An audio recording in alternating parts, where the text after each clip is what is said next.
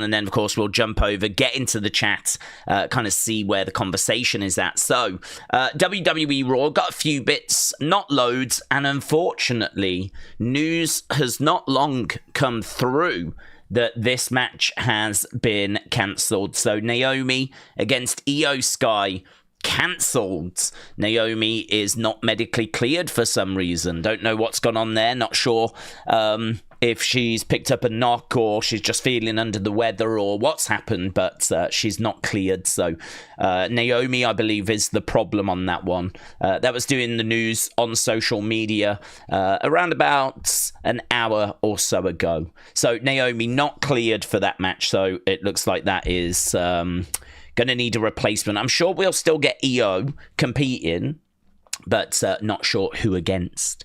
Show is going to open with CM Punk. We know that. So CM Punk's kicking off Raw. Becky is taking on Maxine Dupree. That is for the Women's Intercontinental Championship. I think that's probably going to be quite a bit... I think that's going to have a bit of drama to it. I think that a lot of the girls really like Maxine. And even though she's not like the most credible person in the ring, I think that it just doesn't make much sense to have Becky squash Maxine. That probably makes sense from a character point of view. But I think they're going to want to make it seem like Maxine has got better. I think they're going to want to make it seem like Maxine can actually do some stuff and actually have Becky in a bit of trouble. Kind of give Maxine a bit of a workout, you know, kind of give her a bit of a run out. I'll be surprised if this is just like a squash. I think from a character point of view, it probably should be. I mean, the reason that Becky chose Maxine is because she doesn't want to have to go up against, like, Natalia. So she said, I'll go up against her instead, thinking this is the easy option. So I sort of feel like on the one hand, she should beat her quite comfortably, but I don't think that's what they're going to do. I think they're going to make it a bit of a surprise. Like, I think they're going to try and make it seem like Maxine's got a bit more about her than what we think. So, but I still expect Becky to leave with that championship, of course. And then we got Sami Zayn taking on Rusev. So we've got that as well. And I just saw there was a message that came through. Curtis, shout out to you, said, evening days, happy 10 months, we want Kross. And that's the other talking point tonight, of course. I would imagine that there's going to be a lot of we want Kross noise. I'm expecting signs. If there's not that many signs, I will be absolutely shocked.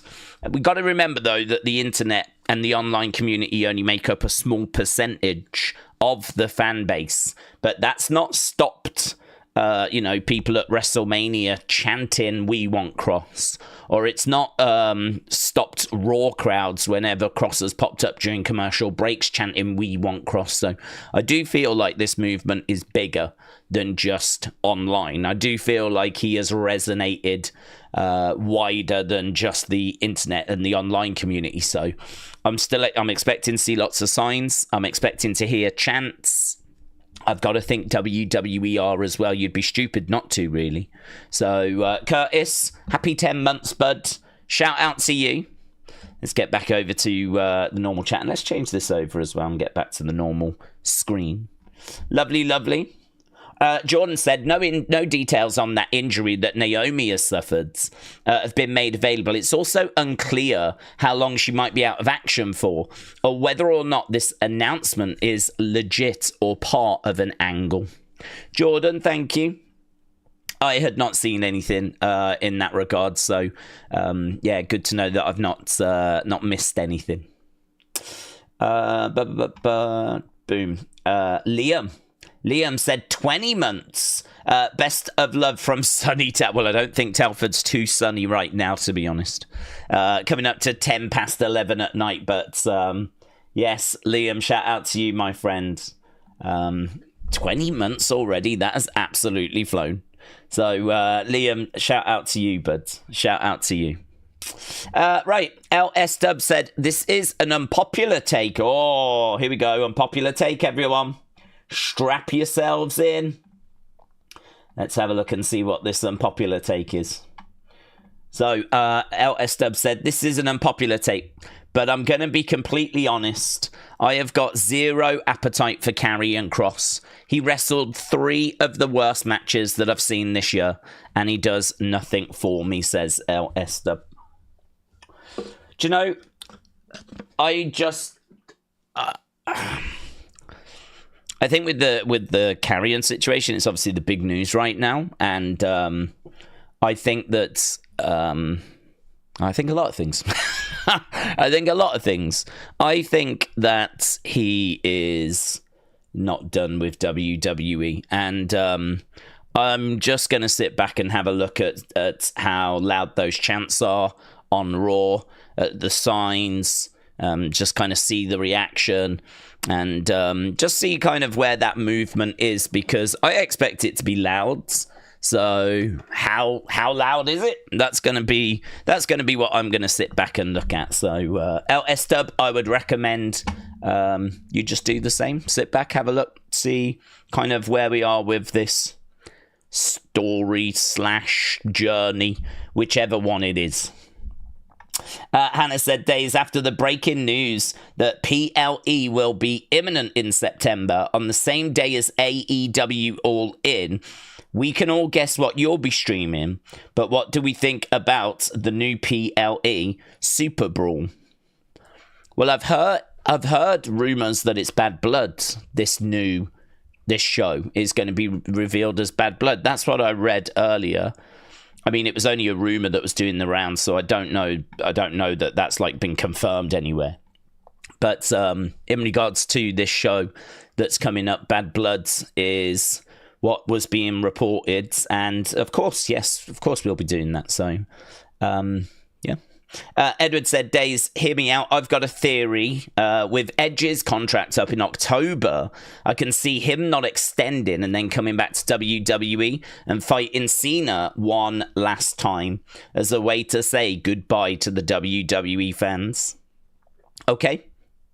It could happen. I mean, we've just had Brock return, and clearly Edge returning is nowhere near as big as or as controversial as a Brock return.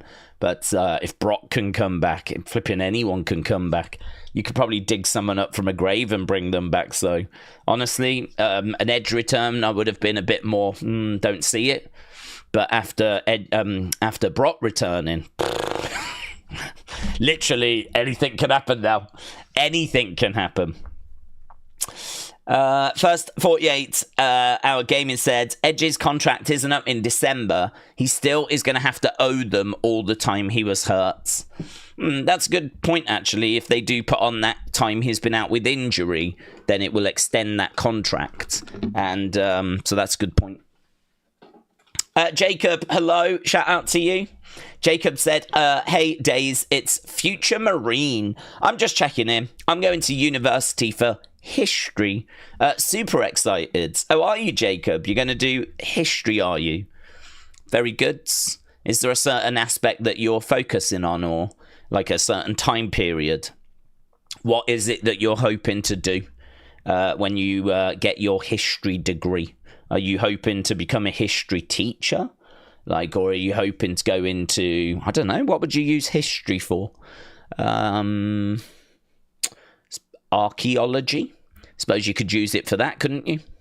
I don't know. I don't know how you apply history to the world. I think it's very versatile. I'm not saying that, you can't. You absolutely can. I'm just, off the top of my head, I'm not sure what doors that opens. That's not something I've ever really thought about. But, no, I like that. Shout out to you. I find history very interesting, actually. Well, it depends on the time period, to be honest. If you go back too far, then I start to get bored. I kind of like the 1800s and 1900s and, kind of things that are a bit closer to where we are. If you go back to, the, 800 AD or something, or, around that, I'm kind of like, I don't know what's going on. People are walking around with loincloths and things like this and speaking other languages, and I'm all confused. So, Jacob, you'll have to let me know what you're hoping to go on to do with that. Right, Hasib said, Daze, if these people actually care for Kross, wouldn't we want him gone? Because he's 40, and with the talent ahead of him, he isn't doing anything in the next 5 years. Well, I think if people care for Kross, they want him to not only come back, but then they want him to be used better as well. So it's kind of one of those that this movement is going to have to... It's going to have to achieve a bit more than the R-Truth movement did. Because the R-Truth movement was able to bring R-Truth back, but seemingly it's not been able to get him any creative, you know? We've not been able to get R-Truth anything juicy to get his teeth into. So people will be hoping that not only... People don't want him to stay and just do what he's been doing, because you're absolutely right, what he's been doing has been garbage. And even the Kross fans will tell you that. I don't think there's a single Kross fan that wants him to just stay doing what he's doing, not being used, sitting catering, get the occasional feuds, just like with the Wyatt Six at the end of last year, and then really not do anything until this Sammy feud. And so people are not only want him back and want him on TV, but yeah, they want better creative as well. So it's going to need to be a big movement, this. It's going to need to be a big movement, but I think it is a big movement. I think it's been a big movement for a long time. I don't think this movement is just started now. I think this has been a big movement for a long time. So WWE know. They know. And so it's just a case of sitting and waiting to find out what's actually going on, because no one truly knows, to be honest. There's a lot of confusion as to whether what we're seeing is true or if it is a work. And, you know, all I'd say is that if you are like really pro Karrion Kross, then yeah, make your voices heard, because there is that chance that this is real. There is that chance that this is not a work. And so, you know, you can't really fall into that trap, can you? Of just sort of sitting back going, nah, he'll be back, it's fine. Because what if he isn't? So, you know, I get it. This is why I'm interested to see kind of how big that movement's going to be on Raw. Does it translate to the show? I think it does. I think it does. I think you're going to see a lot of signs, a lot of chants. I think it will translate. Just because I've seen it already. I mean, whenever Karrion was doing an interview during commercial break, the crowd in the background would be chanting, "We want Kross." And then, of course, they were chanting it after night 2. You know, Brock had just come back. And, all right, Triple H misheard.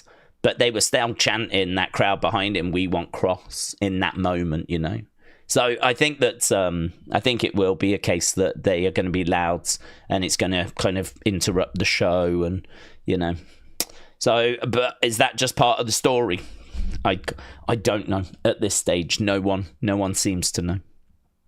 Tom said Triple H gave Karrion loads in WWE, had him feuding with people like Balor, Adam Cole, Gargano, McIntyre, Mysterio, Styles, Zayn, and he hadn't got over until this year, and only one of those matches was good, says Tom. Suzanne said, I was starting to like Karrion Kross. Civi Pro said, do you guys remember the Raw where everyone had "We Want Cody" signs? I could probably see the same thing for Kross tonight. I agree. I could see some along those lines as well. Right. Carl said, Daze, how's it going? Hello, Carl. Shout out to you, my friends. We're doing good. It's nice to be back. Just did a couple of videos over the weekend and was just kind of trying to catch up on a few other bits and bobs. Got the graphics made for those that needed new graphics being made. Obviously, we got the Hall of Fame thing up, and we'll announce the winner of that. We'll announce the winner of that, actually, just before the show begins. So if you've not voted yet, you can still vote. Going to announce the winner of that before, because if ever I leave it to the end of the stream, I always run the risk of like having to quickly run away to do Unseen and do review videos and everything. So I would rather get that done before the show starts, and then that way, you know, we can not run the risk. If I have still forgot, someone can remind me, and we can do it before the end of the stream. So yeah, we'll announce the winner of the Hall of Fame, and I genuinely haven't even seen where people are in that. So we'll announce the winner in just over 40, No, an hour and 40 minutes. Hour and 40 minutes. We'll announce the winner of the Community Hall of Fame vote. So you can go onto the channel, go onto posts. If you go there, you'll be able to see where you vote, and you can vote for which of the 4 community members you'd like to go into the Hall of Fame. Okay, Joe said, I'm still waiting for you to sing happy birthday to me. Joe, you'll be waiting a long time. But I hope you had a very good birthday, buds. Vikings Wolf said, are we suspecting loads maybe of We Want Kross chants tonight? Yes. I think look, it's at the forefront of my mind. I'm sure it's at the forefront of your minds. If we're going to talk about what is the biggest talking point in WWE as of right now, it's that, it's that. Of course it is. So we're in a situation where they are definitely going to go to that show with that in their minds. It's only going to take someone to just go stand up and go, we want Kross, and the rest of the crowd are right there, so there is just no way you're not getting that chant tonight. But the question is, how often are you getting it? Like, how disruptive, how loud is it going to be? I mean, is it going to be a case where they are chanting it during matches and they're not stopping? Is it going to be like a Raw after WrestleMania crowds? Like, what's it going to be? Do you know what I mean? Like, what's it going to be like? Or is it just going to be a couple of times during the show? And, the crowd just kind of have enough star power on this show to be distracted. I mean, are they going to chant it when CM Punk's in the ring? Because is CM Punk going to reference it? I don't know. It's a difficult one, isn't it? If I'm CM Punk, that's a difficult one because, well, I mean, to be honest with you, I don't think the wrestlers want that chant to derail the show. I don't think Punk wants that chant to derail his segment. So part of him is not going to want to encourage it because he might not be able to get it back. He might not be able to stop it once it starts, right? But equally, I think CM Punk kind of would like to be seen as someone that's on that side. So all these things are going to be very interesting tonight. And yeah, of course, definitely expecting lots of We Want Kross chants. Just how loud is it going to be? Jacob said Native American history. Wow, that's really interesting. Jacob, I love that.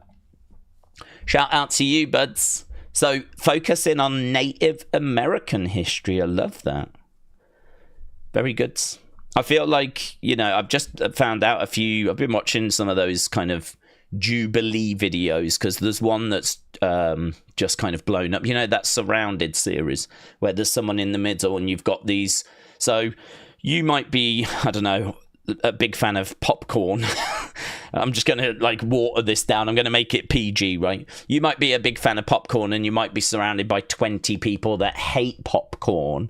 And so you debate each person. So basically, you'll sit there and go, right, popcorn's the greatest snack of all time. Someone, debate me on it. And then someone will get out the chair, they'll sit opposite, and then you'll have a debate, an argument about popcorn. Oh, it's that, but obviously about much more serious topics, right? Like religion and war and different things like that. And one of them was talking about Native American history. And I kind of learned a few bits and bobs about when there was land bridges and how people came over, and that even Native Americans obviously came from Africa. Blah, blah, blah, blah, blah.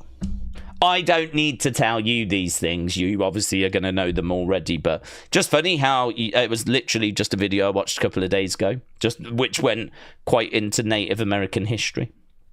So, Jacob, shout out to you, buds. Chris said, I'm still in hospital, so I can't say hi and bye. Oh, Chris, really? Still in hospital? Have they said when you might be out, buds? Yeah, over the weekends, that does happen sometimes. I think it can be a bit harder to get out over weekends. Certainly on a Sunday when, a lot of staff are off and whatever. So hopefully you can get out soon. Oh, you don't want to get out if it's not all sorted, though, of course. Miss Dell Jr. said, I'm hyped for UFC 319 and 320. Ankalaev against Pereira too. Dvalishvili against Sanhagen. 321 has got Aspinall and Garn. Those fights are fantastic. I'll be happy to see you return for UFC this Saturday, said Mr. Dell Jr. Yes, I wish I could say I was looking forward to it, but I'm not actually. I just think that we've just decimated our UFC community. And I'm really not expecting any kind of turnout for that stream. So, yeah, I don't know. We'll have to see how it goes. But it's one of those where if it's a poorly attended stream and there's just not really that many people around, just know I am not surprised. I think there's only so many times you can miss UFC shows before people have to find alternatives. And then are those people going to come back? Of course they're not. Of course they're not. Just like if I stopped, doing regular Raw and SmackDown streams, that would just decimate the community. So, yeah, we are doing it. There's nothing else there is Triple Mania, but I've said already I'm doing UFC. But I'm not looking forward to it, honestly. I really don't think it's going to be that well attended. And the thing is that when it's not that well attended and you've got your notes... without having the ability to kind of bounce off people, it can become quite difficult, honestly. So I've said before, some of the hardest streams, I've got so much respect for those people that stream to like low numbers, because when I used to do that back in the beginning, those were the hardest streams. These streams are easy. I mean, we've done 24 minutes. I haven't even thought twice about, what are we going to talk about? I haven't struggled at all because, we're in a situation where the conversation just flows. I've got super chats that I need to get to. There's questions I can see already. And it's just, it keeps flowing like wine because it's very easy. But yeah, the hardest ones are when it's not very well attended. That's always very, very challenging. So, don't know. We'll have to see how this weekend goes. Edward said Kross can go to TNA and be anti-WWE. He could take back the TNA titles that's being held by NXT, says Edward. I think the only thing with that is, I think if he went to TNA, a lot of people would be like, oh, right, yeah. So he's still with the company. I think that would be a bit of a sign that he's still with WWE. Or at least I think a lot of people would take it as a sign that he's still with WWE. If he goes to AEW, right, there is no way that he's still with WWE. If he ends up going... So this will be interesting to see what he does. Why would AEW not move for Karrion Kross right now? He's the hottest free agent. He's absolutely the hottest free agent. And actually, I bet Tony Khan's in a bit of a situation. I bet Tony Khan doesn't know whether... Is he actually available? Is he not available? What's going on? So, I would imagine Tony will... Well, I suppose you got to reach out, haven't you? But then the problem is you got to have your guard up because he could have Karrion in for a meeting. And if Karrion is still under contract with WWE, he could find out an offer and he could be offered something and then just report that back to WWE. I don't know. I don't know what you do if you're Tony Khan. I think that's a real tricky one. I think a lot of people are in this boat.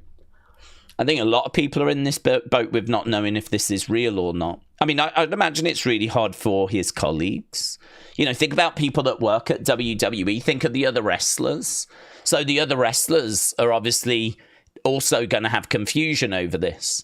And so, you've got to say, oh man, I'm going to miss you and everything. But equally, are you going to actually say it like the way you would? Or are you going to hold a little bit back, Are you just, rather than being like, God, I can't believe this has happened, blah, blah, blah, blah, blah. Rather than saying that, are you just going to say, oh man, I'm so sorry. I hope to see you back soon. Because honestly, if I was a wrestler, I would be doing the second. I wouldn't be really pouring it on because I just don't totally believe it. So that he's gone. And word on the street is a lot of wrestlers don't either. So I don't know, man. It's so weird. This is why working releases, I think, is a really bad idea. Because all you're doing is you're causing confusion over something that I don't think there should be confusion over. I don't think if you, like, someone's contract is expired or someone is let go, I don't like those being worked, personally. I don't like those being worked. Because then you cast doubt on others, if others are really gone or not. I mean, poor Ashanti. Ashanti the Adonis has gone. And, like, no one's talking about Ashanti. And everyone's talking about Karrion and Scarlett. What if it turns out Karrion and Scarlett was a work all along? That means that the Ashanti release has just sort of passed everyone by and no one's cared. And, you know, I just think, like, oh, man, I'm just not a fan of these things being worked. But obviously, I don't know if this is a work or not. I don't know if that's what they're doing. I don't know if this is what's happening. We're going to have to wait and see. I certainly don't think there's anything we can tell it by at the moment. Everything's just sort of gone the way you would expect if it was a work. But equally, everything's going the way you would expect if it wasn't as well. So, yeah, no one's got a read, honestly. They still don't know what it is, says Chris. Right. Well, Chris, hopefully that gets solved soon, buds. Jay said, I'm not sure how the crowd's going to react to Kross. With truth, he came off a big feud with Cena, and he was loved in general. I think it will be loud, but just not as impactful as the truth chants. Tom said, WWE did this before with Drake Maverick, so I wouldn't be surprised. They have done it before with Drake Maverick, yes. Joe said, Kross deserves respect. New Tomorrow said, IWC love bringing people back. If they were the ones paying the salaries, I bet they would be really quiet, said New Tomorrow. Angel said, did you hear about Naomi not being cleared? I did. We spoke about that. We touched on that, yes. Real Cool Chanel said, I'm definitely promoting the We Want Kross movement, but if it doesn't work out, then I wish him the absolute best. He and Scarlett will kill it anywhere they go, says Chanel. Speaking of Kross, he had a similar gimmick to Sean O'Hare. Where you ever a fan of the gimmick where he said a controversial thing and then says, I'm not telling you anything that you don't already know? I was never big on it, no, to be honest. I don't think that... I mean, look, in regards to Karrion, I think that he is someone that we never really got a chance to see. I don't think that Karrion is someone that really got a chance to show what he could do. I think that it was very disappointing, that feud with Sami. And I can understand people being a bit like, well, he had his chance there and it didn't work. The only thing I would say is that we know that Sami is a fantastic wrestler. We know, I mean, I'm a big Sami fan, yeah?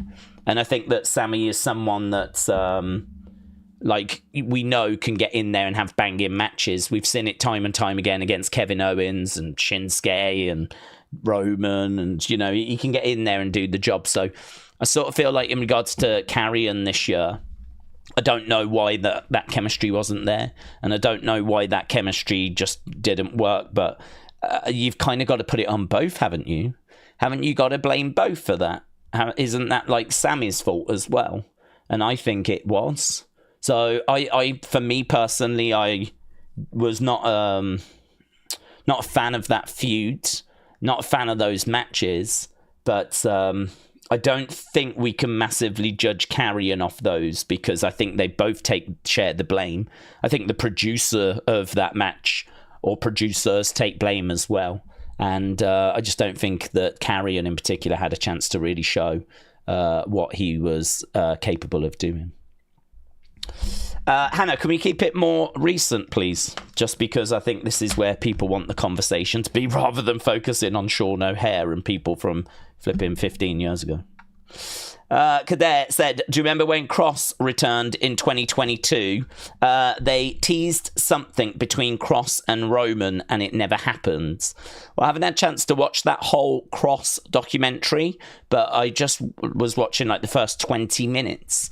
And it's funny you should say that, actually, because Karrion says in that documentary that he wants he wants to really see them pull the trigger on him because he is really someone that is kind of worried for his character, someone that like really believes in character.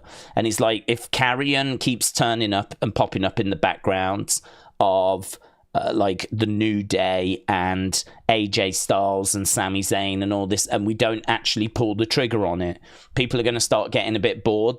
Like the character's not actually coming through with anything. The character's not actually doing anything. So, you know, it's funny you should say that they've like teased stuff and it's not paid off before, because I've literally just seen him saying the exact same about 2025 and about how he would appear in the background of like New Day segments. And it is true, isn't it? That's what he's done most of this year, is kind of pop up in the background. Sammy kind of around February time. And then as we got closer to WrestleMania, it was more AJ. And of course, he would appear at WrestleMania, get involved in AJ's match against Logan. And then, of course, coming out of that, we went back to Sammy. But there was New Day that was in there as well. And I think he's had a few other words with some other people. I think he had a chat, did he, with Dominic at one point, maybe A-Town Down Under at one point. And at the start of his documentary, he was just saying, like, not getting a bit frustrated at not pulling the trigger on some of those. Miss Dale Jr. said, I hope Quebec City deliver tonight. Canada never fails to deliver, to be loud. And it's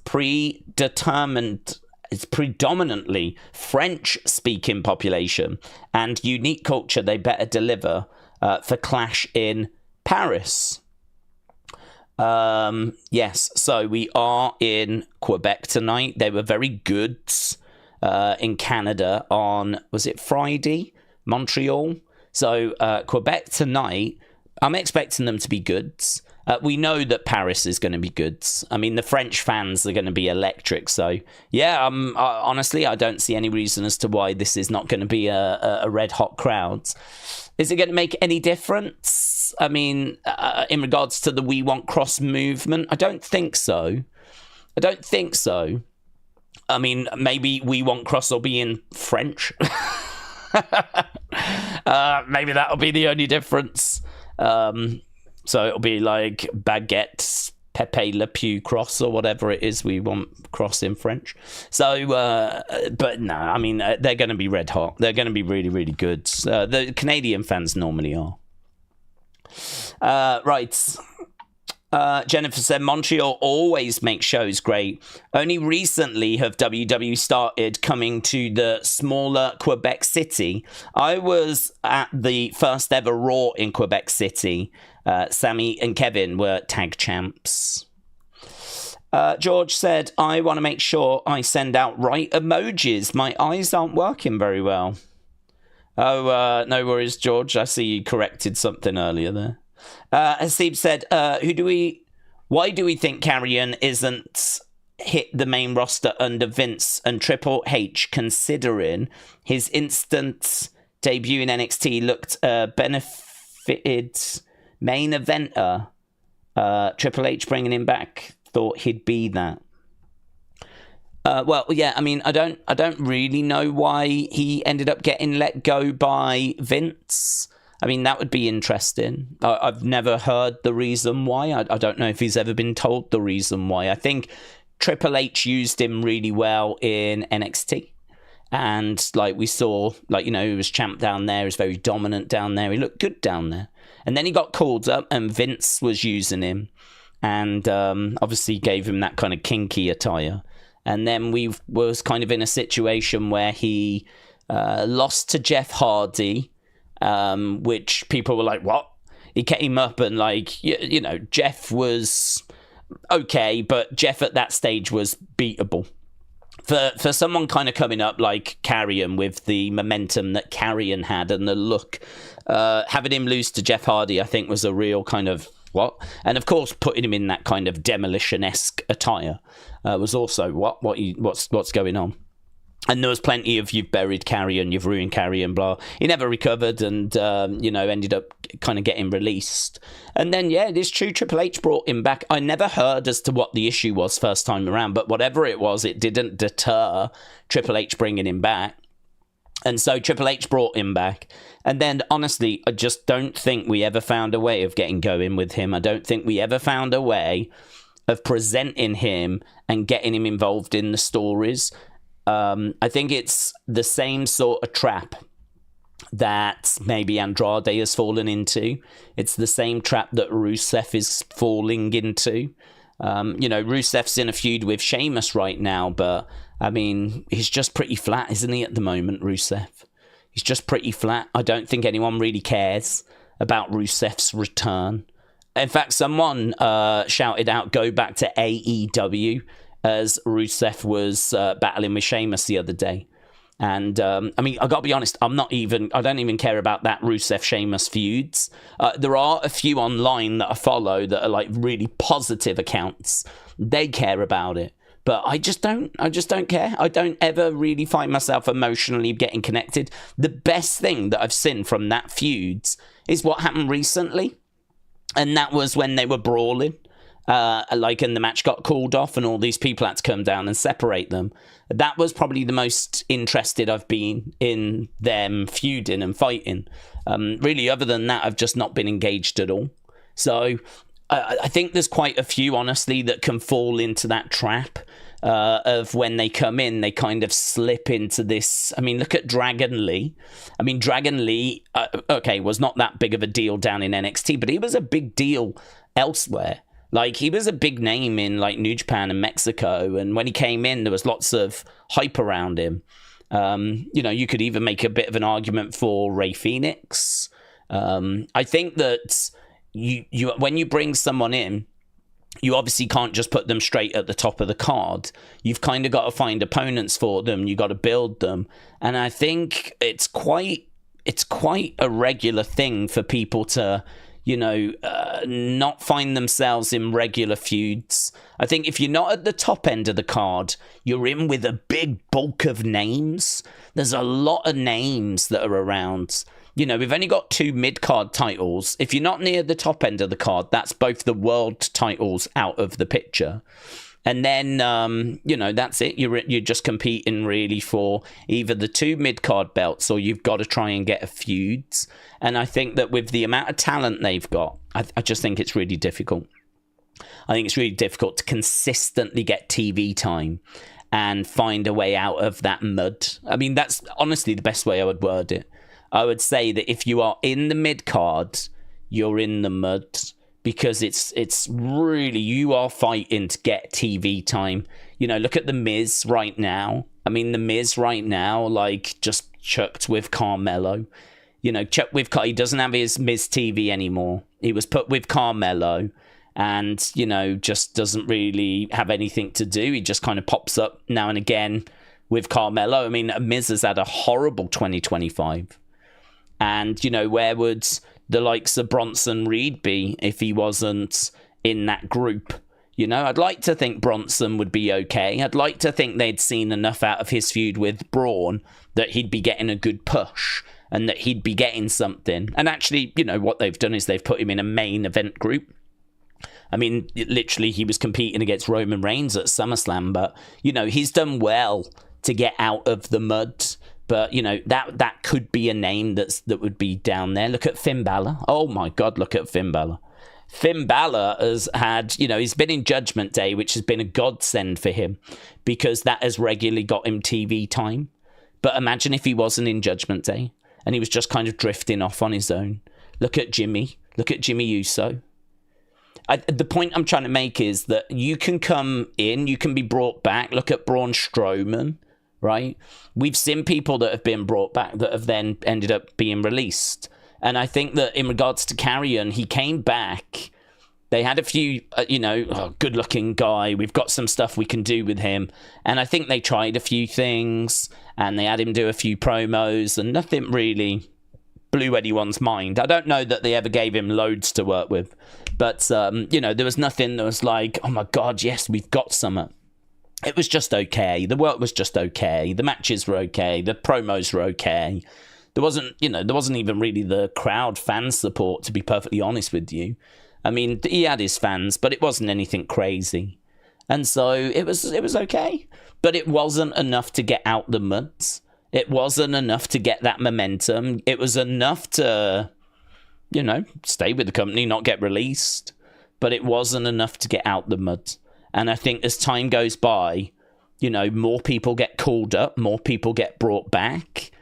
It doesn't get easier as time goes by. It gets harder and harder.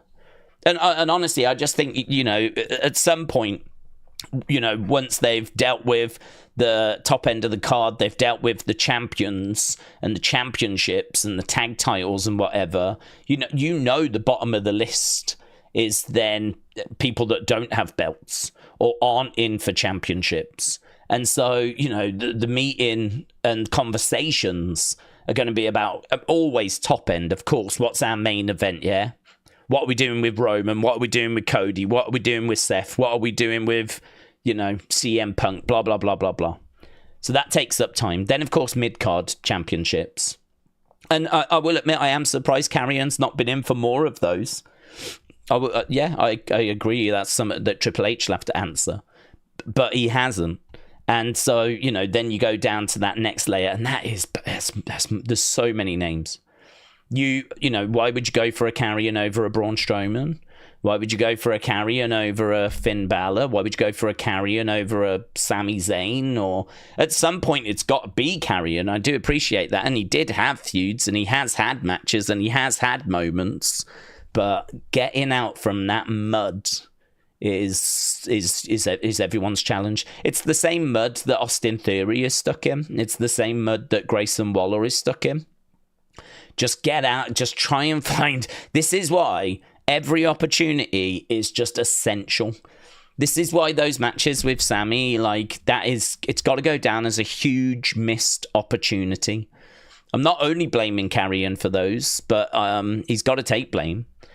Sami's got to take blame as well. I don't know what it was about those matches that didn't click, but they were obviously a big opportunity right there to, you know, put on some bangers. And by the community scores, by my opinion, by Dave Meltzer's scores, you know, that was like one of the worst matches of the whole weekend was Sami against Karrion. It's, you know, it's one of those that's like, I wouldn't read too much into it. Some of it could be inactivity, honestly. I mean, you've got a guy that's been sat on the bench and then you're going to throw him into some matches and expect him to just put on bangers. I mean, wrestling doesn't quite work that way. So this is why John has kind of struggled, because, you know, he doesn't really have matches anymore. And, you know, his matches this year have been poor. Thankfully, by the time we got to SummerSlam, he was able to, with a good stipulation of a street fight, of course, and a great opponent in Cody, put on one of his great matches. So, yeah, it's a hard one to answer because I don't know if there wasn't anything else that we're not aware of. But just with the information that I've ever seen, I'm not aware of there being any kind of big falling out or anything like that. I'm not aware that he's overstepped any marks or is hard to work with or anything along those lines. So I can only put it down to the fact that he became a name amongst a lot of other really good names. I mean, they've got a good roster. It's hard to stand out. And I just think that that's kind of the only thing I can put it down to, like being stuck in that mud and trying to find a way out of it. Just like how Finn Balor has not had another world title since 2016. It's been 9 years. Next year's SummerSlam will be 10 years since Finn Balor has had a world title. Which is crazy, isn't it? It's crazy. Scary Monsters said there was a huge pop when Kross showed up in that Styles match. Yeah, I mean, I think you'll see huge pops tonight, honestly. I fully expect this crowd to be right with him. But Meltzer never gave a Kurt Angle a 5-star match, so his opinion means F all, says James. Yeah, I use it as a reference because I think it's really interesting that there's someone that's been reviewing wrestling matches going all the way back to the 80s. And actually you can see Meltzer's scores on like early WrestleManias and everything, so it's nothing more than a guide. It's nothing more than a guide. But to be honest with you, I don't disagree with Meltzer. He gave it like a 1.5, that match. I mean, I haven't sat down and thought, oh, what would I give it out of 5? But I think Meltzer's good for just having a glance and seeing if there's a match that's good or if a match is bad. You know, I don't agree with him on like some that might get, for example, Shawn Undertaker getting 475, as people know, will forever irritate me because that's one of the greatest matches I've ever seen, and it couldn't get 5 stars. So I mean, there's plenty of stuff that I'm like, oh, I disagree with that, but it's normally, you know, no more than a star difference at most. So, you know, for him to go Sammy Karrion 1.5 out of 5, you know, that's definitely shows, on top of how Cage Match have rated, how you lot have rated, what I thought of the matches. Not a single indicator is saying that those matches were good, right? You've got to be a die-hard Karrion Kross fan to have, like, you know, just not seen that those matches were not to par, you know. So a missed opportunity, but as I said, I think there's quite a few that need to take the blame for that. Right, here we've got... Who we got? Final Boomer, shout out to you. I dropped you a subscribe, buds. Final Boomer said, if the Karrion thing is a work, do we think that it'll play bigger than Seth's injury work? I think if it is a work, I think that it will play big. You know, to the point where I wouldn't expect him back tonight. I think that he's doing his book tour, so actually he can go off now and promote his book. They've just opened up a Pro Wrestling Tees shop, which is good. And if it is a work, that's a really fun thing to do. Because WWE are marked down. I mean, WWE are just going to treat it like he is actually gone. So you do everything. The communication just goes out, he's gone. So every department acts like he is gone because every department is told that he is gone. And so there is no different, you know, as soon as it hit midnight, he moved over to the WWE alumni. WWE shop have marked down his merchandise. Like, the machine just starts doing what it does when someone has been released, and it just goes through those motions. And if I'm Triple H, I don't stop that. I don't change a single thing. I just make it seem like he's done. Because if it is a work, just like Seth, you know, I am going to make it seem like that's what's happened. And the best way of doing that is by just following the protocols. If you change anything, people will catch on, won't they? If you change anything or anything's like, oh, well, we don't normally do that, people will be like, nah, this is a work. So you have to go through the exact same protocols. But this is what makes it hard, isn't it? Because if it is a work, they're doing what I would expect. And if it's not a work, they're doing what I would expect. Because what you do is the exact same things. So, you know, everything's going the way that it would if he was leaving, but also if it was a work. And really, it comes down to them, when do you make your move? You know, some people are saying that he'll invade the show. And that he'll just show up during Raw and kind of get on the commentary table and snatch a microphone, and they can cut the sound on it and make it seem like he genuinely has invaded the show. You know, that could be a direction you go. He could interrupt a match and have security like drag him out, and have Triple H come from the back, like berating him and all this, and, you know, kind of that way, you know, try and blur the lines. Has he literally just got in the ring? Is he that angry that he's just got in the ring and he's just trying to disrupt the show? Is he that angry that he's grabbed a microphone and cut a promo on the commentary table? And certainly if he goes to talk and they cut it immediately and cut away from him, like the camera, and act as if like this isn't part of the show. You know, that is definitely an angle they can go, and they can do things along those lines. Well, I don't think you do that tonight.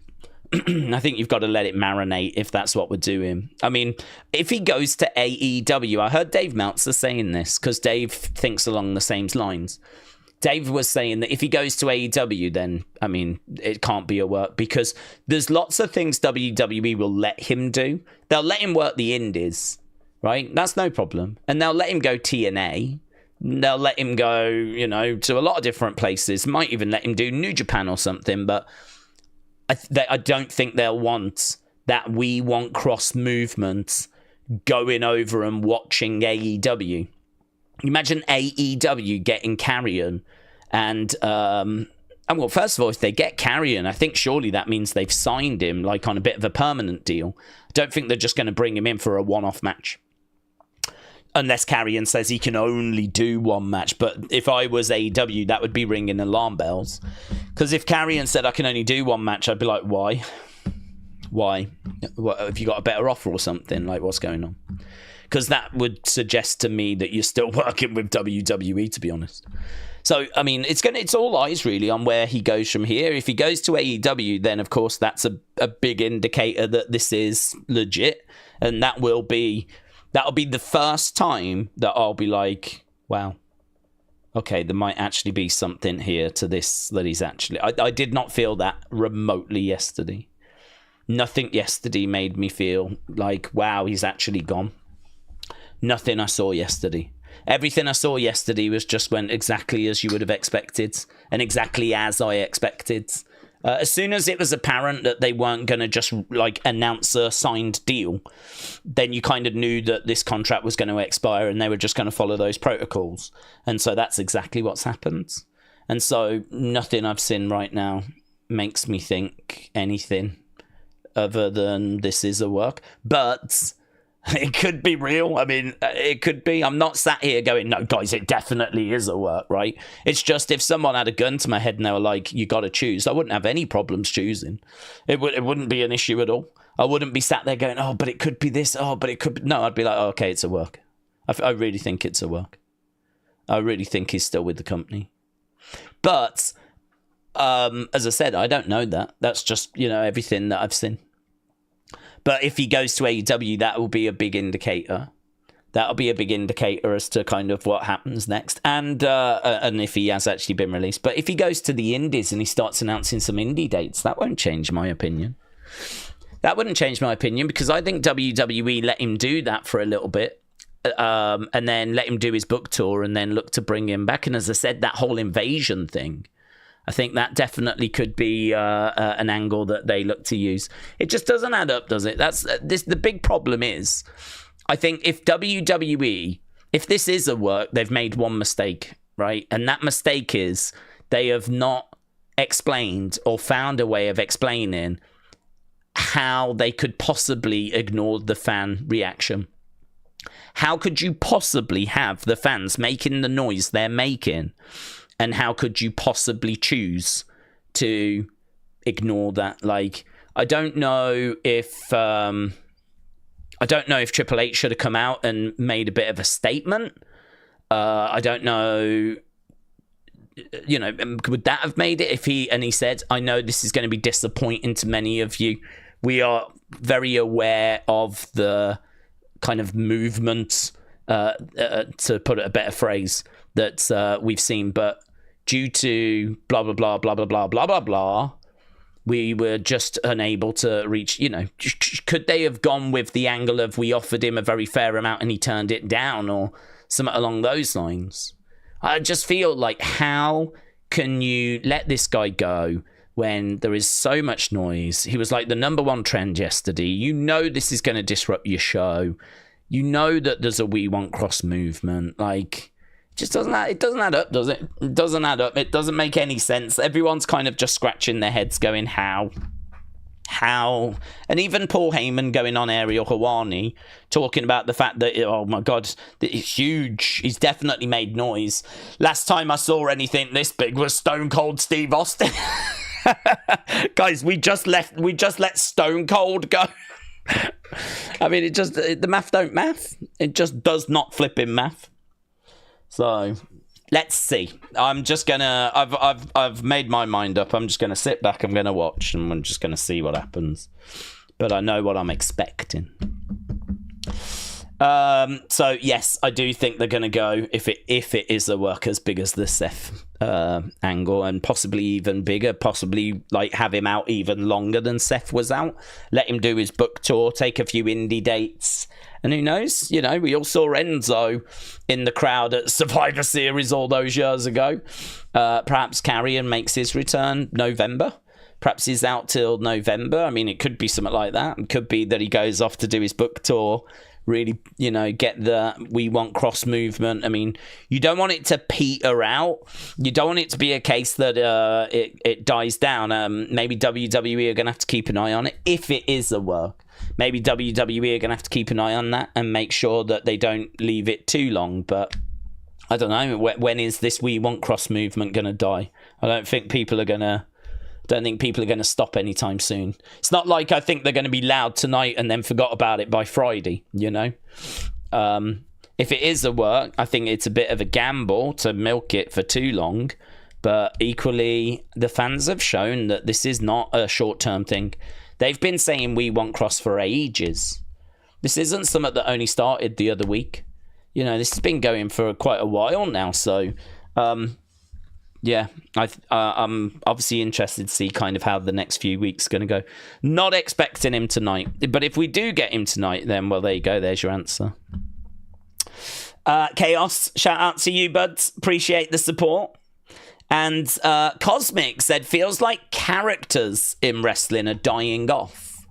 I don't know, but we got the Wyatt Six, haven't we? They're a character. Would you say that Paul Heyman was a character? Or would you say that Roman, the tribal chief, that's a character? Roman doesn't, I don't think, walk around with the Ulafala and everything. I don't know. I don't know. I mean, like, you could say, like, gimmicks, but we don't get, like, loads of gimmicks these days compared to, the kind of early 90s, mid-90s. But I don't know. I'd say that there was a lot of quite a few gimmicks that we had let go by the Attitude Era. I mean, even Undertaker felt like he had to lose his kind of dead man gimmick at that time. We did still have things like Kane, of course, and there were still plenty of gimmicks that were around. But I don't know. I think we've got characters. It's just I don't know that, Rhea Ripley, for example, is Rhea Ripley turned up to 11. You've got a lot of people that are just turned up in exaggerated versions of themselves. It's like Alexa. Alexa was asked, what's the difference between you and Lexi and Alexa? And she's like, huge. She's like, Alexa's just fearless. She's got the Lily doll, and, she just goes and gets in your face and has no fear. She's like, Lexi is just riddled with anxiety. So, I think the Alexa character that you see is completely different from the person that portrays that in real life. So I don't know. There's a lot of like characters that I think are based on people turned up to 11. So they might not be, maybe you don't consider them to be characters as a result. But Roman, I think, is turned up to 11. It's an exaggerated version of himself. Same with Alexa and so on. Daze, how are we doing? What are the predictions tonight, said Matteo. I got Becky, Sammy, Rusev ending in a no contest. Lots of Seth's group. It sucks that Naomi, Sky got cancelled. Don't really do predictions, to be honest with you, buds, when it comes to the weekly shows, just because we never really get much to predict. I mean, CM Punk's obviously opening up the show. I'd imagine someone's going to interrupt, but I have not sat down and thought, who's that going to be, In regards to, like, the champ matches, I'd imagine both champs retain. I didn't expect any new champs. Naomi, Iyo, I'd have expected Naomi to have found a way. And, of course, Becky to get past Maxine. So, I think unless there's something which feels like, we could get a change here, or this is going to be big, we don't ever tend to get told too much stuff, to be honest. I wonder if I'd imagine Sammy Rusev is going to have interference, and I'd imagine it'll be Sheamus. So, I find that a lot of it is pretty standard. You kind of have an idea as to where it's going to go already. But I'm doing good, Matty. I hope you're doing well. Edward said, Daze, I'm expecting more red paint is going to come. I'm going to do 2 runs and I'm getting new brushes. My room will be done and I can't wait. It's going to look so good. I think the Karrion thing is a work. I expect him tonight. Right. Well, I would just say I would just say, like, don't. If he doesn't appear tonight, I'm not. I think it's a work personally, and I'm not expecting him tonight because I know Karrion's on this book tour, and I think if you look at how long they committed to the Seth injury, that wasn't just a week.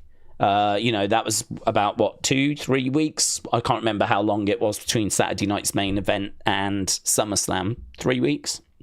So, this has only been a couple of days, hasn't it? About a day. It's only been 24 hours. So, I mean, it could be that he appears tonight, and it could be that they pay it off that quick, but equally, I wouldn't be shocked if it's, 3 weeks, 4 weeks. As I said, I mean, it might even be Survivor Series, because the next one is Paris. I don't know that Karrion is going to get involved in going over on the European tour.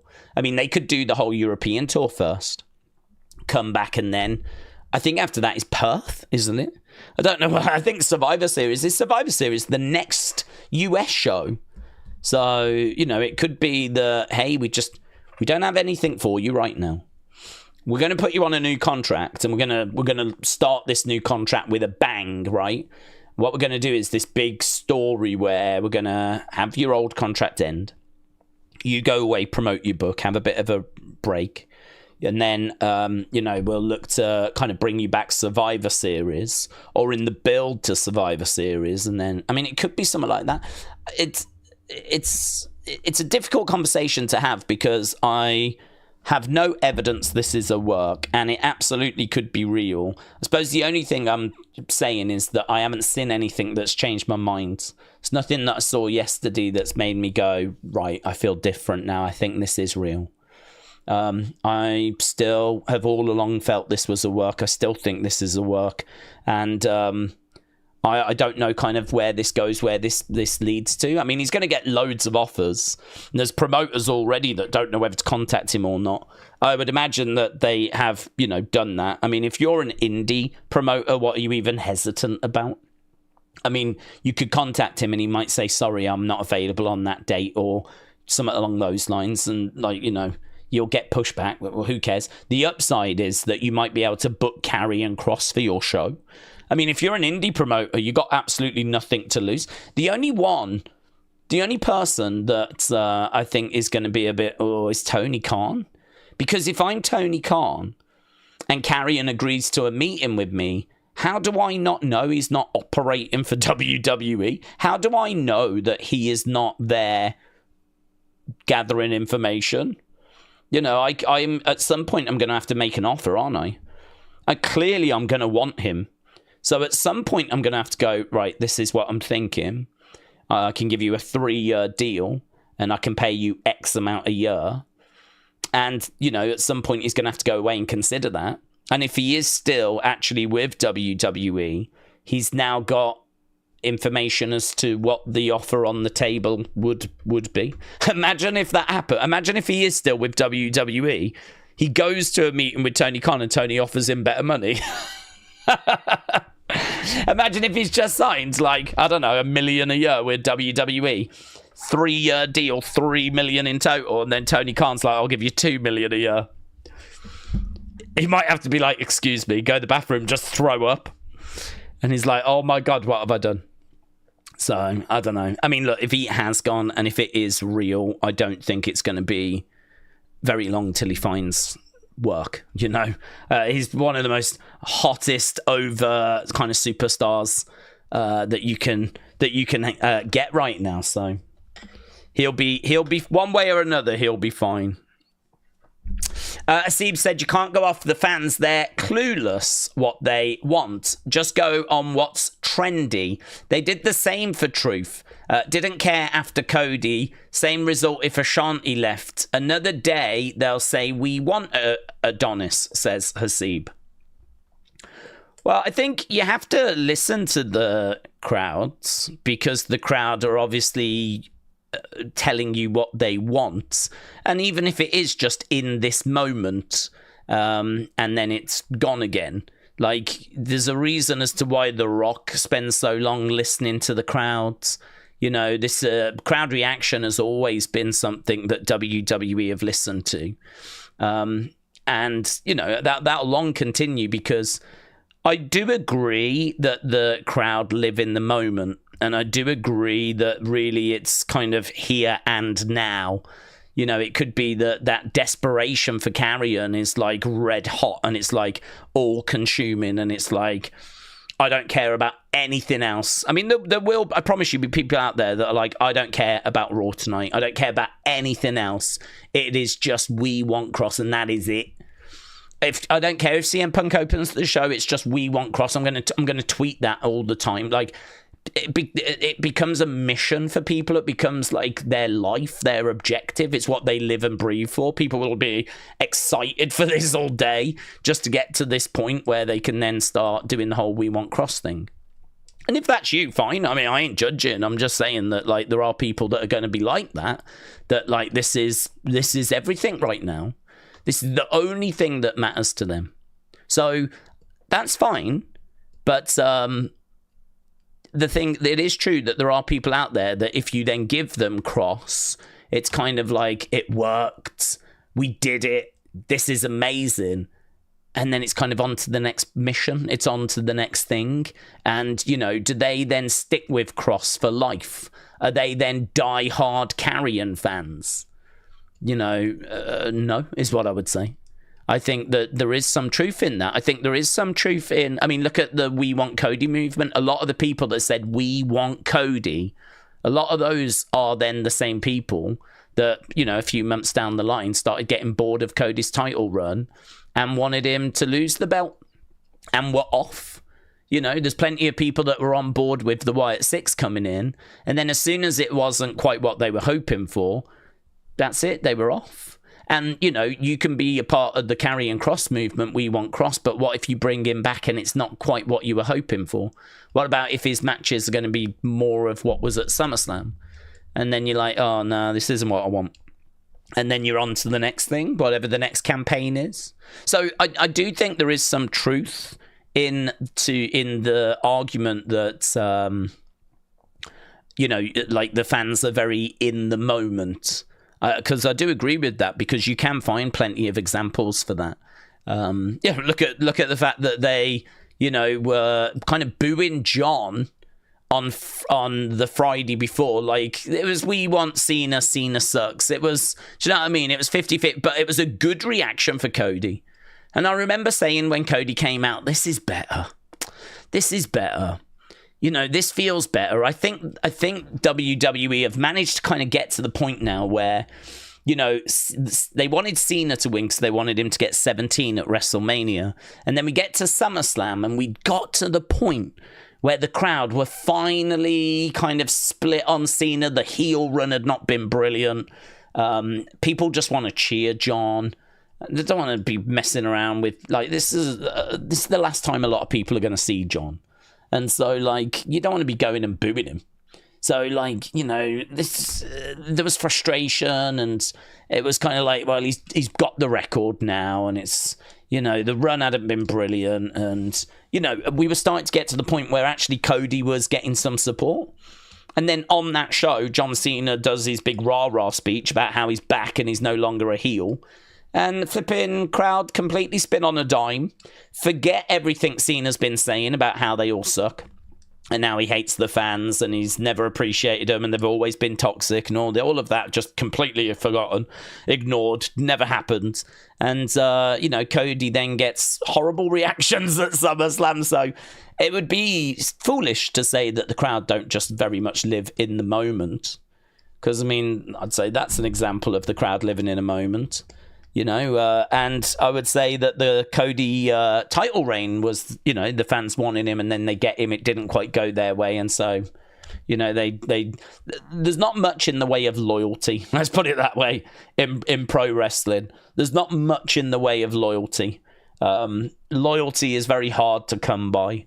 So, you know, Kross has got all this loyalty right now. But if he does end up staying, and then if that run is mid, don't make no mistake about it, a lot of these fans will go. Make no mistake about it. I've got no doubt on that whatsoever. A lot of these We Want Kross fans will end up leaving him because they're part of a movement right now, and that's exciting, and there's a big cause to get behind. And but if he does resign and then it's not very good, loyalty is not, it's very thin on the ground, man. But I don't think that means you can't listen to the fans. I don't think that means that, because your job is to put smiles on faces and actually try and give the fans what they want. So, you know, where you can, you need to, the goal would be to give them Kross and then give them the run that they want after that as well. I mean, you are constantly trying to please the fans. That's what you're trying to do. You're trying to make them happy and want to watch and come back. And so it doesn't really make sense to ignore them. Because you are not listening to your fan base then, and that is potentially going to lead to other problems. So it's a difficult one. I kind of see what Hasib is saying, but equally, I don't know that the solution is to just ignore the fans. I think you still have to listen to them, but it's just, you've got to, just re-signing Kross is not enough. Let's put it that way. If you re-signed Kross, you obviously will please those fans that want Kross, but then if the creative is going to be more of what he's been doing, all you're going to then do is end up frustrating those same fans. Do you know what I mean? You've got to follow it up with great creative as well. Ben said SmackDown did 1.5. Maybe Karrion was given not a good enough deal and he took his ball. But what would we have done to have kept Kross? Triple H has brought back talent and now they've left. What would I have done to keep Kross? Well, I mean, it is true that I, would have offered a fair amount, what I deemed a fair amount. And considering he's not been used much, and considering I'm going to be able to find out very easily how much he's earning, I can, increase that and say to him, listen, you're earning this. I've got a deal that'll give you this. So it's going to be an increase. And more than that, Karrion, I'm going to use you. I've got this idea, and this is what I want to do with you in 2026. And this is what I've got planned for Scarlett as well. Not just you, but I want to do this with Scarlett. And I would lay out the vision to him. Now, if he pushed back and said, no, I don't want to do that. That's not enough money for me. I'd be taken aback, to be honest, because I'm sure he could go to AEW and get more money, but I don't think this is about money. I think this is about Karrion being in the promotion that I believe he grew up watching, and the biggest promotion in the world. Certainly the promotion that can give him the biggest reach. I mean, listen, if you've got a book to sell, if you've got the WWE fan base to advertise that to, that's a bigger fan base than the AEW fan base, right? There are other benefits to being in WWE. The other thing as well is, why doesn't he take the deal for 3 years, grow his social media following, build his fan base, and then be in a much stronger position? If he does want to go then at least he's going in a stronger position than he is now. So, I'd actually push back on Karrion there. I'd be like, I think you're being a bit short-sighted. I think if you're just looking at that number, I don't think you're seeing the true value of what it's like being in WWE, but being in a WWE where you are used on a regular basis. If we use you for the next 3 years and you deliver, which I'm expecting you to, this is a very different conversation in 3 years' time when it's time to renew your deal again. Because in 3 years' time, if you're in a much bigger position on the card, higher up the card, then, this obviously is going to be a bigger number in 3 years, because I'm going to need it to be a bigger number, and clearly you're going to need it to be a bigger number as well. So, and also your social media following, all the other projects that you do, in the doors we can open with film projects and things along those lines. I mean, if that still wasn't enough, then obviously I'd need to have a look at the numbers to see, would I be willing to increase it a little bit more? But yeah, I mean, honestly, if that is what's happened, I don't know if Triple H shouldn't have put a comment out, because it doesn't make sense, does it, that you would just let someone go that's that popular? So unless there is something that we've not been made aware of, which would be a contract offer that was turned down, which Karrion has not said. Karrion has not said, and WWE have not said. So if it was something along those lines, that at least would start to explain the situation better. Then I would start to be like, okay, well, at least I feel like I understand what's gone on. They didn't necessarily want him to go. They gave him an offer. It wasn't good enough, and he chose to decline it. But I mean, there's been absolutely no word from Fightful or Dave Meltzer or anyone in that regard. There's been no word that that's what's happened. So it's it's a difficult one. It's not one where you can give an answer about, oh, I would offer this amount. I don't know what he's on now. I'd need to have a look and see kind of what other people are earning. I mean, I know that I would want to use him and get him to a world title over the next 3 years. So in my mind, I'd be looking, maybe like a Damian Priest. Like, how much is he earning compared to Damian Priest? Damian Priest was obviously on TV a lot with Judgment Day, and we got him to a world title. He won Money in the Bank. He cashed in. He had a little run with that world championship. Like, as a starting point, I'm looking at something like that where I build him. He's got this support. We get him to a world title. I don't know how that's going to go. I don't know if that support is going to stay with him. I don't know when he gets to a world title if it's going to be good. I don't know if the ideas that we've got are going to work. So, I can't give him a massive number if I don't know how things are going to go. There's too much uncertainty. I'm certainly not putting him on main event talent money. I'm certainly not giving him Seth Rollins money, because I don't have any kind of plans to use him in main events on a regular basis. So, for me personally, I'd be looking at Damian. I'd be looking at regular TV time. I'd be looking at building him to a world title over 3 years, potentially even giving him a world title a couple of times. So not only would I get him there, he might have a good run and lose it, and I might get him back there as well. But again, I don't know how that's going to go. I could try and build him. It could absolutely fall flat. So how much am I paying Damian Priest? How much am I paying? I would say Jey Uso, but Jay's been on the roster a long time. So Jey has had a few contract negotiations and, has been a multiple-time tag team champion, used on TV for 15 years. It's probably not a fair comparison, to be honest with you. So without that information in front of me, I couldn't really benchmark what the offer would be. But I know where my low end, top end kind of, I know what I'd be benchmarking. I know what I'd be looking at, And I think if there was pushback, I'd be disappointed from Karrion, because I would say to him, I don't think you really understand the true value of being a WWE superstar. I think you're just looking at what you've been through recently, which is, honestly, cards on the table, largely neglected, where you've sat in catering and you've not had the support. This isn't just a proposal where I'm saying I'm going to pay you a bit more money. This is a proposal where I'm saying I'm going to give you that support as well. I can put in some guaranteed dates that we will use you on TV. I can actually commit to X amount of dates a year that you will be used on TV. And we can put that into the contract, give you some confidence that I'm not just saying words, and that I am going to back up what I'm saying. Because if I've genuinely got those plans, I can do that, can't I?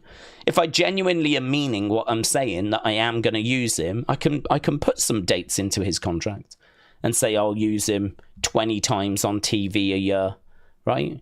Or something along those lines. And that might be a guarantee he never had before.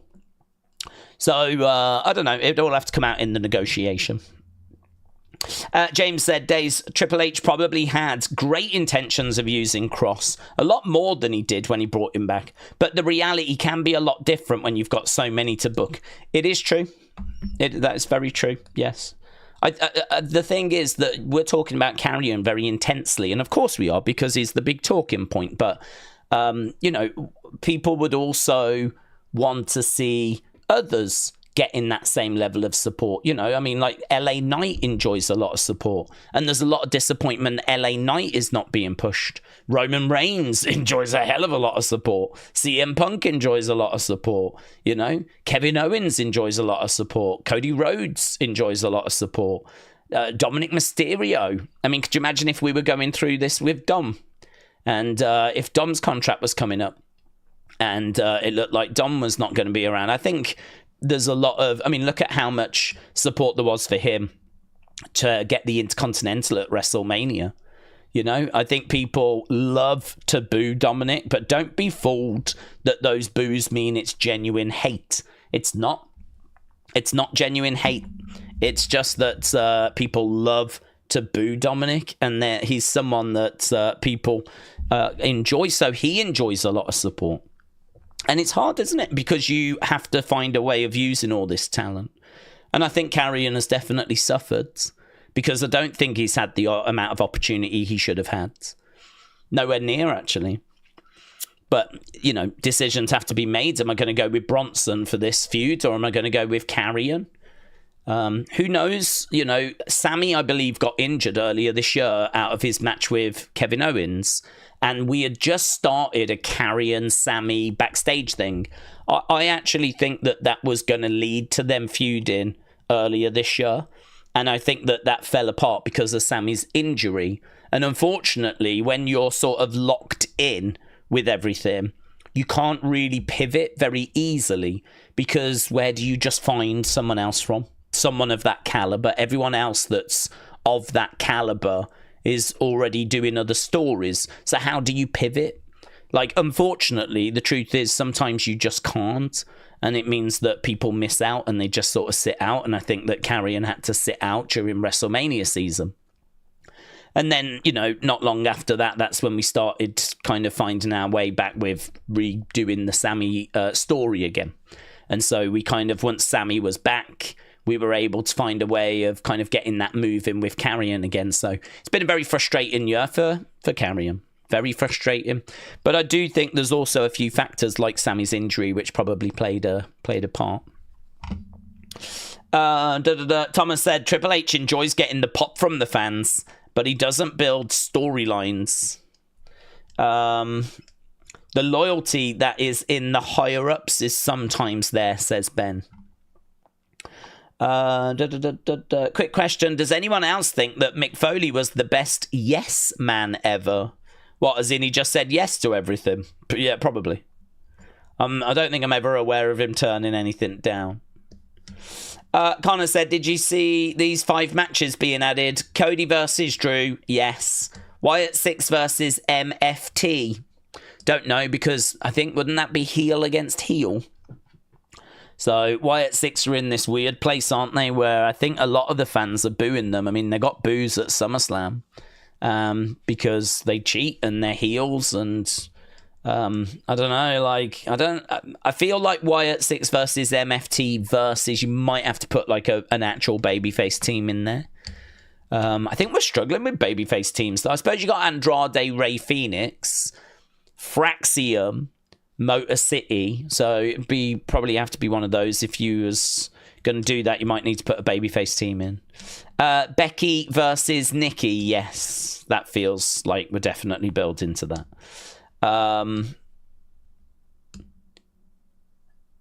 Yes. Sammy against Solo. I don't know if it'll get added to that show, but I do feel like we're trying to build Sammy. Sammy's kind of on both brands, isn't he? I mean, he's more on Raw, I believe. I don't think Sammy is like over on SmackDown. I think he just popped over there, so I'm going to say probably no on that one. Roman, Punk and Knight versus Seth Breaker and Bronson. Yeah, that would feel pretty good. Roman's on that card. I think it'll be a tag match. But it'll be another one where we just get a load of people on the show, won't it? That'll be another one where we're just getting a load of names on the show, and it ain't going to mean anything the second that match is done. So I do find those matches to be quite frustrating, to be honest with you, because they don't really achieve anything. Right, let's get back to the chat. We got 34 minutes. 34 minutes.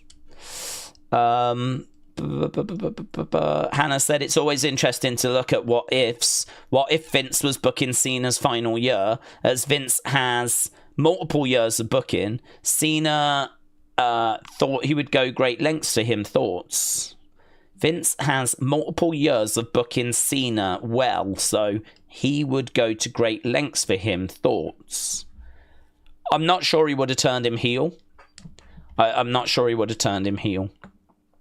And I don't know, to be honest, because I think that he would have sat down with Cena and allowed Cena to have just kind of done what he wanted, because I think Vince just wants as much Cena as possible, advertise.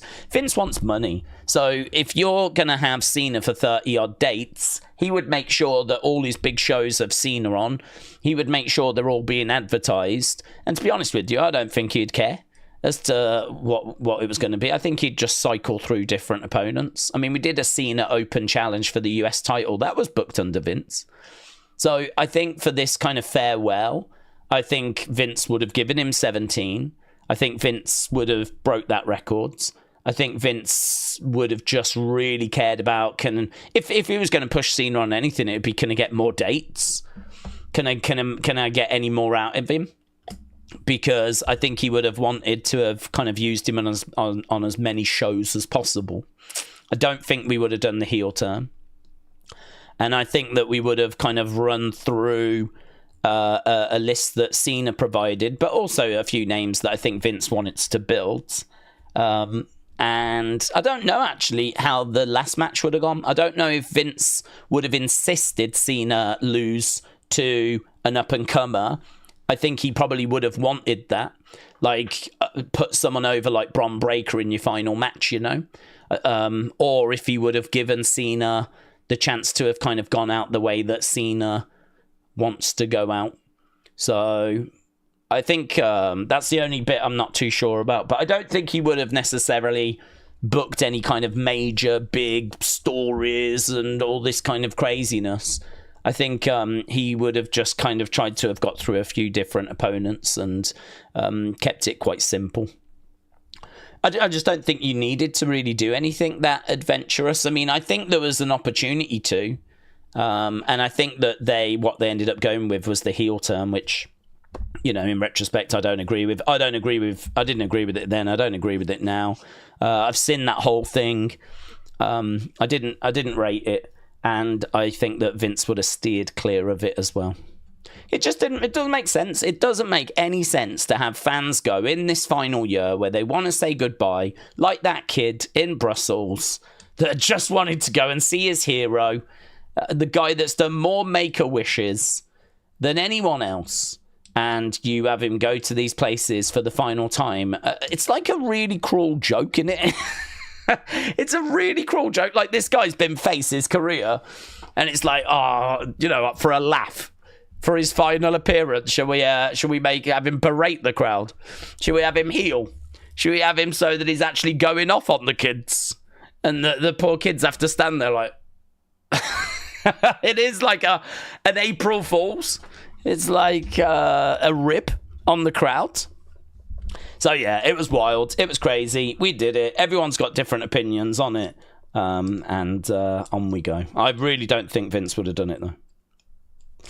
Metal Mama said, I clocked Seth as a work fast. I watched Behaviours. With my behavioural background, it stood out. With Karrion, the news came out so quick. They're usually tight-lipped. Move to alumni too fast, says Metal Mama. So, sorry, Metal Mama, are you saying that feels a bit worky to you, or I'm guessing that's what you're saying? Nathan said, I don't think wrestlers see big picture. They look at their value. It's like when Scott Hall, Kevin Nash left for the World Championship Wrestling. They wanted guaranteed money because Vince said no. I think that was a bit of a different era and a slightly different time. I also think that back then you had real competition. I mean, AEW can compete in regards to contracts and money, you know. I mean, if this is a battle of like the size of the deals, then Tony, I think, can compete. But you're still going to have to work Collision. No disrespect. You know, you're still going to have to do Collision. Even Dynamite, I mean, at some points this show has got 500 and some thousand views.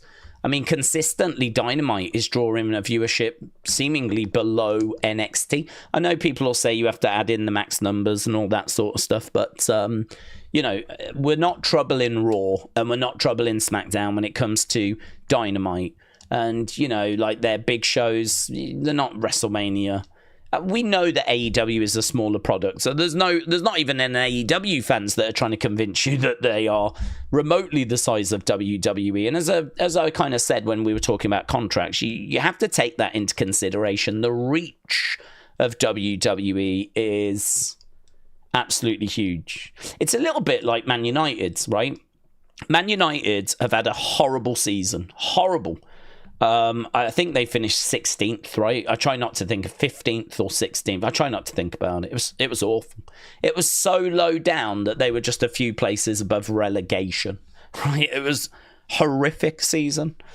And there's no European football next year as a result. Like, they didn't qualify. No Champions League. No, not even in the Conference League. Oh, Man United dream of being in the Conference League, right? Dream of being in the... We can't even get in the Conference League, right? So there's 3, like, big European tournaments. There's the Champions League, there's the UEFA League, the Europa League, and the Conference League. And Man United aren't in any of those because they were so awful that they should just be thankful they've stayed in the Premier League, right? And so we've hardly got any money. That's what we heard. Hardly got any money. The club's broken. And it's just horrible. Disaster. Terrible. Horrific, right? And all of a sudden this year, you've got players literally throwing themselves to sign for Man United. You've got, like, these amazing players that could go to bigger clubs now. Clubs that are in Europe. Clubs that are going to be competing for the Premier League. And yet they are choosing to sign for Manchester United. Now, there's a couple of reasons for that. First one, money. Money is really good if you sign for Man United. One thing we can do is pay good wages. So wages obviously is a big factor. But that's not the deciding factor. Or at least I don't believe it to be the deciding factor. The deciding factor is the reach of the club. Manchester United are one of the most well-known football clubs in the world. You can go to flipping Timbuktu, and there'll be people there wearing Man United shirts, right? You can travel all over the world and you'll find Man United shirts. You can speak to people about football and get them to name certain football teams. At some point, they'll say Manchester United, right? Real Madrid, Barcelona, you know, all these names get mentioned, but Manchester United will be named as well. Their brand, their reach, it's got value. If you can make it at Manchester United, you are known around the world. And so you could go to a Newcastle, or you could go to a Crystal Palace, or you could go to an Arsenal, and they're massive clubs, some of these. Yeah, Arsenal, huge. Yeah, Chelsea, huge. But they still don't have the reach of Manchester United. They still don't have the fan base. I think financially, Manchester United are like 5th on the league table for like the amount of money they generate each year, even though they're atrocious.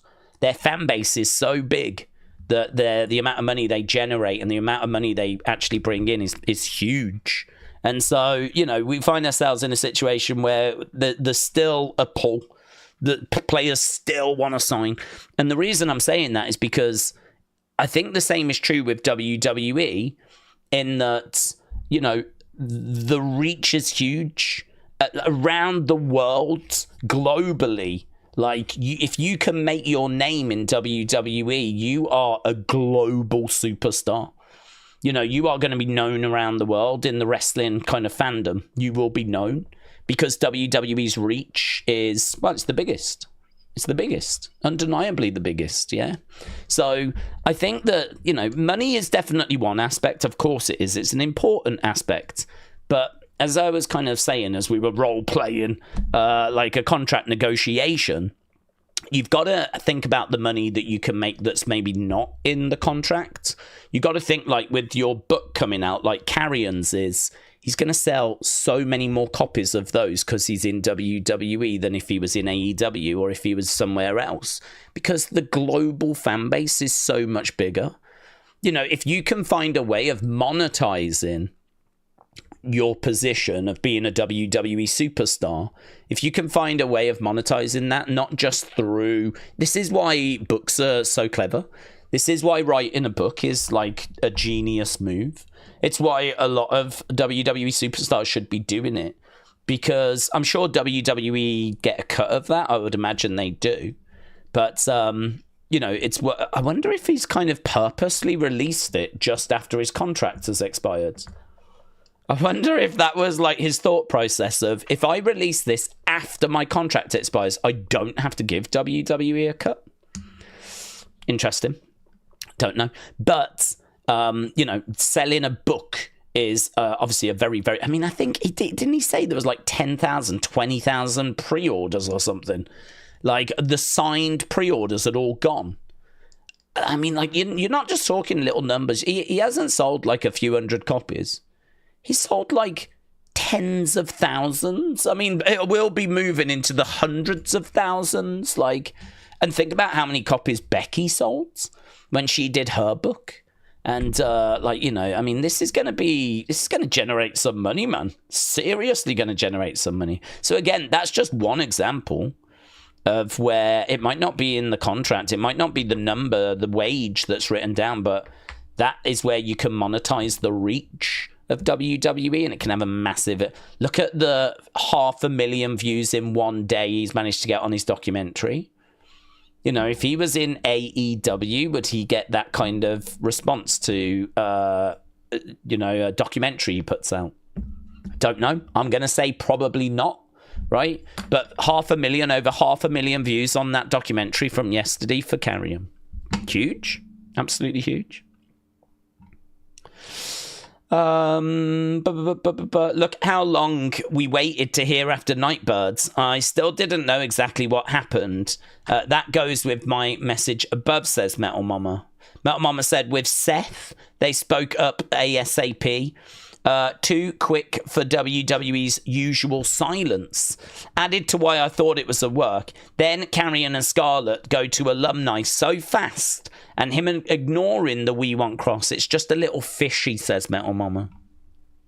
Yep, I hear you, but honestly, you're not alone. I think there's a lot of us that are, I'm going to use the word struggling, right? I'm struggling in the sense of, I mean, my gut tells me this is a work, but equally, I appreciate it might not be, because it might, I don't know, it might not be, right? Everyone knows I've been wrong about things in the past. I'll be wrong about things in the future as well. I have also been right about things in the past, but I have also been wrong. So this is where it gets difficult, is that, you know, you're just kind of looking and having to interpret. And obviously, there's no knowledge. And Dave Meltzer doesn't know. Sean Ross Sapp doesn't know. I read the Fight for Select report, and it was just a breakdown of this person saying this person saying that, this person thinks this. I've read people backstage think that it's a work. I've read other promotions are unsure. But then today from WrestleVotes, I've also read that there are... Let me tell you what WrestleVotes was saying something different. This was 8 hours ago. For what it's worth, there are people within WWE corporate with no ties to creative or anything storyline-wise who are under the impression that Karrion and Scarlett are no longer with the company. So that was 8 hours ago.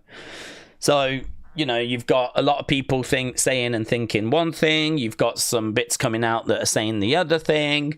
And so we just don't know. That's why I've always said, if you are passionately Karrion and We Want Kross and all that, make your voices heard. Send your tweets out. Yeah. Chant. Make your signs. Because I don't 100% know. I know what I'm feeling and what I'm thinking, but I don't 100% know. Mayor Pete said, remember days, the righteous music snapping was in Kross's first documentary. Mayor Pete, shout out to you. I thought it was interesting him saying about how Bray wanted to put the Righteous with Karrion and that was an original idea. We know that they are free agents. The only thing that puts me off with the Righteous is there's little tells, there's little things that happen which normally means that something is not going a certain way. And I just feel like every time they tweet out about like it's going to happen or remember it's coming or something like this, that just normally says to me that it's not going in that direction. That normally says to me that we're not going to be bringing them in. And they've been just doing a little bit of that recently where it's, you know, time will tell and stuff like this. And I just sort of feel like that is normally what you get when something is a swerve, when something is not going in the direction that they are having to create hype rather than just sit back and just let the moment happen. They're having to tweet things out to get people to think that they are going to be connected. So I don't know. Again, we're gonna have to wait and see. I think that you can, you know, tie yourself up in knots with going, well, it could be this because of this and this, could be that because of that and that. I don't have like a strong kind of belief for anything other than the We Want Kross stuff. I mean, the big thing for me isn't any music or isn't any little. There was another one someone sent. And they were like, "Did you notice he was wearing a hat?"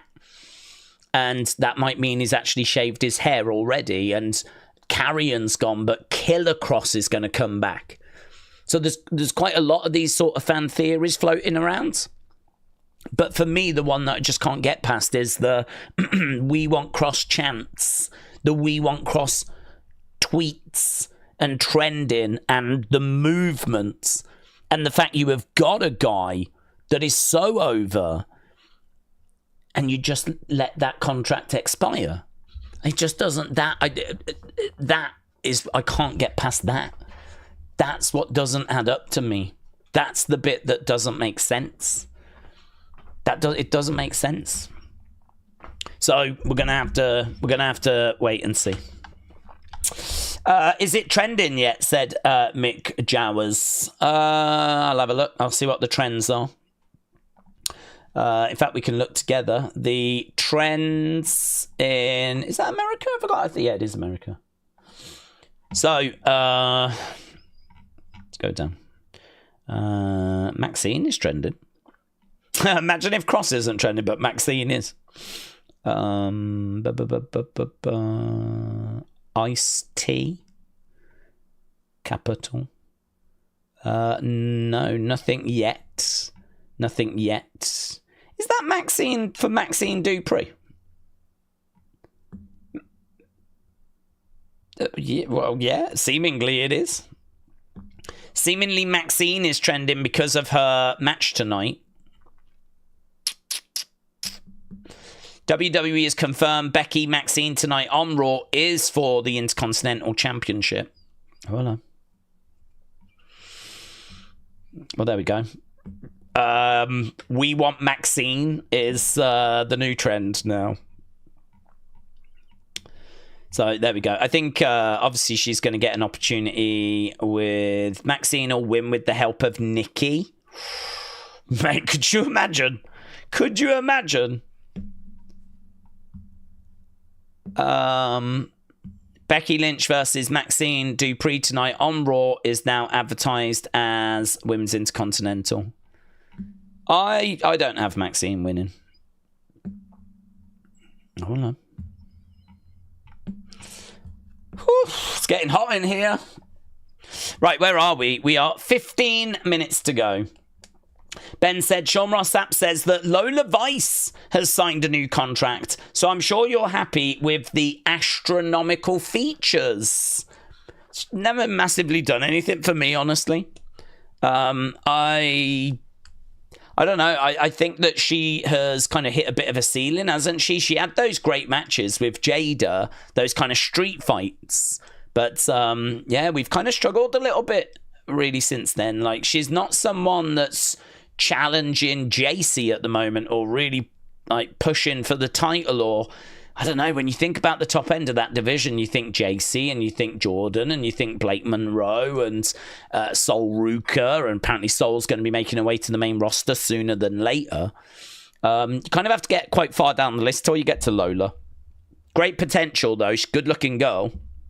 And obviously Latino as well, which that's definitely a market they're trying to make moves in. So I'm not surprised that they've extended her deal.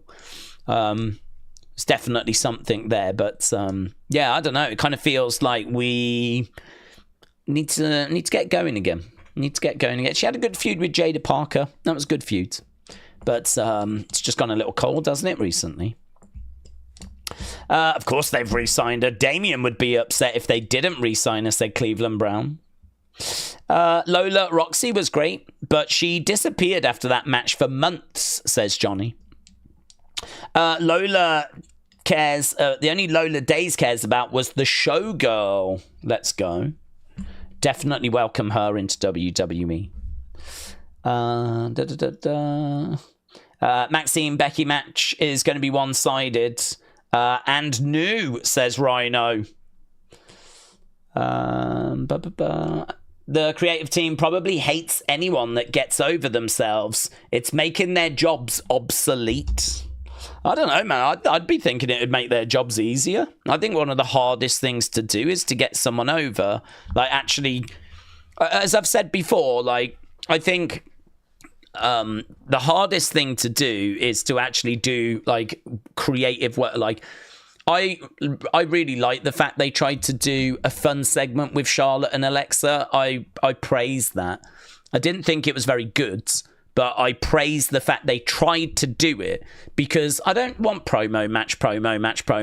I want us to try a few different things. I think some of those great Raw moments are things that weren't just a promo or a match, as he said, you know, beer truck, milk truck, supermarket brawl, blah, blah, blah, yeah? And so I like the fact that we try something different. I didn't think it worked, but it was worth trying. And, you know, we dust ourselves off and we go again. And I don't think it, like, stunk the room out that horrifically, right? But I think that is an example of what's really hard. Is it's easier to just not do those segments. It's easier to just ignore those segments and just do promo match. But because it's hard to actually write a segment like that is fun, engaging, like entertaining, like you are earning your stripes. I feel like you can easily write a promo that's going to push a story forwards and is going to have a few killer lines. I feel like that's easy. That's low-hanging fruit. You know, having two people just kind of say how much they don't like each other and then just chuck in a couple of killer lines based on a wife. Do you know what I mean? Based on the fact someone hasn't main evented WrestleMania, or based on the fact someone's not had a title for 2 years. Like, do you know what I mean? It's low-hanging. Like, I like my title. Not so keen on yours. And they haven't got one. Oh! Do you know what I mean? Like, it's easy, simple stuff. I feel like you could do that all day, every day. But the harder thing to do is to actually write some segments that are, you know, kind of taking the characters off-road and doing something a little bit different. So, for me, I think that if a character like Karrion gets over, and you've not necessarily had to do anything to get him over, I think from a creative point of view, I'd be like, that's God's gift, man. Sometimes the fruit falls out of the tree on its own.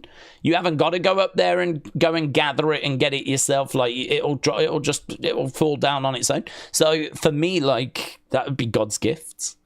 And you're like, do you know what? I didn't have to do any matches. I didn't have to do any promos. I didn't have to do any segments or any. It just got over.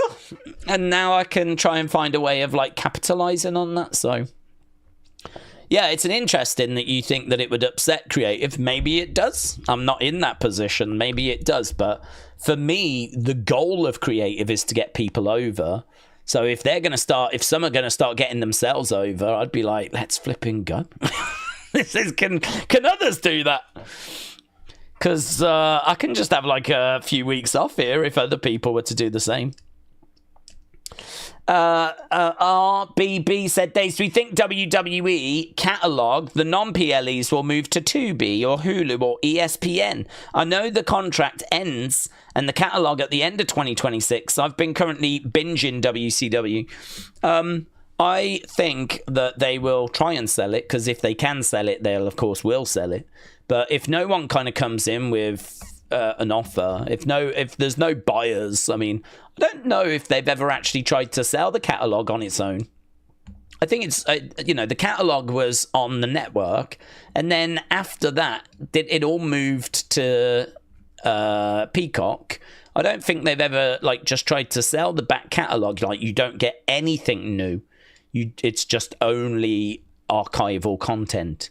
To be honest with you, I don't know that the views are actually that great. I don't know that there's anything that's necessarily that meaningful that is going to generate any kind of decent money. So I would like to think that it would generate some money. And I would like to think that we could have the full catalogue, because as I've said, for me, I would love Coliseum Home Video. I would love WWF Mania. I'd love all the superstars. I'd love everything to go on there. And it's funny, actually, we spoke about Showdown at Shea, and then WWE Vault put up Hogan Andre, the match from Showdown at Shea, which was a series of big shows they did in the 70s and I think 1980. And they were kind of like the WrestleMania before WrestleMania. And they only did, I think, 3. And the last one was in 1980. And then 5 years later, you get WrestleMania 1. And they actually put Andre versus Hulk Hogan from Showdown at Shea up on WWE Vault. And so my answer is going to be that if no one does come in and offer for that back catalogue, if for some reason they just don't value it that highly, or if WWE look at it and think it's just not worth it, they might just start putting it onto the Vault. And it might be that it lives on the Vault, and they'll just make ad revenue off it and just, go that way. Because to be honest with you, there's a lot of stuff that's on the Vault now that, I don't know that if they would just take that down. For example, there's quite a few pay-per-views that they've done live, that we've done live watch-alongs for. WrestleMania 3, for example, and I think wasn't it SummerSlam 2008 they did recently. And so we've sat and we've watched those shows, and we've done retro watch-alongs for those shows, and they are still up on the channel. So I don't know, would they delete those? I'm sure they could, but you'd probably have to, wouldn't you? I mean, you couldn't. What would that mean for WWE Vault? Because surely if you're Peacock and you buy the back catalogue, you're not going to want that back catalogue appearing all over YouTube. So, and their YouTube channel puts up full matches, and I don't know. This is where, what is the value of that back catalogue when it gets dipped into so regular, I wouldn't be surprised if it just ends up going onto the Vault, to be honest. Which I wish that wasn't the case, because I would love for there to be a service that you subscribe to, and then everything's there, and just everything is there. Even the network wasn't that. It was good. I'd say it was 60%, but it was the 60% that people cared the most about. It was all the pay-per-views, and it was Raws, and it was SmackDowns. And if you've got all the old NXTs, Raws, SmackDowns, and all the PLEs, you're good, really. I mean, anything beyond that is beyond that. I think those are what people most care about. I think you've really got to be into your wrestling history if you care about where's Wrestling Challenge, where's Superstars, where's Velocity, and these kind of shows. But there was a lot of that, primetime wrestling. And, as I said, there was very little from the 60s, from the 70s. I don't even think they had War to settle the score, or the Brawl to end it all, or whatever it was called. The 2 shows they did with MTV just before WrestleMania 1. They did a couple of shows with MTV that were kind of really big at setting the table for what was to come. I don't even think they made it on. And the cartoon, You know, Rock and Wrestling cartoon. That, I believe, was on there, and then I think got took off. So, I mean, that was something that was there and then disappeared again. So, they definitely on the network had the big, important stuff the vast majority of people cared about, but there was an awful lot that was still missing. So, it would be lovely to have a service that featured all of that. Right, 3 minutes. 3 minutes. Guillermo. Guillermo, is that how you say your name? But much love, OG. Daze, when the Wyatts first appeared, we thought that maybe Gacy would excel and go solo. I know Bo's injury threw a wrench into that, but it seems like they're back on. What do we think about Gacy? Yeah, I think that the conversations that were being had about Gacy were very, very, very long term. I think that we did, oh man, what did we end up doing? About 4 months probably with the Wyatts when they debuted to when the injury happened. They came back after WrestleMania, so it's probably been another 3 months. We've probably had about 7 months at most with the Wyatts. So I sort of feel like you've got to act like we're about 7 months in. And within that 7 months, we've done a couple of feuds and they've won tag team titles. So, you know, I think that the Gacy breaking away from the group is probably like the second year, third year type situation. So I think we're a long, long way from things like that happening. I think there's a lot for us to explore first. But yeah, I think that this is definitely, as most factions are, a vehicle to get people on TV, get them some momentum, and then for those that you really want to kind of explore other things with, they can catapult off. So that person doesn't feel like it's going to be Rowan. Rowan just feels like a link to the past. I don't think we're looking to catapult him to bigger things.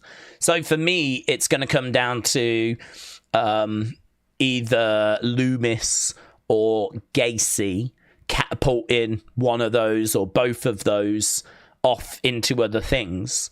Nikki Cross is interesting. I think that it's hard to know because of her size what we can do with her. You know, she's going to have to face the likes of Rhea Ripley. She's going to have to face the likes of Nia Jax or a Lash Legend or a Bianca Belair. And, you know, it's harder for the small women. I mean, like, it's hard for Zelina. You know, ask Zelina if she's held back because of her size. Of course she is. Of course she is. And Nikki is, you know, someone that's done really well to get as far as she has, but her size is always going to be a factor. So I don't know that they're looking to use this group to slingshot Nikki. I think they like Nikki. She's a good worker, a likable person, and I think she has kind of fitted this role really well. But honestly, without this role, she might struggle for TV time. If the Wyatt Six wasn't around, I don't know what the future for Nikki in WWE would have looked like. So I think this role has been a bit of a godsend for her, honestly. I'm sure she would say the same. So I don't know that we're looking to kind of slingshot Nikki off. I think we've got something for Nikki to do, which is great. But I do think like Gacy, Loomis, who neither of them did much on the main roster before this. Obviously, Gacy wasn't on at all. Loomis was, but didn't do loads. It feels like there's an opportunity for them to kind of break out and move forward. But do they do that as a tag team? Do they start their own faction? Do they end up like going off individually, just like how Harper and Rowan did back in the day, only to then come back together and be the Bludgeon Brothers? But yeah, I think it's still early days, honestly. If you kind of take the injury out, then, you know, we're probably about 6-7 months in to the Wyatt Six story. Right. AKF said, Daze, I was bored earlier. I did some math. Okay. And on average, Roman defended his title more regular than Cody defended his. Roman defended his on average every 38 days. Cody every 42. Well, that's really interesting. I think you could put a tweet out. Certainly if you can show your workings. So I'm guessing it's like X amount of title defenses over 4 years or whatever equals once every 38 days, and then do the Cody one. If you put that out, I think that's a really interesting tweet. I think people would be really... I'm surprised by that news. I'm surprised by that. So, yeah, I think you'd get good traction on that, buds. Brick Slice, shout out to you, bud. Said, can I get a shout out? I had some news that my grandpa passed away. I'm just watching to feel a bit better. Oh, I'm sorry to hear that, dude. I'm really sorry to hear that. I've been through that as well, and like... Yeah, I'm sorry to hear that, Brick Slice. Shout out to you, buds. I'm sure the community will send their support. Okay, we're just having a look at last week at the moment. I believe in Joe Gacy, said Winning Reality. Undertaker has never beaten Brock at a PLE. Undertaker has never beaten Goldberg at a PLE, says man from Time Forgotten. Didn't he beat Brock by... I'm sure he beat Brock by a DQ.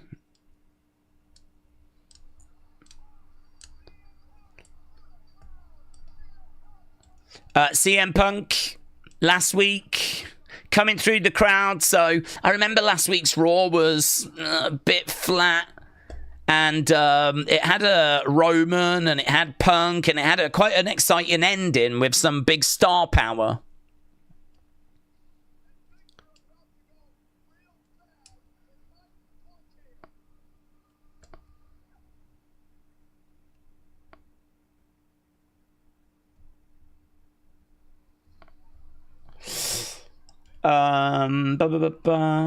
Sending hugs and prayers. Raw is live, said Thomas. Yes, Raw is live. We're just watching a video package first, though. We're just seeing Roman return.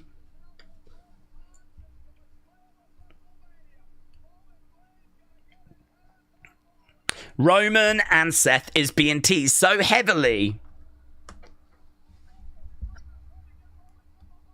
There's Bron Breakker. There's Big Bronson Reed.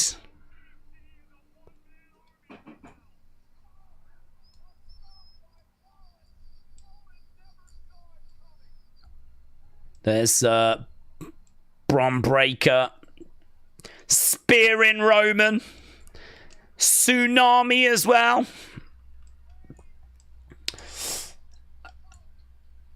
Have you checked out the interviews with Undertaker and Gunther?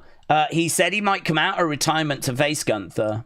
I think he said that if he was going to come out, like, Gunther would be the one he would face. I don't think he was saying he would come out of retirement. I think it was like, he said something like, if I did have any more gas in the tank, this is the guy I'd love to face. But sadly, I don't think there is any more gas in the tank.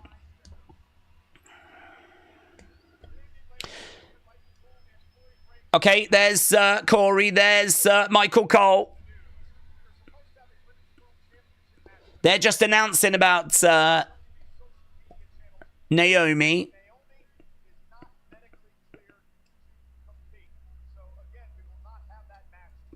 Booze.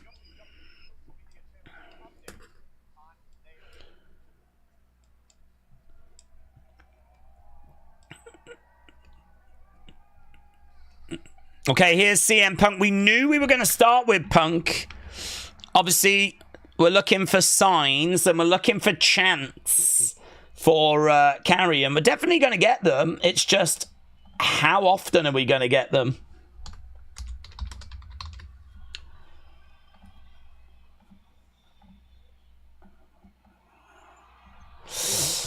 Right. Naomi is the most entertaining female on the roster, says Let Him In. Here is CM Punk.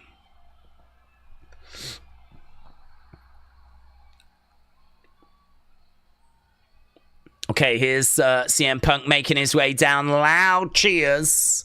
We're in Quebec.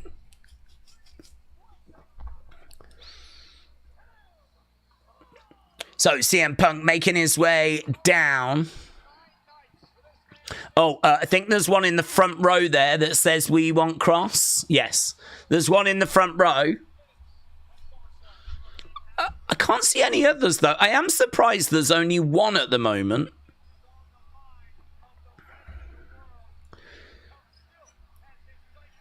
But there is one in the front row. You know what it's like. Some people bring, like, multiple signs, so it could be that we'll see more at certain points. Loud CM Punk chants, yes. Mayor Pete said we might not get chants. Well, I mean, I believed we would.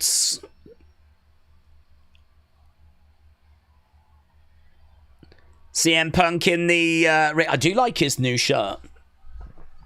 I do like his new shirt. Loud cheer for CM Punk. Let's see what he is going to say. Jared said, is that injury legit or a work as part of being a heel? No words, honestly. No words. I've just kind of took it as being real. But I've not really given it much thought because it only got announced earlier today.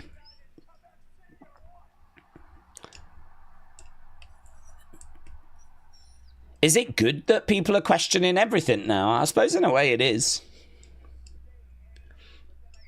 Okay, here's CM Punk. Let's see what he's got to say. I should have gold around my waist. I should be representing this company and you people as champion, but I am not.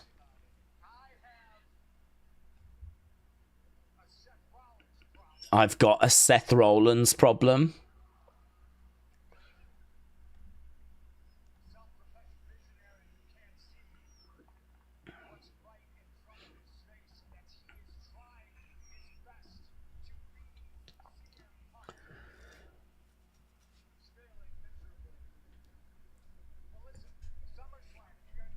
Did you guys watch SummerSlam? Big cheer.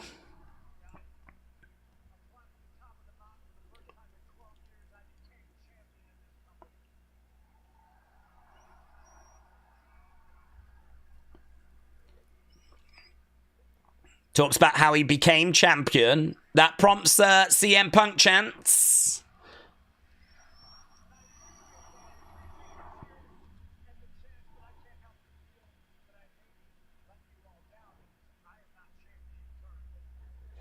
I can't help but feel I might have let you down because I'm not champion currently, says CM Punk.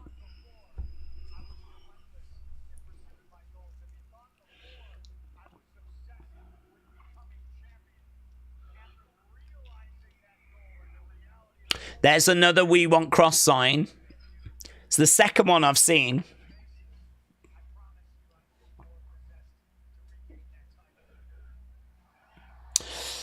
This is putting me to sleep, said 107 Carnage.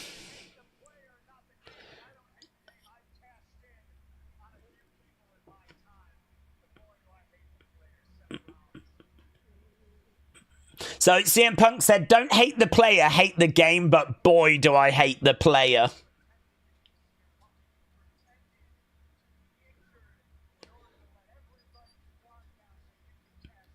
You pretended to be injured. Well, it was a good move.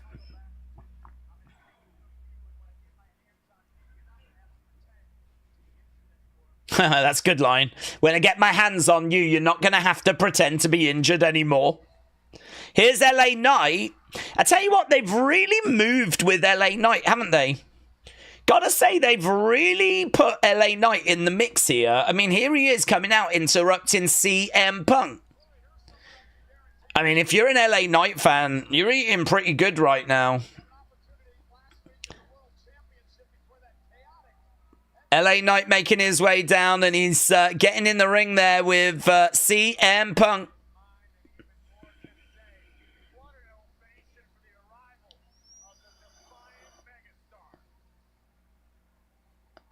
Okay, let's see what he's got to say. Let me talk to you, says Connor. I love that LA Knight has got Macho Man Slim Jim colours, says Corey. Two good talkers right now, said Lone Star Friend. LA Knight against CM Punk on the mic. This is going to be 30 minutes plus, said Phoenix the Red. Well, there's a handshake. There's some respect being shown.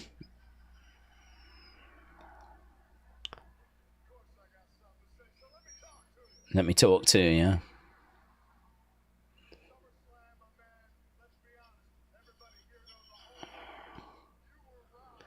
Everyone knows that you was robbed at SummerSlam.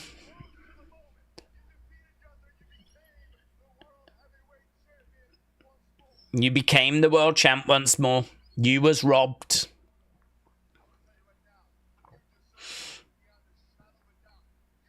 You deserve to have your rematch. Absolutely.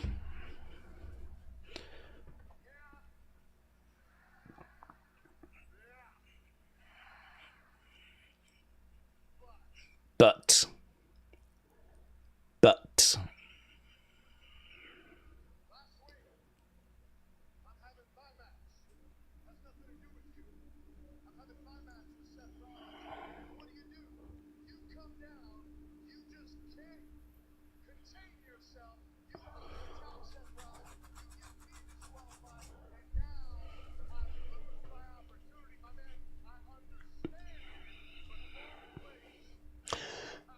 okay, so he's saying that you impacted me the other week. Wrong place, wrong time.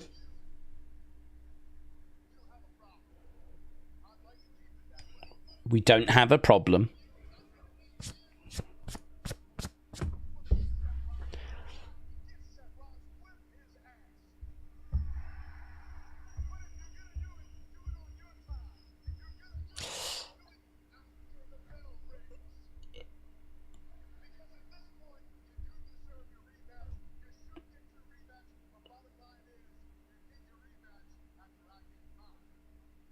You do deserve your rematch, but you'll get it after I get mine.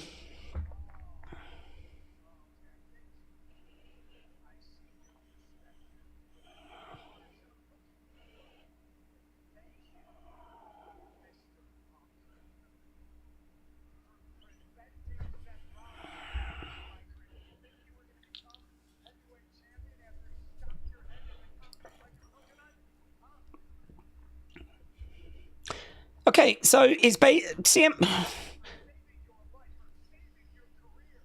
Why is CM Punk being a bit of a douche? LA Knight just said you can have your rematch after I get mine. Punk's got a bit offended by that. And so this has now turned a little more heated.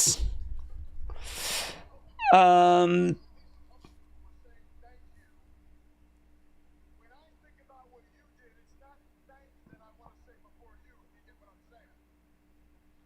I think about what you did, it's not the word thank that I want to say before you.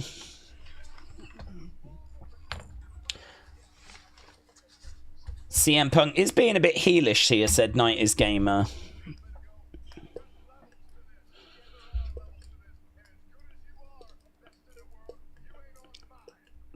Well, that has now prompted LA Knight to kind of clap back. He said, as good as you are, you're not on my level. So it's gone from being quite civil to now being a bit heated.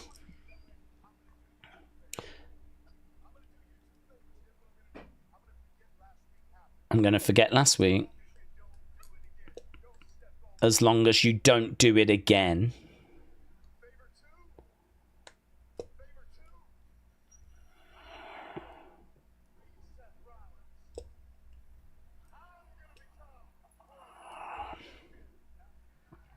Why is he walking around him?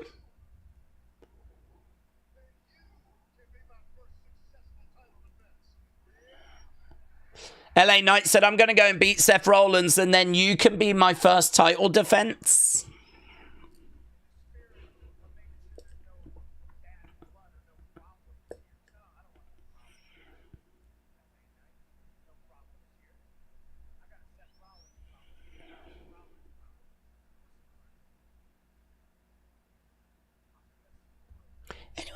it just me, or is this just a really, like, bad promo?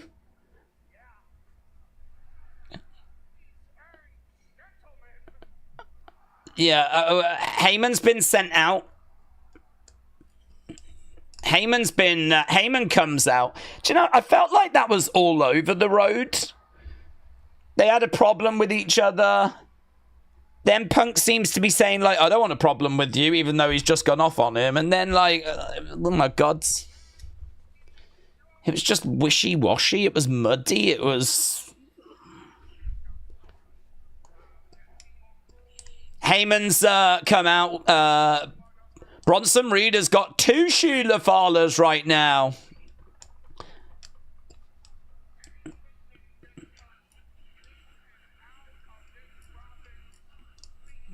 Shut the F up is the chant towards Paul Heyman.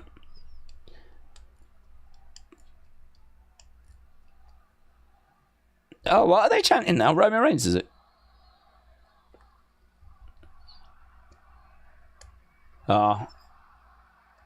I have no idea what they're chanting anymore. I think Punk hates dealing with LA Knight. Like, why be so muddy, said Phoenix the Red. I thought it was very weird. It was quite passionate by Punk at one point, saying, like, I ain't going to back down. You should be thanking me. And then moments later going, well, I don't want no trouble with you, LA Knight.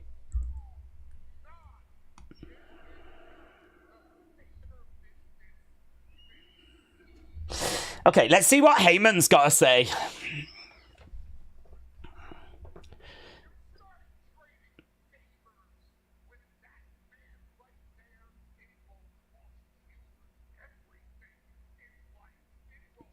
So he's saying to LA Knight, don't start getting into trading favors with CM Punk. It'll cost you everything if you do. What happened with Naomi? Don't know. Don't know. Just that she is injured.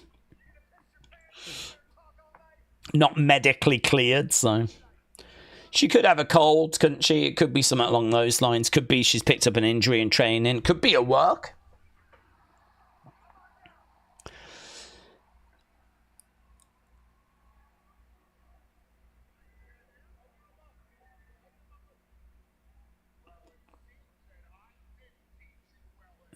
Heyman is going to pop a vein one of these days, said Johnny.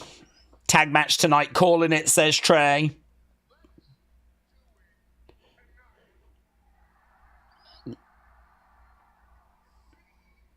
CM Punk and LA Knight.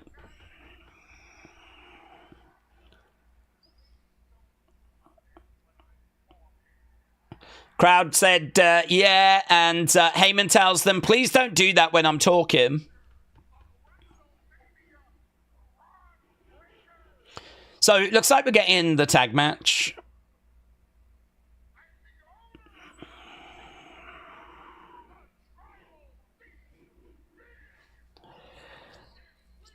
Gotta love a good packet of Bron-Brons, said Leanne. Brony said, could you imagine how boring Bronson and Bron would be without Heyman? Heyman is the only reason this Seth group is still somewhat exciting. But even Heyman's promos have been a bit mid lately, says Brony. I think we've got a Shula Fala chant.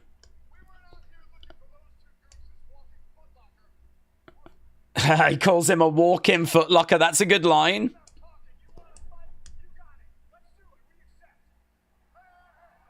Yeah, CM Punk's like, right, enough talking.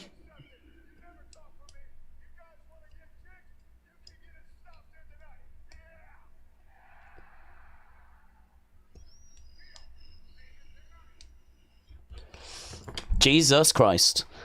I feel like we just did a 10-minute segment in 20 minutes. Although, actually, this segment is just getting interesting as Bron was making his way down, but Bronson comes and stops him. And it looks like we are saving this for later. It looks like CM Punk, LA Knight, going to be taking on Bron and Bronson. Bron shouts, you two are like 100 years old combined. Is that true? No. There might be about 90-ish. There's another We Want Kross sign. That's the third one that I've seen. Okay, we've gone back to the commentary table. So, 20 minutes on that promo, which has basically set up that tag match for later. The end of that segment was funny, said Wrestle Rants. This Seth faction just makes it more clear to me that Braun is no more than mid-cards, and then pushing him makes me like him less, said Phoenix. Denzel said it was an amazing segment. Darren said that poor microphone. Okay, so we're just having a look at Dominic. Obviously, he's in a feud with AJ. Okay, here's Judgment Day.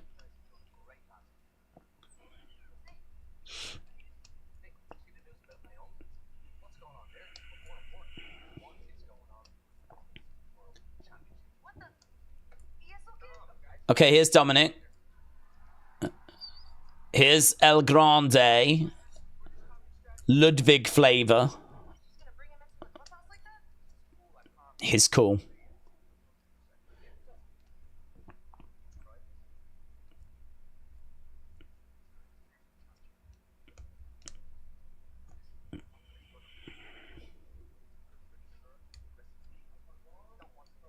The rest of the group don't want him in here.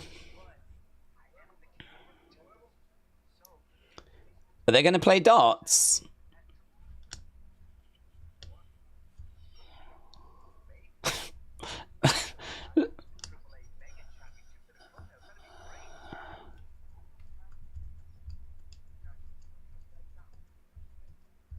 Okay, so he wants to use him for Triple Mania.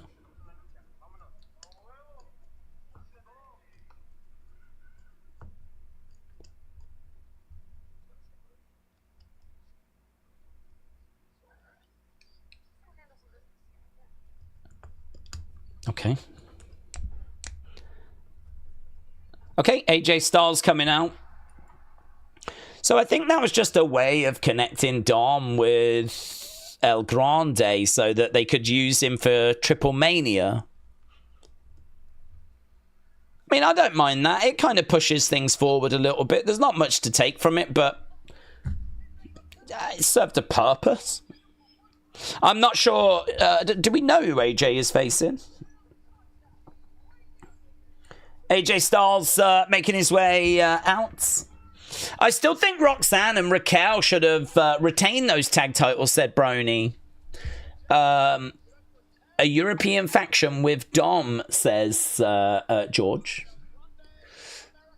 Okay, so it's going to be AJ and Dragon Lee, is it? AJ and Dragon Lee against...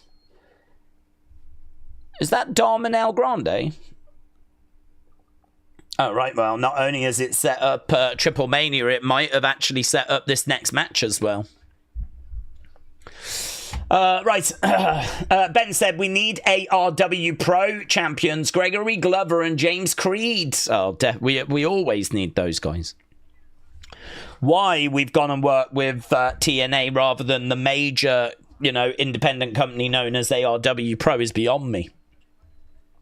But WWE will come to their senses eventually. Wrestle with Andy, hello. Finally, Daze coin is now pumping. What's your favourite coin, Daze? Said Wrestle with Andy. I haven't really done much in the crypto world, to be honest.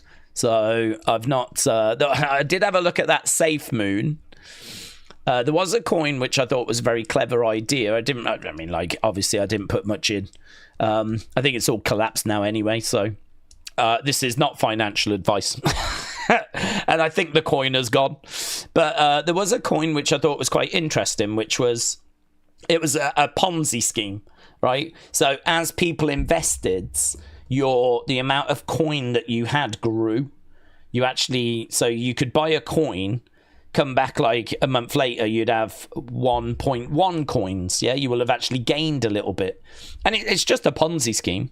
But the thing is, which are like illegal, but, you know, with crypto being so unregulated and crypto being like the Wild West, I thought that was kind of interesting how, like, the more that you invested in the coin, the kind of more rewarded you became, you know?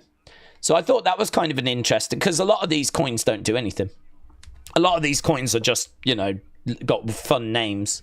They're just named after memes, you know, like Huck to a girl had a coin, you know, and Donald Trump has a coin, but they don't do anything. They're just meme coins. They're just literally just named after something wacky, and you just hope people buy into them.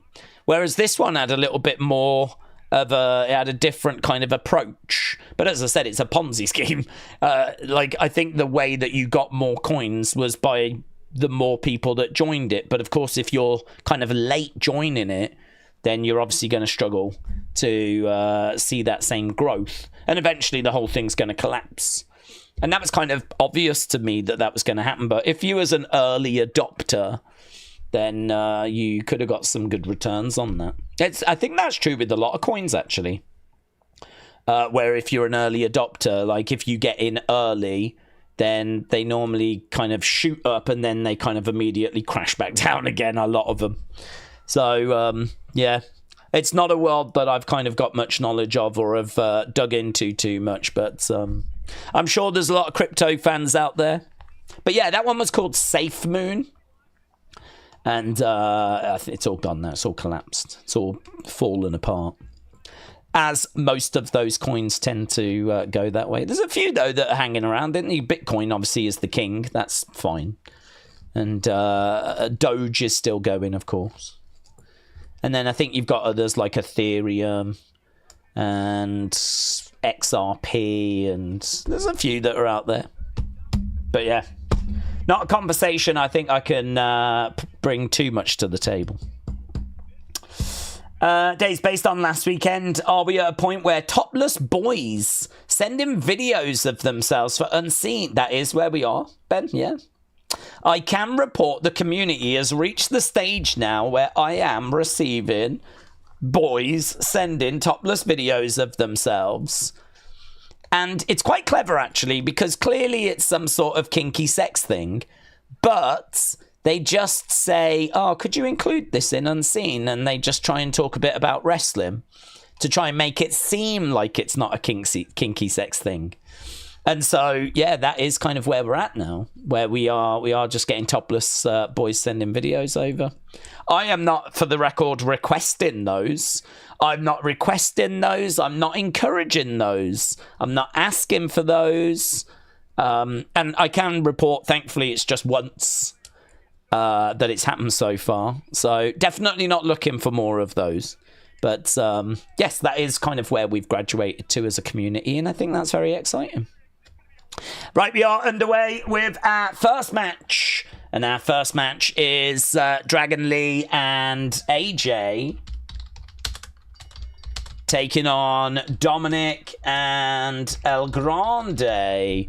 El Grande of, as we said, the Ludwig flavour.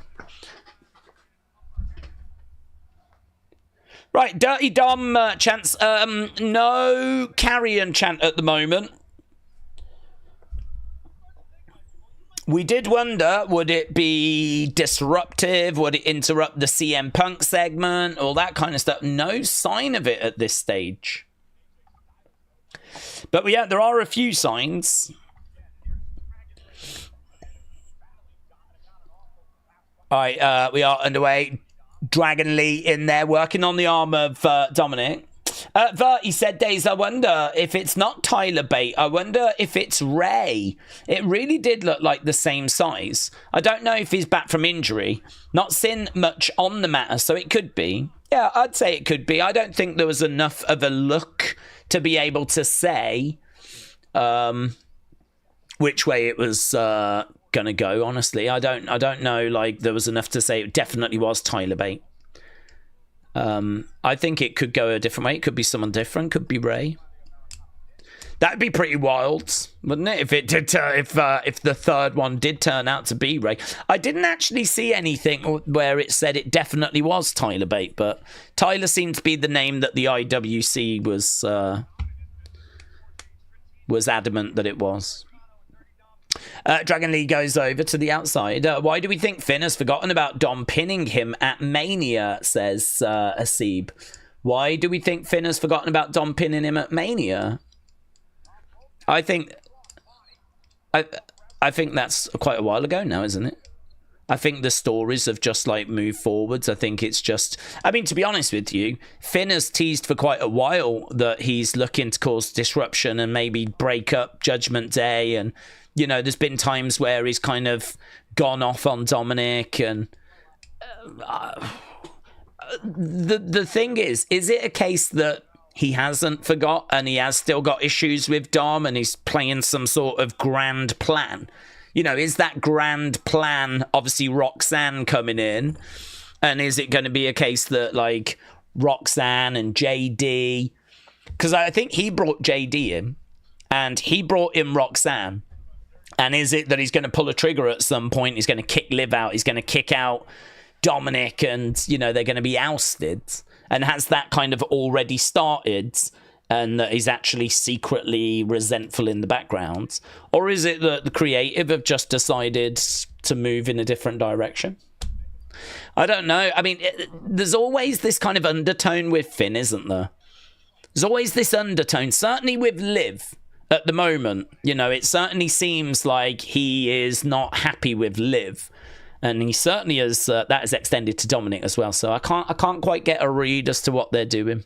I can't get a read if he secretly hasn't forgot about it and he's doing some bits in the background and that's going to show itself eventually. Or if it's a case that he's just moved on. he's a tag champ, you know, he's quite happy to just move on. It's a bit messy with Judgment Day because they do string out these things. I mean, that whole kind of him and Damien thing was strung out so long. So we've seen it before where they do kind of stretch these things out for flipping ages. They milk the hell out of them. Could be that. Dr. Luchalala said, I feel like WWE has cooled a little bit on Penta. I think it's time to reunite the Lucha Bros. He's not had good creative recently, said Dr. Luchalala. Sean said El Grande needs to be in a classic Survivor Series match with all four of them versus AAA guys and Ray. Then what are they doing? So El Grande, 4 El Grandes against. What are they chanting? We want what? It's not Kross, is it? We want tables. See, this is where they could be chanting We Want Kross right now. I just heard a We Want something, but I don't think it was We Want Kross. Dominic in their crowd booing away. So, yeah, all the El Grandes in a Survivor Series team, that would be really fun. Brony said, Daze, no, we want Kross chants yet. If the show ends and there's not been a single chant for Kross, then it's not looking good for him coming back, says Brony. Well, I don't know, honestly, because I don't think that WWE, personally, I think this whole thing's a work. So I don't think that they are, I think he's signed, you know, I think he's under a contract, so I don't know that it would be not looking good. I don't know that WWE are sat there and they're waiting to see the reaction to decide whether to sign him. I'm of the opinion he has already re-signed. If he hasn't, then, well, so far I would agree. 35 minutes. It's still very early.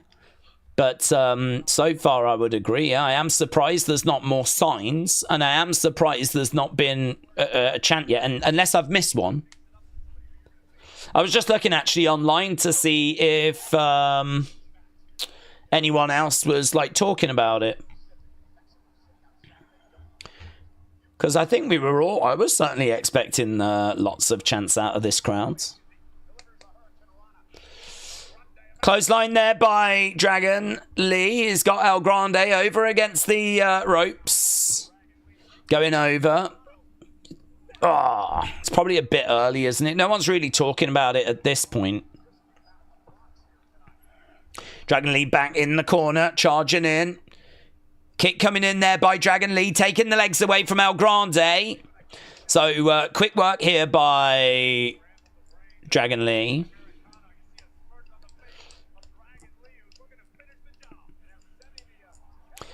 Elbow pad in the crowd, and the crowd love that. El Grande goes down.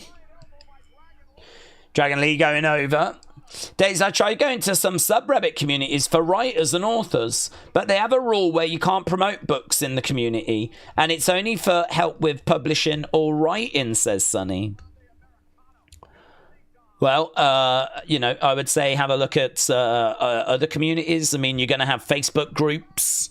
You're going to have YouTube communities. There's going to be, like, poetry channels. I mean, I wouldn't just look at that one place. Internet's a big place. There's fist bump there.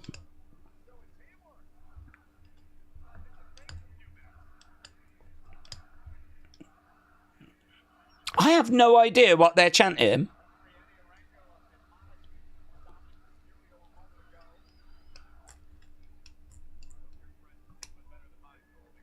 Right now, we've got I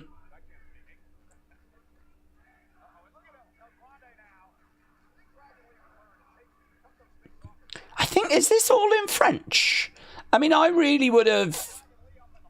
Yeah, perhaps this is just because we're in, like, it's a French crowd. But, I mean, to be honest, We Want Kross is not the hardest thing to chant, is it? Some of them have been able to write it in English. Shot coming in. So Dominic has got a mask on now. So we don't normally see a masked Dominic. But Dominic has put this mask on. It's got like a question mark over the ear. And it's got a bit of a mohawk down the center. So I suppose in a way, is it more disrespect being shown to kind of like Lucha Libre? El Grande, Dominic teaming up. I tell you what, I know that Mattel are going to be excited. This will mean they can make another new figure. Yeah. Trying to rip the mask off Dragon Lee. Doing whatever he can, really, to be disrespectful. Bang. And there we go. He takes off the mask. I don't know where he got that mask from. Mattel will love it, though. I love Pop-Tarts and fish and chips, says Ben. Ben, thank you. Plenty of opportunities for the crowd to be chanting for Kross, but just not happening, says Brony. They're chanting Let's Go Ludwig, says Brian. William said they should be chanting We Want Pop-Tarts. They're chanting Dirty Dom right now. So we've got a Dirty Dom chant that's breaking out. Ben said Triple Mania has got Mania in it. Maybe it'll be better than WrestleMania. But are you streaming Triple Mania? No, we're doing UFC this weekend. It's a massive UFC show this weekend. And honestly, Triple Mania, they've kind of got behind it a bit more than I thought they would. It looks like they're actually trying to get this onto like YouTube so people can watch it, get some main roster stars involved. So I think WWE are certainly now starting to show that they're getting a little bit more involved with the AAA product. It's a massive show, this though, for AAA. I don't know that it's going to have to work that hard to be better than WrestleMania, to be honest with you, but... Connor said, I've got Dragon Lee and AJ Styles to win this. Jay said, I'm glad the UFC watch-alongs are being revived. Yeah, we'll have to see how it goes. This tomfoolery with masks is quite juvenile and stupid. The show is ripping my very soul out. This is low-level entertainment. It's not wrestling as I know it, says Maggie. Well, yeah, I think this match has been pretty fun. I'm really surprised they've given it this amount of time. Again, it's just two singles guys in a tag match. I don't really get why we keep doing this. You know, our main event tonight is going to be Braun and Bronson against CM Punk and LA Knight. And again, I have to ask, what does it matter who wins? What does it matter? The live crowd are going to be into it because it's some superstars to see live, you know. But as a viewer at home, what do I need to stick around for? What does it matter who wins? I mean, look, you're going to stick around to see if there's any outside interference. You're going to stick around to see if Roman gets involved or, you know, is Seth getting involved? That's what you stick around for. But it's pretty crazy that, like, we're not putting on some tasty matches, you know? This one has had a few moments in it. There's been a few little bits in this match, but yeah, I don't know. I'd like to be getting stuck into some singles matches, some stories, and maybe we're having to do this because it's connecting to Triple Mania, which is this weekend, and perhaps that's why we're doing this. Dragon Lee is looking for a trio, gets it on El Grande. El Grande crashes down. Black Onyx said, I don't know why, but the Clash poster with the red and blue Roman, if you only look at the blue half, to me, it looks like Finn Balor. I heard they're doing 2 WrestleManias, said D-Luth. One in America and one in Saudi. That is certainly being discussed, yes. Wow, the cameraman flopped over. So the cameraman went over into the timekeeper area. Dragon Lee with a suplex. All you saw with his little legs going over. It's pretty fun. It's pretty fun. Cameraman down. I want to see the cameraman. I want to go back to the cameraman. Dragon Lee's trying to make the tag. El Grande is in there. Dominic is still down, I believe, in that timekeeper's area. Dragon Lee has made the tag. AJ Styles is in. AJ and El Grande in the middle of the ring, unloading big clothesline there by AJ.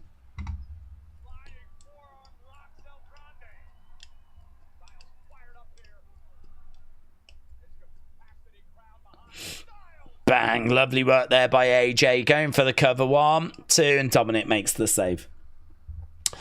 Spawny Boy said, if you watch Netflix with a VPN, does Raw still have ad breaks? I think it depends on the package that you have. I don't think it makes a difference, VPN. I think it's all about if your package that you're signed up for has ads or not. Dominic into a Styles Clash. Bang! Planted. AJ with a Styles Clash on Dom. And now we've got Dragon Lee. Dragon Lee going up. There is... Oh, El Grande pushes Dragon Lee to the outside. Dragon Lee goes flying. El Grande getting him. Oh, that kick missed. Oh. 1, 2. Kick out there by El Grande. So AJ in there. That was a nice spot where he flipped Dominic into a Styles Clash. And Dragon Lee went flying there. Absolutely flying as El Grande pushed him. Very good, very noisy, very passionate crowds. El Grande goes to the outside. Mohammed said, Daze, Naomi not happy with the result of tonight's Iyo Sky match, and that's why she disagreed and postponed it. Is it true? WWE want Iyo Stephanie at Clash in Paris. No, I've not heard that. Only heard that she is injured at the moment. So certainly, I think anything, unless that's come from like a Fightful or something, I think that's just fan theory. Right, we've got El Grande in there with AJ. Rolled up by AJ to El Grande, kicks out. Headbutt there by Dirty Dom. Roll up by El Grande. And that's going to get the win. And there we go. Match 1 done. It's a win for the heels.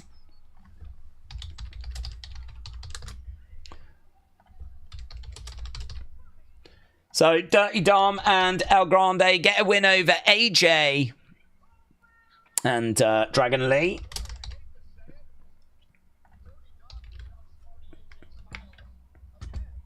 Dirty Dom just outsmarted AJ Styles again, says Michael Cole.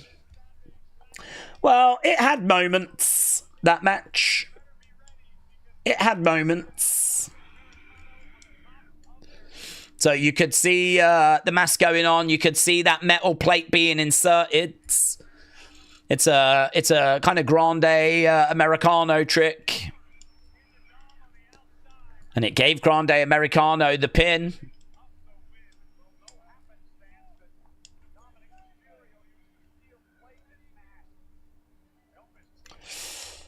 That was a win for the faces, says Dirty Hippo. Okay, we're backstage with Adam. Here's Sami Zayn.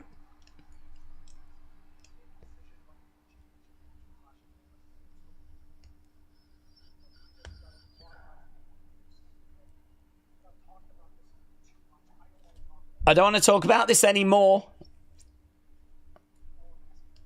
Give me a chance.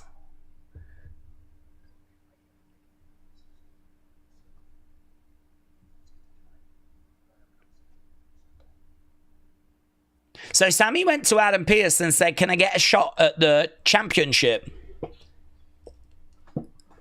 Adam Pearce is like, you got to get through Rusev tonight.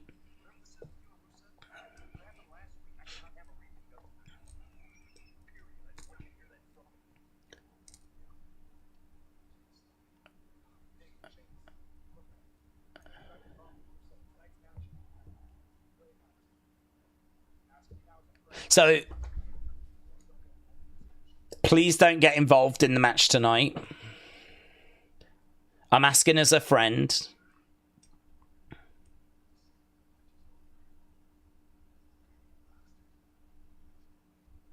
Okay, so Sheamus is saying as soon as the match is over, he is mine. So we're doing that match now. We're going into Sami and Rusev. Okay, this is better, honestly.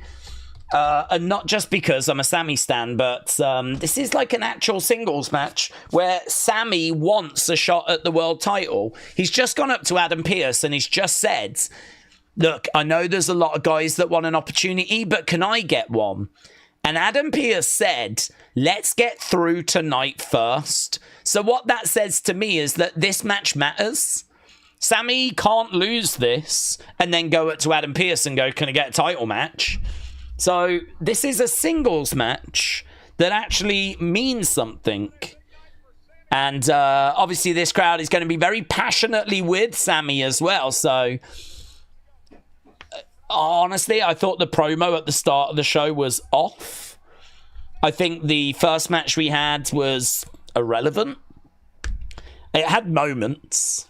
But this is where, I think for me, this is where this show is really going to start getting interesting because it's a singles match and there is actually some reason for Sami to need the victory here. Crowd are all on their feet, cheering away on Sami. Of course he's going to get a great reaction here in Canada. We saw that on Friday and we're seeing it again now. This could be really interesting as well because I think Rusev has been a little bit cold I think Rusev coming out here is going to have a lot of heat on him because obviously the crowd are not going to want to see Rusev beat Sami. So this could hopefully this match bangs. Hopefully this match delivers.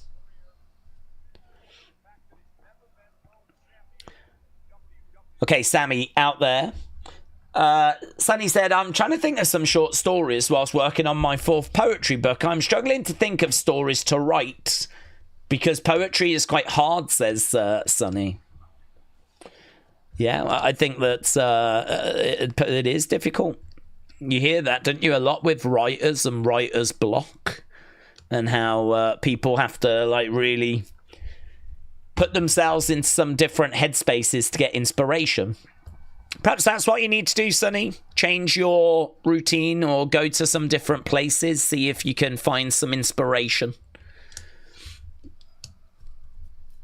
Maybe if you go to a coffee shop and just watch the world for a little bit, inspiration might strike, or go for a walk in the park or hit the beach, or just try a couple of different things and see if that is going to kickstart something.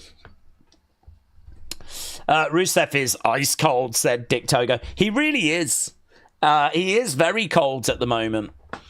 But I wonder if he comes in here and he's going to be like, you know, moody, going off on this crowd. This crowd is so engaged that I really feel like you don't need to work too hard to get them to hate you.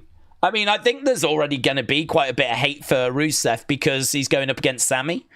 And so I think that's going to work really well. So Sami is massively over. I mean, we're still at commercial break and the crowd have not stopped. They're on their feet. They're cheering away. Sami in the corner throws his arms in the air. And he's getting a great reaction. Again, he hasn't had to really do much for it. It's just the hometown crowds. But for as hot as Sami is, you've got to think the opposite is now going to be felt and expressed for Rusev. So this could be really good for Rusev.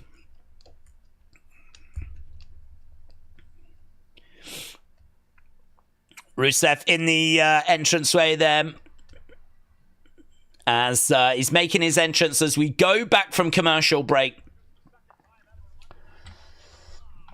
Daze, do we know if WWE allow Peacock to have a counter offer? Yes. So there was a word doing the round over the weekend that Peacock offered $275 million a year for the next 5 years. And ESPN offered 325. So I believe there was 50 million difference a year. So that would be, I mean, over 5 years, 250 million. It's a lot of money. That's like a quarter of a billion difference. It's a lot of money. Okay, Iyo is gutted.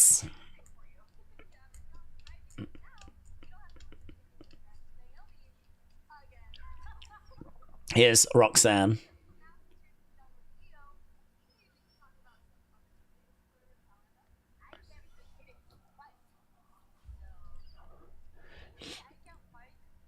Maybe I can fight her?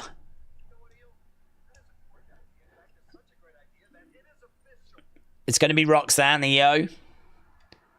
Well, that would be great. That would be amazing. I do love that. See you tonight. She did that last week with Rhea, but yeah, well, there we go. We've lost Naomi, but we have gained Roxanne. Rick Martel getting mentioned. The province of Quebec has produced several WWE superstars, like the Quebecers. Pat Patterson, Rick Martel. So they're just showing us last week Sheamus and Rusev. That guy. Loving it. Loving it last week. This, for me, was the best part of their feud, honestly. I've really not been massively engaged in their feud. I've not been massively taken with the matches. The community scores for their matches have not been anything that crazy. But I thought the brawl and then like seeing the brawl kind of throughout last week's Raw was some of the best stuff they'd done in this. So let's see. I'm pretty sure we're going to see Rusev Sheamus going at it at the end of this match. Bell has sounded though, and we're about to get underway. Match number 2.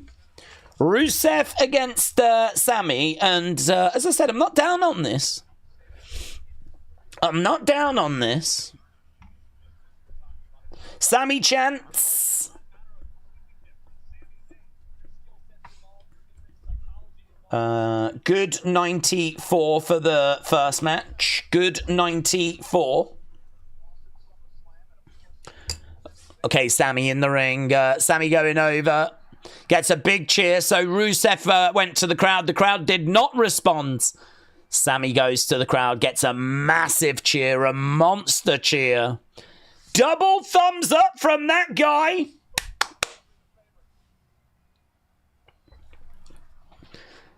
Few Sami signs. Big smile on Sami's face. Tell you what. There's some dark nights in wrestling. I mean, you know, potentially Karrion is going through one at the moment. Which is why if you're Sami and you get moments like this where the crowd are just going ballistic, you can understand why they milk it. You can understand why they, you know, why it means so much. You gotta take the wins as and when they show themselves, and just getting that love from the crowd, showing that they care. That's a win in itself. But he definitely needs a win here against Rusev. Rusev coming in, big right hand. Sami moves out the way, gets in a chop, jumps up. Shots coming down there by Sami, unloading on Rusev. Oh, and again, absolutely unload him. Sami coming over, grabbing Rusev. Reverse. Sami going over the other side. Back elbow there by Rusev. Duquette said Sami's going to win. Don't be silly. Mohammed said, why are they pushing this El Grande so much? He hasn't been pinned till now, and he has pinned every lucha wrestler on the roster. Sami Zayn chants. I think they seem to like it. I think some of the fans have got bored of it, but they seem to like it. Rusev goes over the top to the outsides. Sami goes through. Kick coming in there by Sami. Sami looking to... Look at that. Seated moonsault to the outsides. Seated springboard moonsaults. And that's got... Sami doesn't need to do anything.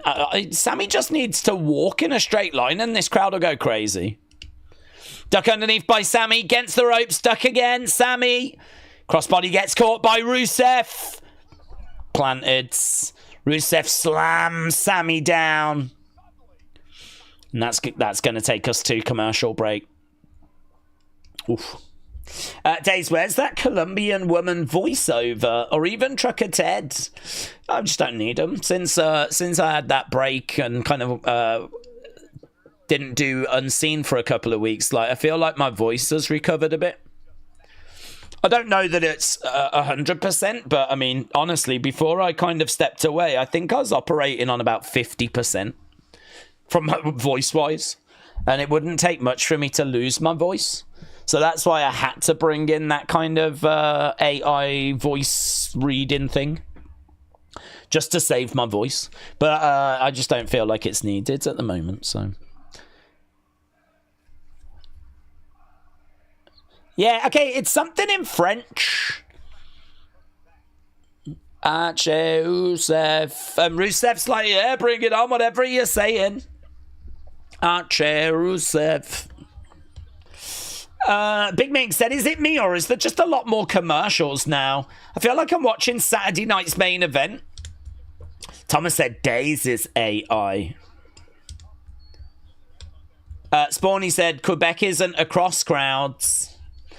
Honestly, I'm shocked. We're an hour in, and to my knowledge, has not been a We Want Kross chant.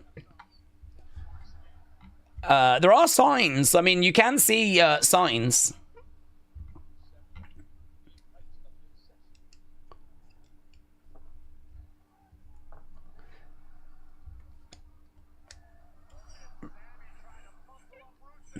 Rusev picking up Sami. Suplex.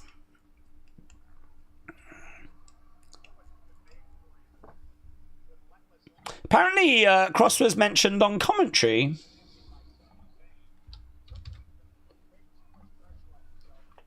Let me listen to that. This might as well be a first-time matchup for these two guys. And there's been a lot of momentum on the side of Sami Zayn as of late. The victory with Kross at SummerSlam, and of course, Sami Zayn on Friday Night SmackDown. He doesn't really say anything. He just says there's been a lot of momentum for Sami recently. Of course, the win over Kross. So, I mean, Kross is mentioned, but it's only mentioned in the sense of Sami has got momentum because he managed to get a win against Kross at SummerSlam. Right, boos for... I just saw people going, oh, Michael Cole just mentioned Karrion. That was it. Kick coming in there by Rusev.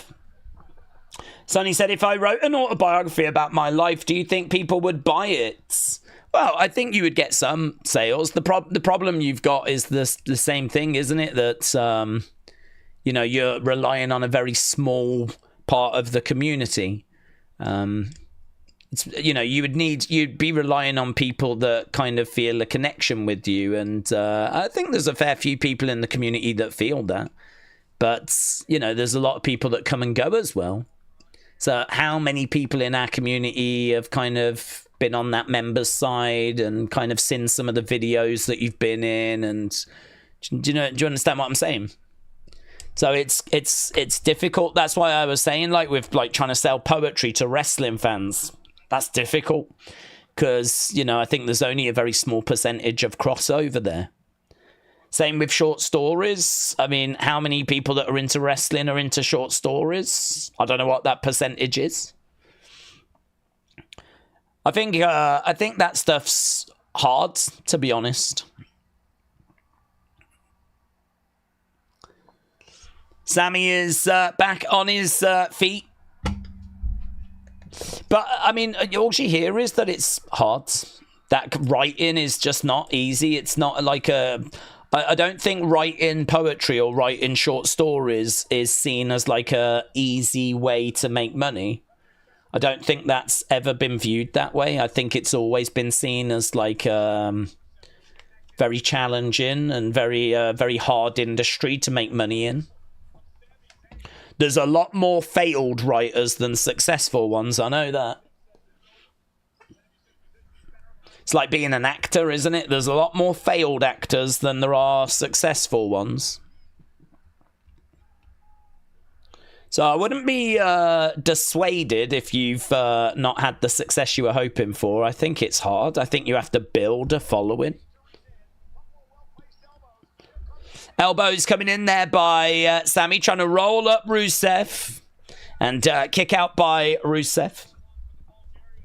Trini said, have you considered writing short stories on iconic wrestlers? You could choose the best and research their history for little to unknown stories. They could be inspiring or funny. See, that's a great shout by Trini. That's really clever because that ties it into wrestling. And, you know, with all the wrestling communities that you're in, I think that's going to be your biggest area of success. Certainly if they're, like, well-researched and it's stories maybe that people don't know, you know? The kind of thing you could see people making YouTube videos on. Take a lot of work, though, that. Take a lot of research. They have to spend a long time kind of, like, looking into things and reading up on stuff and, do you know what I mean? Pulling out, like, the most interesting stories.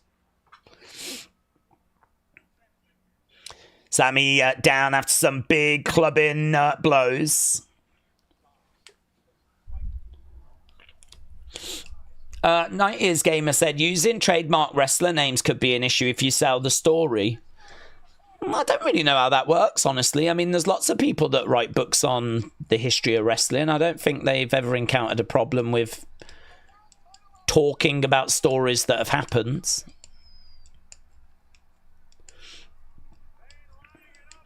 Oh, MFT's getting involved. So there's Solo. The MFTs getting involved.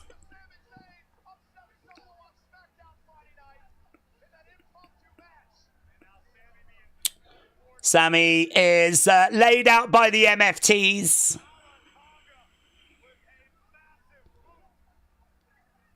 Well, honestly, I wasn't expecting Solo to come over to Raw.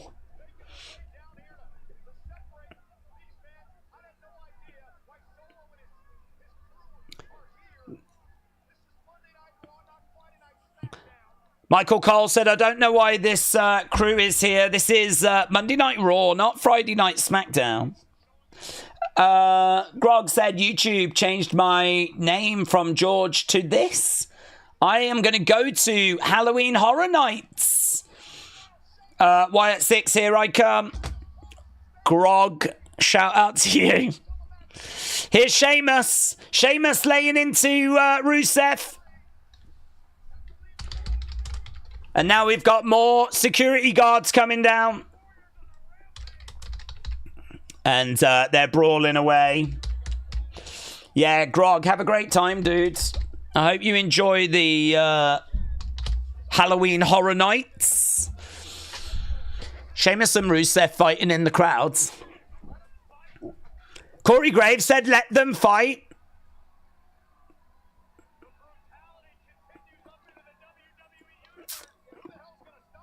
Shirt being ripped. Shot coming in there by Sheamus. Vikings Wolf said, if WWE does bring back Karrion Kross, I hope it's going to be the NXT version of him. Because the main roster run, WWE has made a dumpster fire out of it, said Vikings Wolf. Well, Sheamus and Rusev are brawling to the back. We got Sammy down. And it looks like we're going to commercial break again, are we? So, disappointing, to be honest with you. I thought that was a great opportunity for Sammy to get a victory in front of a red-hot crowds. Sammy, you know, I was kind of watching that match, and it was like, I felt like there was a purpose to it. So, for that match to have outside interference is quite frustrating, honestly. So far, we've had a tag match that didn't mean anything, and then a singles match that felt like it did, but there was outside interference. I suppose, in a way, technically, Sammy gets the win by DQ, but obviously it's just not very satisfying. Crowd are laying away as Sammy is on his feet being led to the back. So, Vikings Wolf, yeah, I think if they do bring him back, he'll be under a new contract. And I think if they do bring him back, then, you know, I'd like to think that they will have some sort of creative planned for him.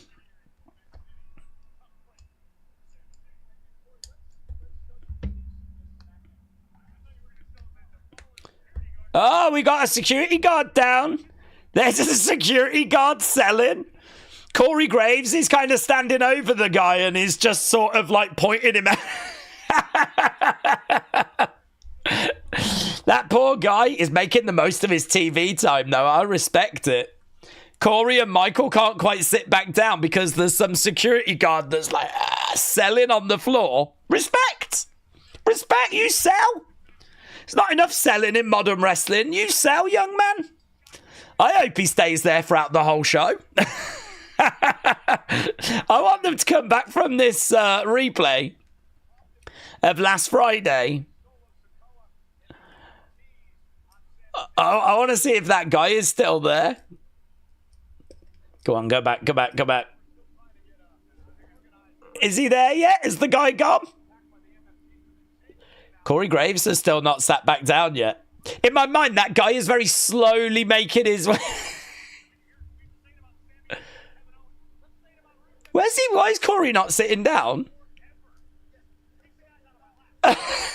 Is he still down there? I hope so. Oh, I think he's gone. But that was endlessly entertaining.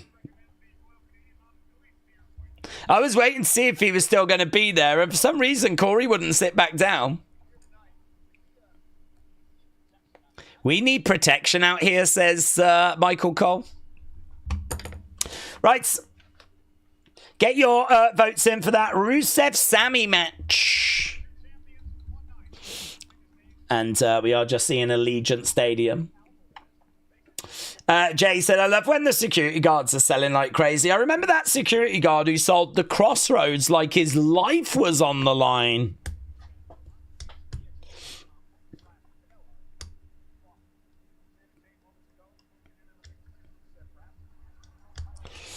Daze, my sister just moved to Oxford from the USA. Is it safe? Yeah. Yeah. I mean, nowhere's 100% safe, of course. But Oxford's obviously, you know, a very rich area. You got to have money to live in Oxford. It's obviously university driven and full of like very smart people. Education. Historic. Lots of old architecture. Very beautiful place. Very expensive place. So yeah, I mean, you're not really finding gangs and stuff around Oxford.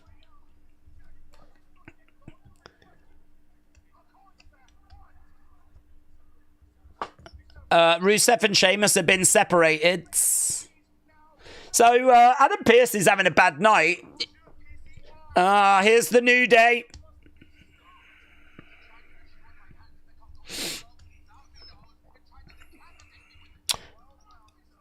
Penta must be stopped. Kofi just keeps saying Penta must be stopped.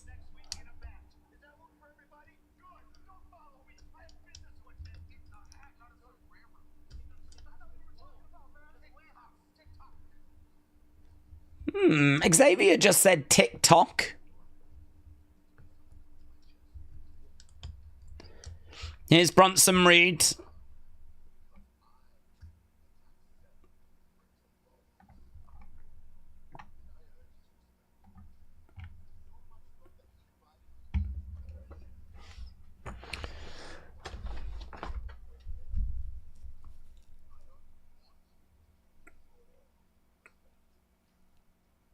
Okay, so we're hearing from Bronson. Right. The shoot thing is a bit dumb, said D-Luth. Where are the We Want Kross chants, said Josh. Yeah, honestly, this is a very hot, passionate crowd. I don't think that it's a French-speaking crowd that's playing a part, because there are some We Want Kross signs. I don't know. I was expecting them. The only thing I didn't know is how disruptive was it going to be? How disruptive was it going to be? Was it going to be, like, really disruptive? Was it going to interrupt loads of segments? Was there going to be just a sea of sign? Like, how big of a deal was this going to be? And this, I think, is going to be very much on the disappointing end of the scale for many that were hoping for this to be, like, really loud and disruptive.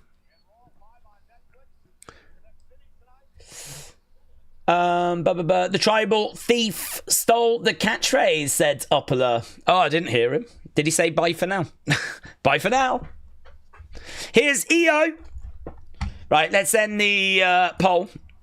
Okay, come on, please. This please be good. Here's Asuka. Kyrie.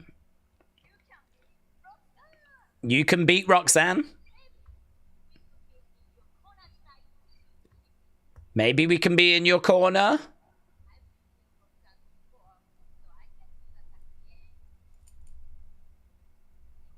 Thanks, but no thanks.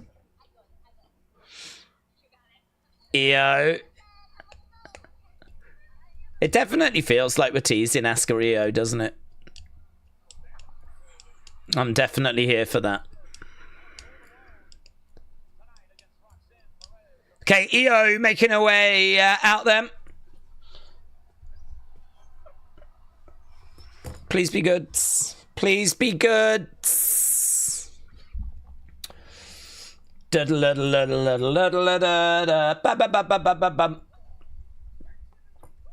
Okay. Ugh. First match, good 94. Second match, good 91. Iyo, Roxanne.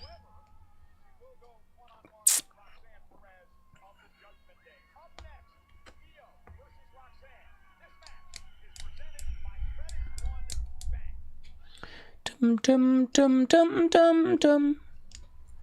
Ba ba ba bum. Ba ba ba ba bum. Right. I don't think the live crowd is as clued up as the IWC said, Chris. The crowd is not on the internet as much. Many won't see what Kross does on social media.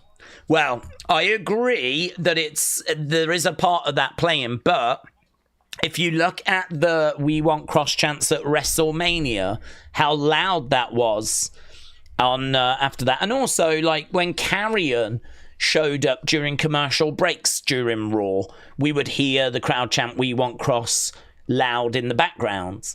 So I agree that there was a chance this was not going to be like signs everywhere, constant disruption. You know, if this was an IWC crowd, that's kind of what you would expect.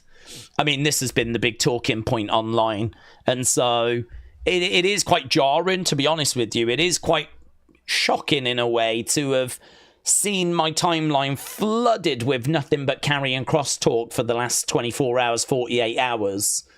And then you get to this show and there is just about 3-4 signs, no chants. That can obviously change. Like, they can start chanting it, but I think we've got to say we're now past the halfway point. And, you know, if they wanted desperately their voices to be heard, I'm sure they would have made them heard by now. So I do agree it is quite shocking, quite jarring that this is so out of line with what I've seen online. But, yeah, I can't really answer as to why. I do agree with you. I think that is playing a part. But then I just think back to, like, WrestleMania, Night 2. WrestleMania ended. They're outside, like, you know, behind Triple H. Brock's just come back and the crowd start chanting, We Want Kross. And as I said, I've seen whenever he's popped up during commercial breaks on Raws, he'll be talking and in the background the fans are chanting, We Want Kross. And so I was definitely expecting something on this show. I don't know. I don't know what this tells us. Is this unique to Quebec? Is it that the movement is online and it hasn't really reached? I can't really explain those moments that I've just said. Why? Is it just that someone in the crowd needs to start the chant and then everyone would follow? Is it that if someone just started shouting out like We Want Kross, then others would join in? I don't know. I know it's going to be a massive talking point, though.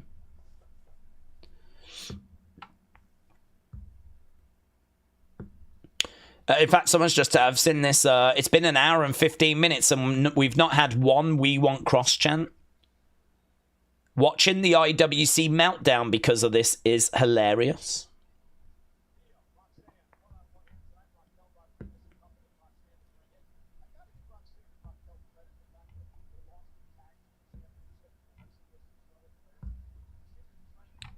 Okay, Roxanne making her way down, and Iyo is already in the ring. It's an American thing, said Sean. So we think it might be something to do with that. Could be like an American thing. To beat up someone and still... Oh, okay. Many levels of humiliation associated. So you're talking about the Shula Fala. Okay, here we go. Iyo, Roxanne. Match number 3. We're struggling with matches so far tonight.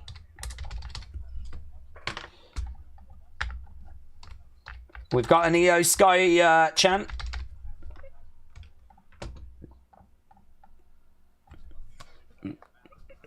Okay, Roxanne, right, this could be really good. We know that Iyo is so good in the ring, and we know that Roxanne is as well. Roxanne working on the arm there of Iyo. Iyo in the middle of the ring. Reversing, grabbing the arm of Roxanne. Mackenzie said, could they split Judgment Day during the draft? Yeah, they could. Yeah, they could. I've still no word on when we're getting the draft, actually. Roxanne again working on this arm. Iyo goes down to her knees. And again. Few boos for Roxanne as Roxanne is in control. Iyo taking down Roxanne, grabbing the leg.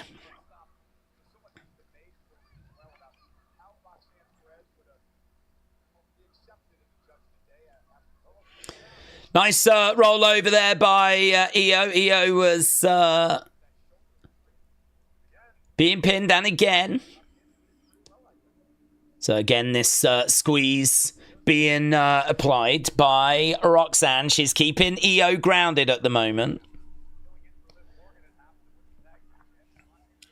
Iyo trying to lean back to get the pin there on Roxanne. Roxanne gets back up to her feet, goes over, grabs a headlock there on Iyo. And again, working on the headlock, taking Iyo over. Iyo over, she's down as Roxanne has got a rip in her tights. I'm sorry to report that. There's been a lot of this going on recently. Rips in tights. Roxanne trying to find a way out, and she manages to get out there. Iyo, I think, quite impressed with that. Iyo down, goes over, takes Roxanne down, jumps on top. Grabs Roxanne, headlock being applied. Take over. And Roxanne, head scissors, but now it's Iyo's turn to try and get out of this. She is doing handstands. Why doesn't Roxanne just push her? She gets out just like how Roxanne had got out. So these two showing that they can get out of each other's holds. Kick coming in there by Iyo. Roll up there by Roxanne. No joy. Coming over. Grabbing Iyo. Oh, using the hair. Slamming Iyo down. Roxanne round the back. And again, we got Iyo going over, face first into the top turnbuckle. Penny for your thoughts. Said majority of the people sitting watching Raw in person don't follow every single thing that happens in WWE. Most of them might not even know that Kross has been released, brackets, if he's even been released. Iyo Sky chants. Why didn't Roxanne hit Iyo when she was doing that handstand, said Cleveland? But I have no idea, but definitely felt like there was an opening there, and I think that's where those spots can sometimes just kind of fall short a little bit. Like, clearly the spot was, I'll get out of your head scissors, you get out of mine. And so they focus on that more so than actually, you know, Roxanne could have done something to have prevented it. Open palm strike there by Iyo. Duck underneath by Iyo. Iyo going against the ropes. Cartwheel. Back. Handspring. And to the outside goes Roxanne. Now we're going to have Iyo. Raquel is out there just checking on Roxanne. Iyo suicide dives. Lands on Raquel. Roxanne goes down. Live crowd appreciating it. Roxanne from behind. Big Time said tonight's Raw feels like one of those shows where the writers just want an easy job. It's just wrestling matches and nothing to sink your teeth into besides the open. I thought the open was pretty garbage as well, to be honest. I really thought the open was muddy was the word we were using. I mean, there was times where they seemed to just keep talking and like not really saying a great deal. Some of those opens feel like they have been told you need to fill these 20 minutes, and they just go out there and talk and just kind of retell the story, really. Like, you cost me last week, and I'm going to be at the front of the queue, and then you've got CM Punk going, oh, I'm sorry that you feel that way, but that ain't what's happening. And then he's kind of, you know, putting a bit of attitude in, and then moments later turning around going, oh, you know, I don't want no trouble with you. And it's just a little bit like, a bit all over the road. didn't. I suppose it's difficult because we're not building to an LA Knight CM Punk match, so they're just sort of teasing a bit of tension, and then of course Braun and Bronson come out, and then it leads to a tag match. So there wasn't really, I don't know, it didn't do anything for me. It just felt like 20 minutes of filler. I mean, honestly, as of right now, this is not getting a great score out of me.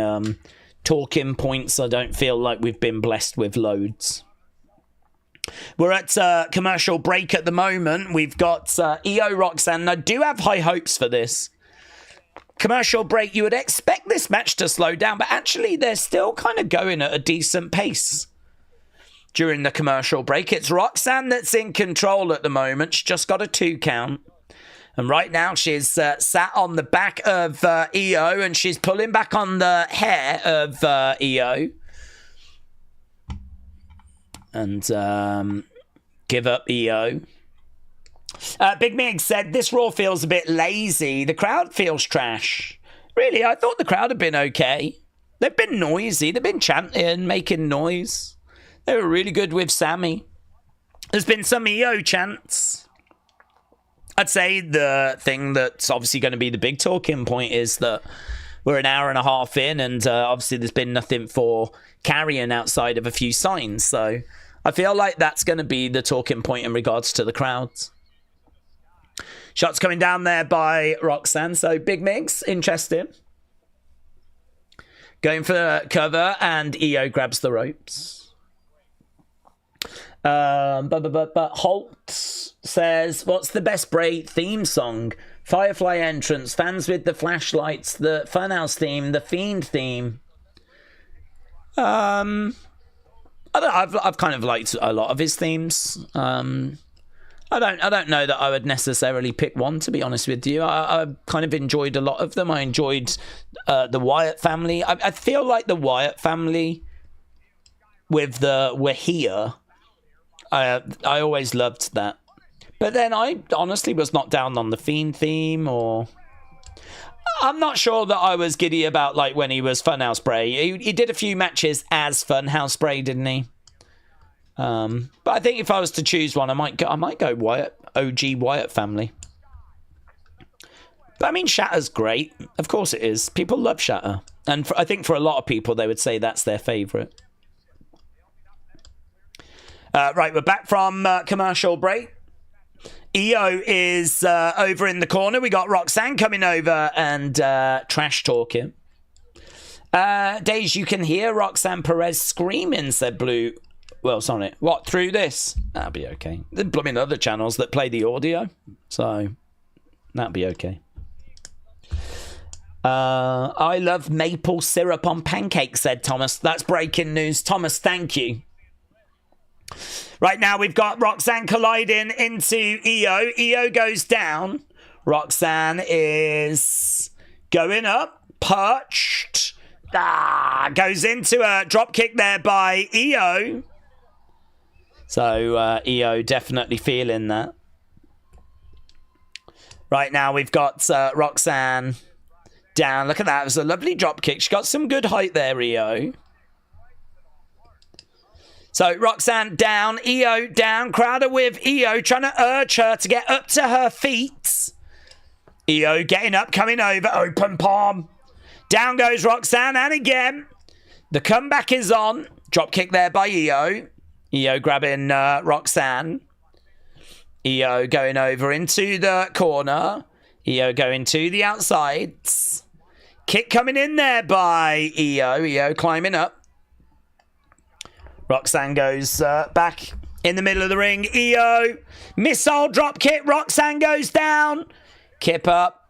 Flip over by Iyo. Into the emote. Into the emote. Iyo is all fired up. Roxanne in trouble. Double knees. Let's go, Iyo. Someone yells. 1, 2. Kick out.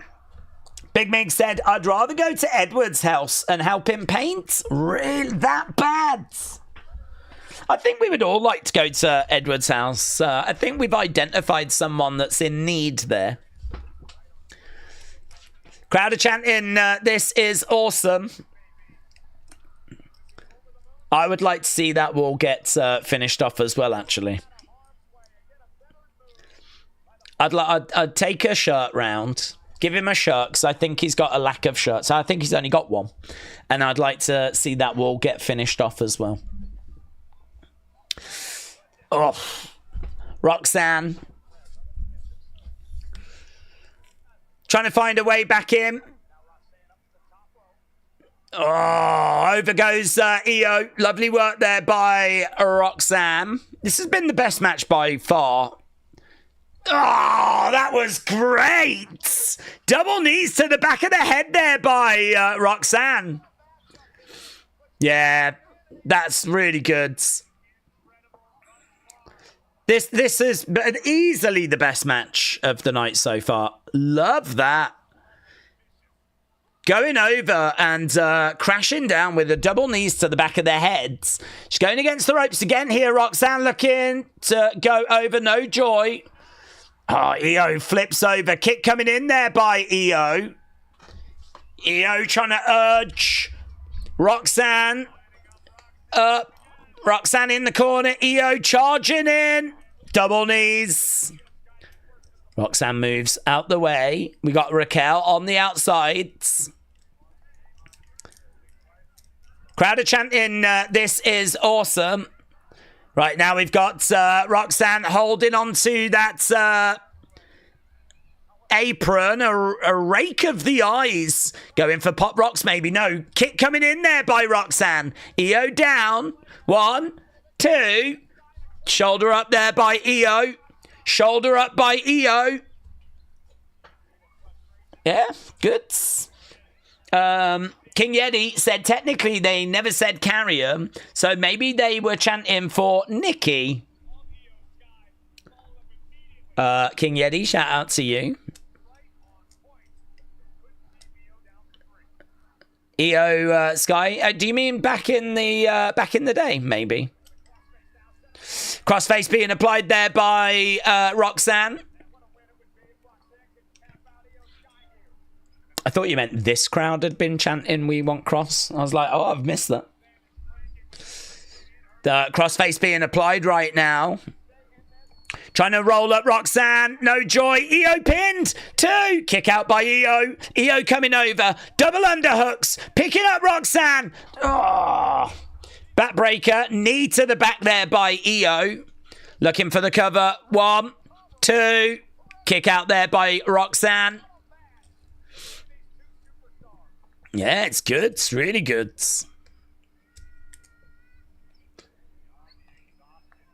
This is a match that, honestly, it's like, this is worth tuning into Raw for. Crowds are applauding away. They've chanted "This is awesome" a few times. Kick coming in there by Iyo. Bit of a setup spot here as they're just kind of standing, waiting to be landed on. Springboard moonsault there by Iyo. She takes down Roxanne. She takes down Raquel, who had to just stand there a little bit too long. Iyo going over, going up top. Looking for the moonsault. Oh, it was a little bit botchy, that. She kind of over-rotated. That was horrible.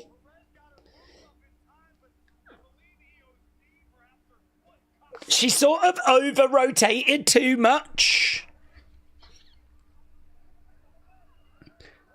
Roxanne is climbing up. Now we've got Asuka come down. Asuka and Kairi getting involved.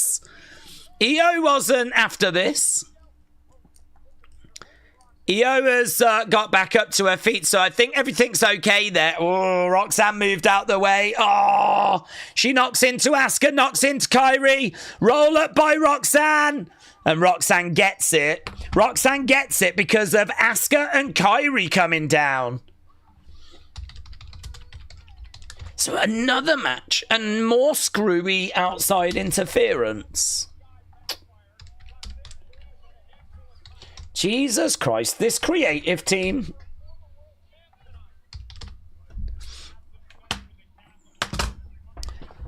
Oh, God, look at that. I mean, she, like, over-rotated. She could have, actually, if she just rotated just a little bit more, could have ended up coup de grace. I feel like she only needed to go a little bit more. She could have landed standing up. Asuka, Kairi come down. They end up getting in the way. And, silly boomers. Right, there's Jay. Maybe could have changed the outcome because of the botch, said Spartan. Are we going to get a clean match tonight, said Ben. No. You get what you deserve, and you don't deserve it.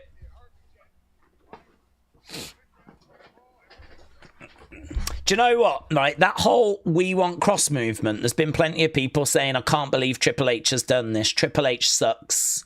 And all that kind of stuff. And I wonder if Triple H has seen that and now we're being punished. Oh, suck do I? You think I'm rubbish at booking the shows, do you? Right, well, that was going to be a clean finish, but not anymore. Outside interference. Sami Rusev. Outside interference. Yeah? And you're going to have that all night tonight. Yeah, maybe you'll learn to be a little bit nicer about me in future. In my mind, we've upset him.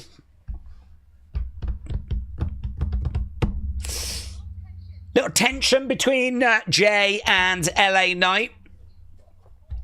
David said, reminder, Raw is from Wells Fargo in Philadelphia next week. As of September 1st, the center is going to be renamed the Xfinity Mobile Arena. David, thank you. I didn't know that. Should be a good crowd in Philly. Still to come, LA Knight. Oh, yeah, here we go. Maxine is up next. It's Maxine against Becky Lynch.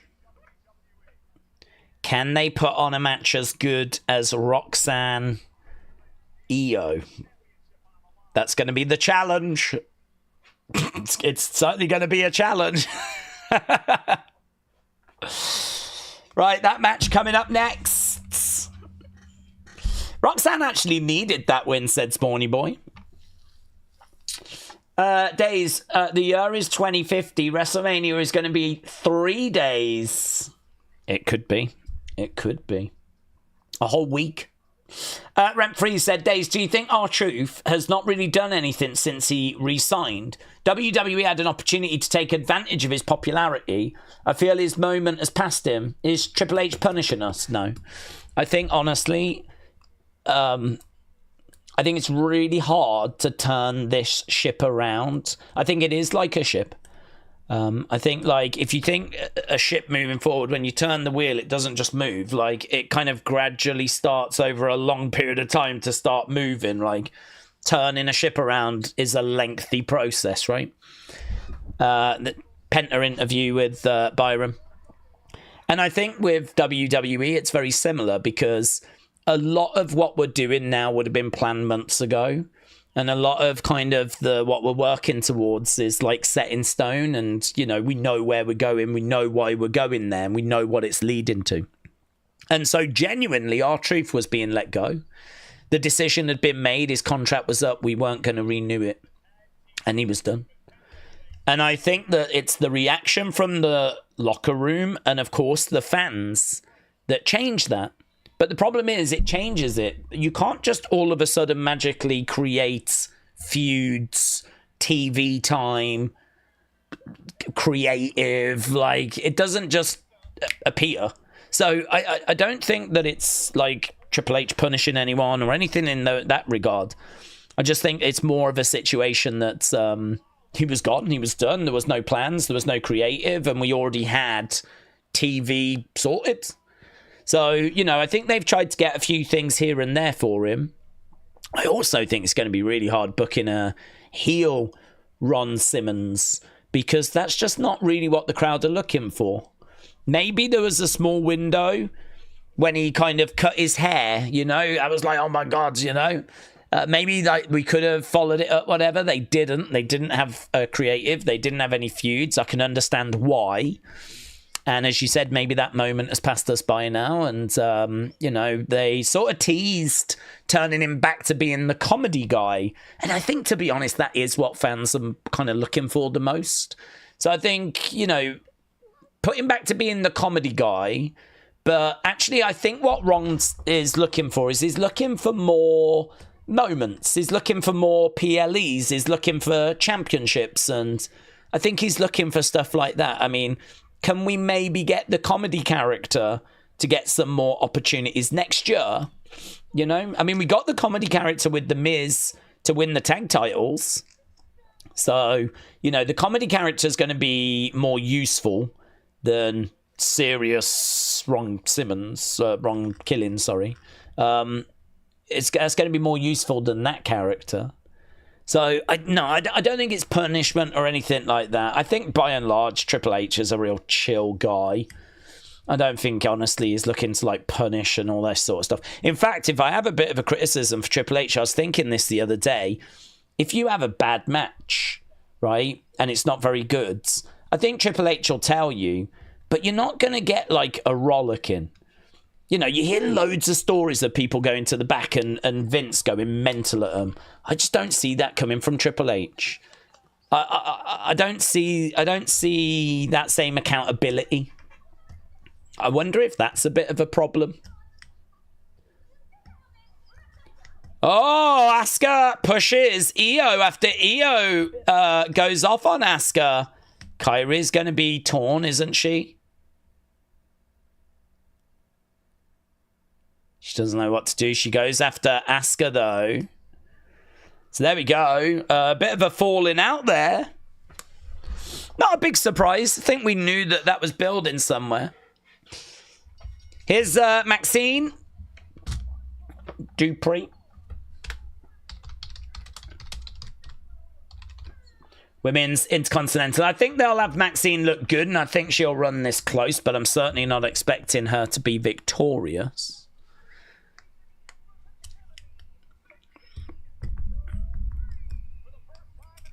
But I know that she has been working with Natalia. I'm sure she has learnt some stuff in the dungeon. I don't even know the last time we saw Maxine in action, actually. It's been a while.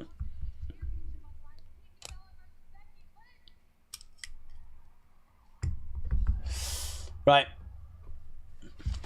45-13. Okay, got a great rate in that match. Great 58. I think the ending took a little bit off it. Maybe a little bit of a botch in there with the landing as well. See you next week, sweet cheeks. Well, that is now. Hannah said, even though Hunter's booking isn't the best just yet, he could still get Booker of the Year, as there's hardly any viable bookers, as Tony has still got trouble booking a good show, says Hannah. I have to take your word for that. I don't watch AEW, so I honestly don't know. I think, wouldn't Shawn be competition? I mean, I'd give it Shawn over Triple H this year. Here's Becky. Jess said, I'm excited for Maxine. She trains hard in the dungeon. Well, let's see if there's some improvement there.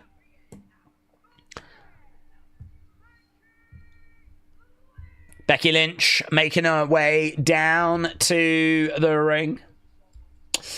Daze, he's notorious for being petty. You're not seeing the behind the scenes doofus that would be too unreal, because it's about him. He's not called Petty Paul for no reason, says Maggie. Who calls him Petty Paul? Who calls him Petty Paul? I mean, I look at the fact that he, you know, brought back CM Punk after CM Punk called him a doofus and fired shots at WWE. brought back Cody Rhodes after Cody broke that throne. And, you know, Triple H still brought him back, wanted to do, you know, what was right for the business. Helped him finish the story and all of that. Didn't hold any grudges against, like, Cody. Didn't hold any grudges against CM Punk. I don't think he's petty, personally. I think he's had a heart issue. I think that he has got a big job trying to fill Vince's shoes creatively. I think his only focus is making WWE as good as he possibly can. Because, to be honest, if he doesn't really have much in the way of job security. There's no Vince or a McMahon to kind of save him. If the TKO board want to go in a different direction, they can. Like, there's a bit of vulnerability there, to be honest. He can't really throw his weight around the same way that Vince could. Well, in fact, no way could he throw his weight around the same way that Vince could. So I think, you know, Vince was able to kind of say what he wants, upset talent, do that. I think Triple H is in a bit more of a difficult predicament. So I don't know. Maybe some people can give some examples as to where he has been petty, but I can give some examples as to where he hasn't. Headlock being applied there by Maxine. Over against the ropes goes Maxine. Headlock being applied by Becky. Wrestling fan said, let's go, Becky, let's go, Maxine chants. Are we setting up Kairi, Asuka, Rhea, Iyo? We could do, I suppose. I was thinking more Iyo, Asuka, but I suppose Kairi will be involved somehow. I think right now Becky is inviting Maxine to leave the ring. Maxine in there with Becky. She's coming over. Becky right now is parting the ropes, allowing Maxine to get out. And Maxine is getting out, but she gets back in again. Grabs Becky. Arm drags her down, goes for a drop kick. Becky moves out the way. Boot coming in there by Becky. Maxine goes over to the corner, face first. Kicks coming in there by Becky. Maxine being stomped at. Maxine goes down in the corner. You're a bully, says Natalia. Maggie said, many wrestlers that worked with him over the years have spoke out about his pettiness. There's many podcasts with ex-wrestlers that have spoken out about him.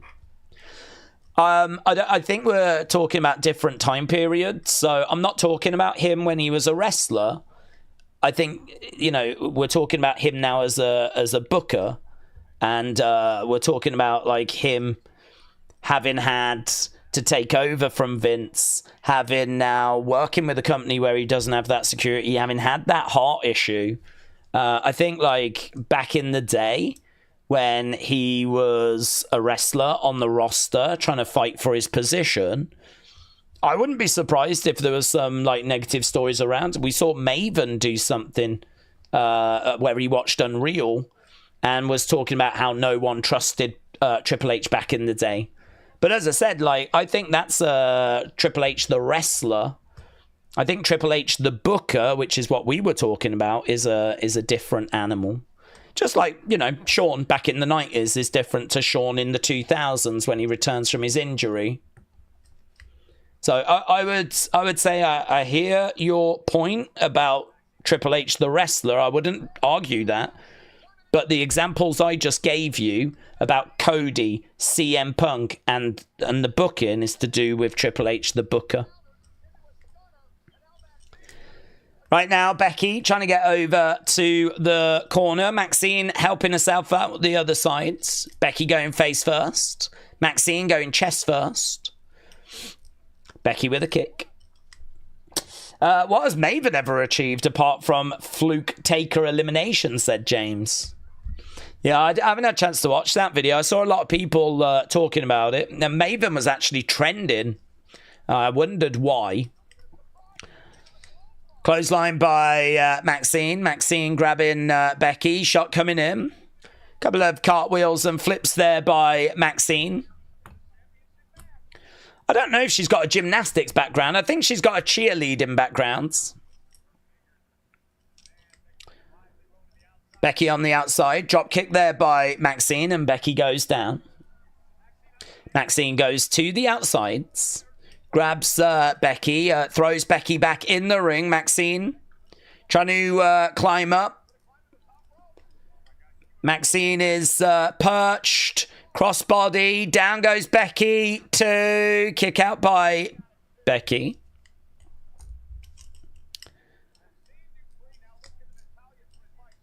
Maxine is in control of this match right now. Kick coming in there by Becky. Becky up on her feet. Kick coming in there by Maxine. Becky goes down. Becky is bumping around and selling. Roll up there by Maxine. 2. Oh, just reversed by Becky. 2. She grabs the ropes, but the referee spots it. Roll up by Maxine. 2. Kick out there by Becky into the disarmer. Disarmer is in. And the referee calls for the bell. It was fine.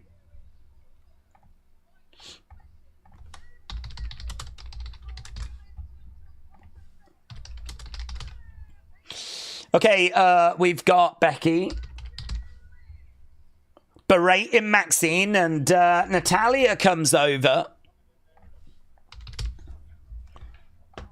And kick coming in there by Becky. Down goes Natalia.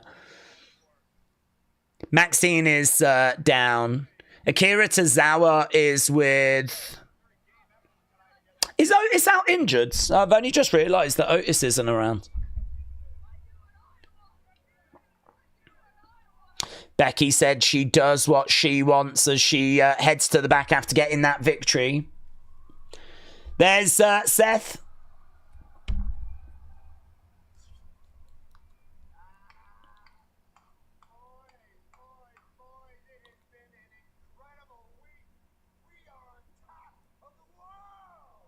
Okay. It's been an incredible week.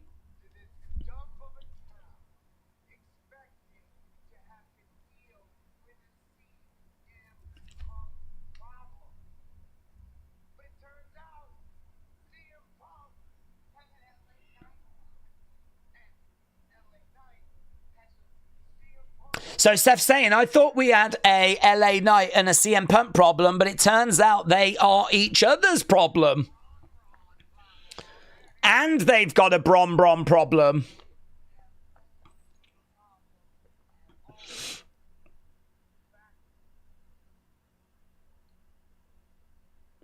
Tonight's not about me. Tonight's about you.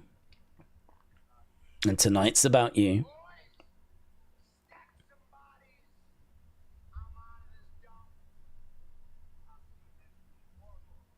Okay, Seth said he's out of this dump. I'll see you next week. That surely means he pops up in the main event.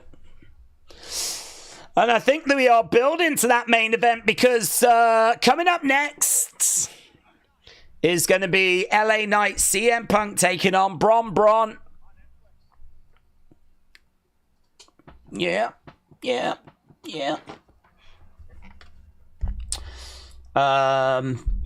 Daze, ESPN will be $50 plus. Will it? Logan, oh, what, in 3 years' time? Or 5 years' time? Or whatever. Oh, here's Grayson. Ben said, that's what Maven accomplished. An accomplishment is an accomplishment. What I will say about Maven is I think he has actually done something that others didn't do, and I think he's actually very clever for doing it. I think a lot of wrestlers come out and they feel like what they should do is just talk about their experiences. So a lot of wrestlers come out. New Day are coming out. A lot of wrestlers come out and they're like, podcast, yeah? And they're like, let me tell you about this match I had. And let me tell you about this match. And let me tell you about this. Let me tell you about that, right? But actually what they don't do, and Maven's one of the only ones I can think of that did this, is they don't tell you about the industry. And what I mean by that is, for example, right, think of all that indie think of all that NXT talent that's been released, yeah? Loads of NXT stars have been released, right? Loads and loads and loads. I can't think of one, and maybe you can correct me if I'm wrong, maybe I've just not seen it, right? But I can't think of one that has come out and gone, here's what my week looked like. So on a Monday, we would go into the Performance Center and we would do this. On a Tuesday, we would go to the Performance Center and we would do this. If it was a live event, we would have to be there about an hour before or 2 hours before we would run through the match. Blah, blah, blah, blah, blah, right? I am not aware of anyone that has come out and spoke about the industry. And actually, I think this is where Maven gets a lot of, like, deserves some props, because he has come out and he has spoken about how much do we earn from figures? How much do we earn from video games? What was it like on the road? And he speaks a little bit more bigger picture, the kind of thing that would affect all the superstars, whereas a lot of people just come out and they just talk about themselves, their matches, like, let me tell you about when I was on TakeOver, let me tell you about when I appeared on Raw, yeah, and they just talk about their own personal experiences. I think there's a big need for someone to come out and actually do an industry kind of wide perspective. I would love to know, how often do you do promo classes? What kind of feedback do you receive? Do you sit and watch your NXT matches? Who would you do that with? How much involvement do you have with Shawn Michaels? Does he just pop up for the TV shows, or is he there at the Performance Center as well? Like, give me broader strokes. Do you get paid more when you do a European tour? Who goes out? Like, who was going out and where would you go? How far was the hotel? Did you have any bad hotels? Are there any hotels people hate to stay at? Blah, blah, blah, blah, blah. Do you know what I mean? Like, I feel like there's a whole lot that can be dug into. I'm shocked that other wrestlers don't come out and dig into that stuff. So I think his success and the reason why his channel stood out is because he's one of the only ones that did that. Everyone else comes out, just does interviews or a podcast and talks about themselves. Here's Bailey.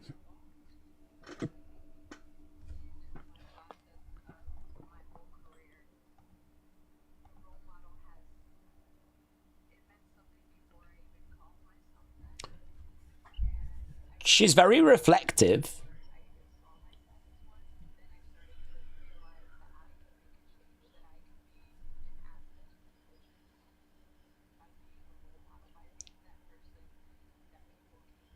It's got like emotional music here. It sort of suggests that Bailey is struggling with where she is right now.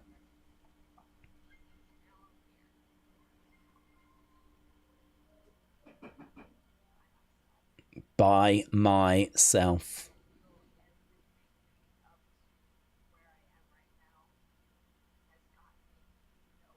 Ooh.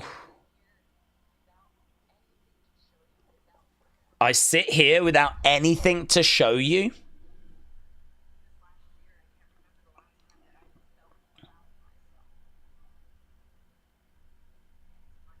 It's my fault.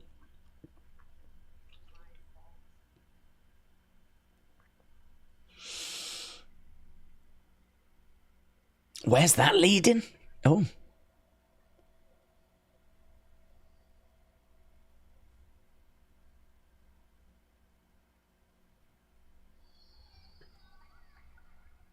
Dude, that seems to be teasing something really dark.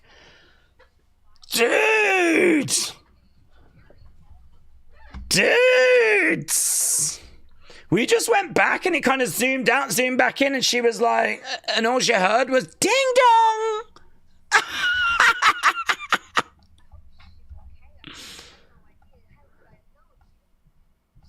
Lyra said, I hope she's okay. Yeah, this is your fault, Lyra. You've broken Bailey?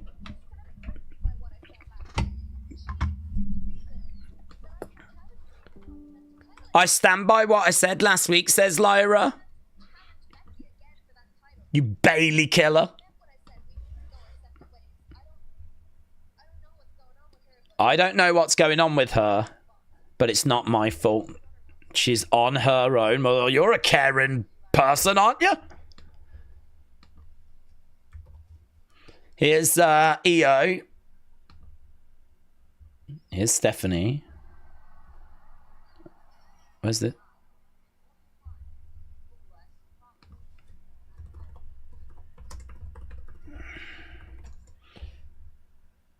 That's interesting. You weren't the only one promised a title match. Here's Rhea. But I mean, now there's lots of women just hanging around, isn't there?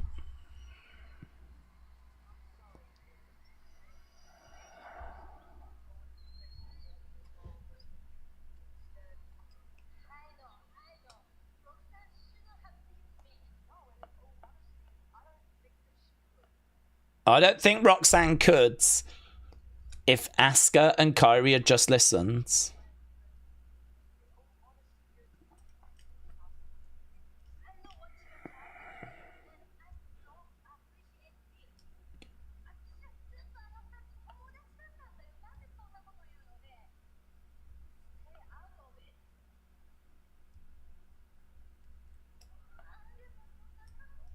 Stay out of it, she says to Rhea. Wow. Okay. I feel like there's a bit to unpack there. Let's get the score for Becky against Maxine. Where is it? There it is. It's come out as good 85. Is that harsh? Was it that bad? People didn't love it. Batman Big Fan, shout out to you, buds. Big Mig said, that gave me a laugh. I'm here for it, said Big Migs. Big Mig, shout out to you, buds. Here's L.A. Night. Yeah. Couple of really good moments on the show, but overall not great, said Let Me In. Iyo and Rhea are going to be tag champs. Elimination Chamber, said Iron Sentinel. Take notes. Can we get a vote on what people think Bailey about her having a dark heel turn, said Opala. Is there much that people can have an opinion on at the moment? I mean, she's... are you excited for a dark version of Bailey? I imagine most people will be on board. James said that Bailey video package is the most interesting thing tonight. I agree. When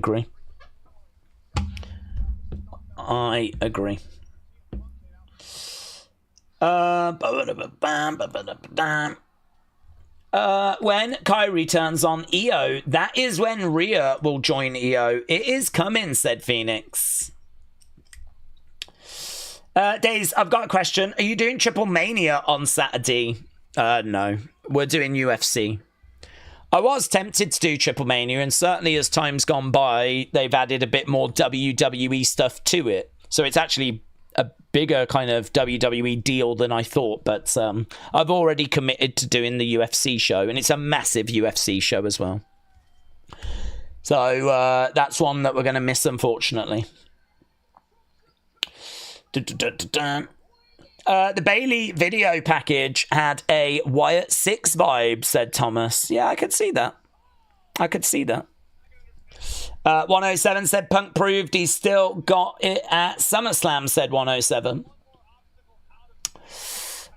Days, the end of the Bailey video package was very spooky, very Wyatt 6. I agree. Days, I'm going to tune into that UFC stream during Triple Mania and talk in the chat during the show to give some updates, said Wrestling Fan. Feel free. Rob said, why are you the only channel that doesn't have sounds? All the other watch-alongs have sounds.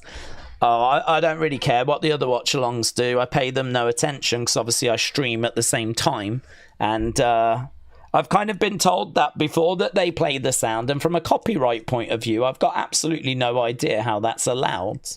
So I genuinely don't know. I don't feel comfortable with playing the audio from the show. I have no idea how they get around copyright issues or why WWE don't have a problem with that. I don't even understand how the networks don't have a problem with it, to be honest with you. So, but I pride myself on the fact that we have a community and a regular amount of people that join us, and they don't join us because of the fact we play the audio. I'm not desperate enough to need viewers for that.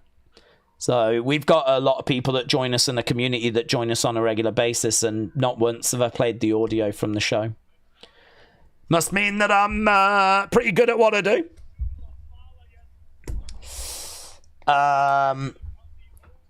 Rob said, your channel's great all the same. Thank you, Rob. Appreciate it, but I agree. The show in the background from the show is annoying, said Akeem. Well, I mean, the other thing as well is that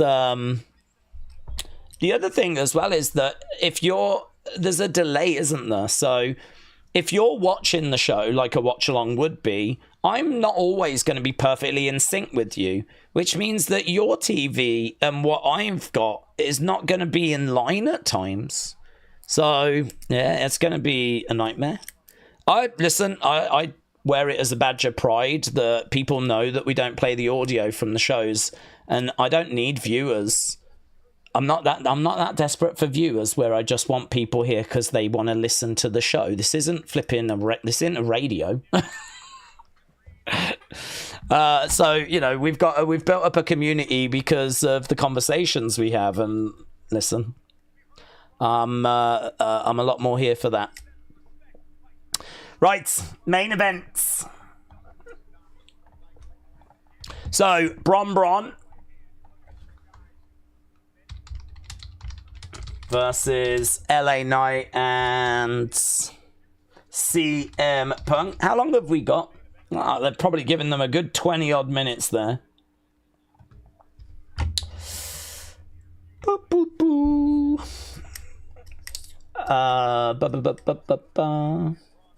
New Day are better as babyfaces, said Jesse. Okay, LA Knight in the ring. Working on the arm there of Brom. I don't know how people are going to feel about this show. I'm really interested to see what people are going to say from a score point of view afterwards. What I will say is the show's gone by really quite quickly, but I don't feel like there's been much for us to have fun with, you know? I don't really feel like there's only been the odd occasion where like Iyo gave a little smile, or we had Iyo provided a lot of the kind of humor. But the rest of it has been a bit like, I don't know, a bit flat maybe. Crowd have been good. Well, I think they've been good. They've been noisy. I think a massive talking point is the not a single, from what I've heard, we want cross chant. I mean, I thought it was going to be such a big deal. I put it in the title of the video. Shots coming in there by CM Punk. Let him in said, there's only been a couple of moments I've been really excited for. Bailey especially. Well, we did that poll that Opala suggested. And right now, are you excited for a dark version of Bailey? Yes, 83%. No, 16% so. Leanne, thank you, my friend. Look, we can see Leanne firing in some memberships. Appreciate the support, buds. Oh, hello, Bronson Reed's having a few struggles against the ropes at the moment. Double clothesline by LA Knight and CM Punk. They go to the outside. As we're going to commercial break. That's a great spot, said Wrestle Rants. Nathan said, would they put Bailey in the Wyatt 6?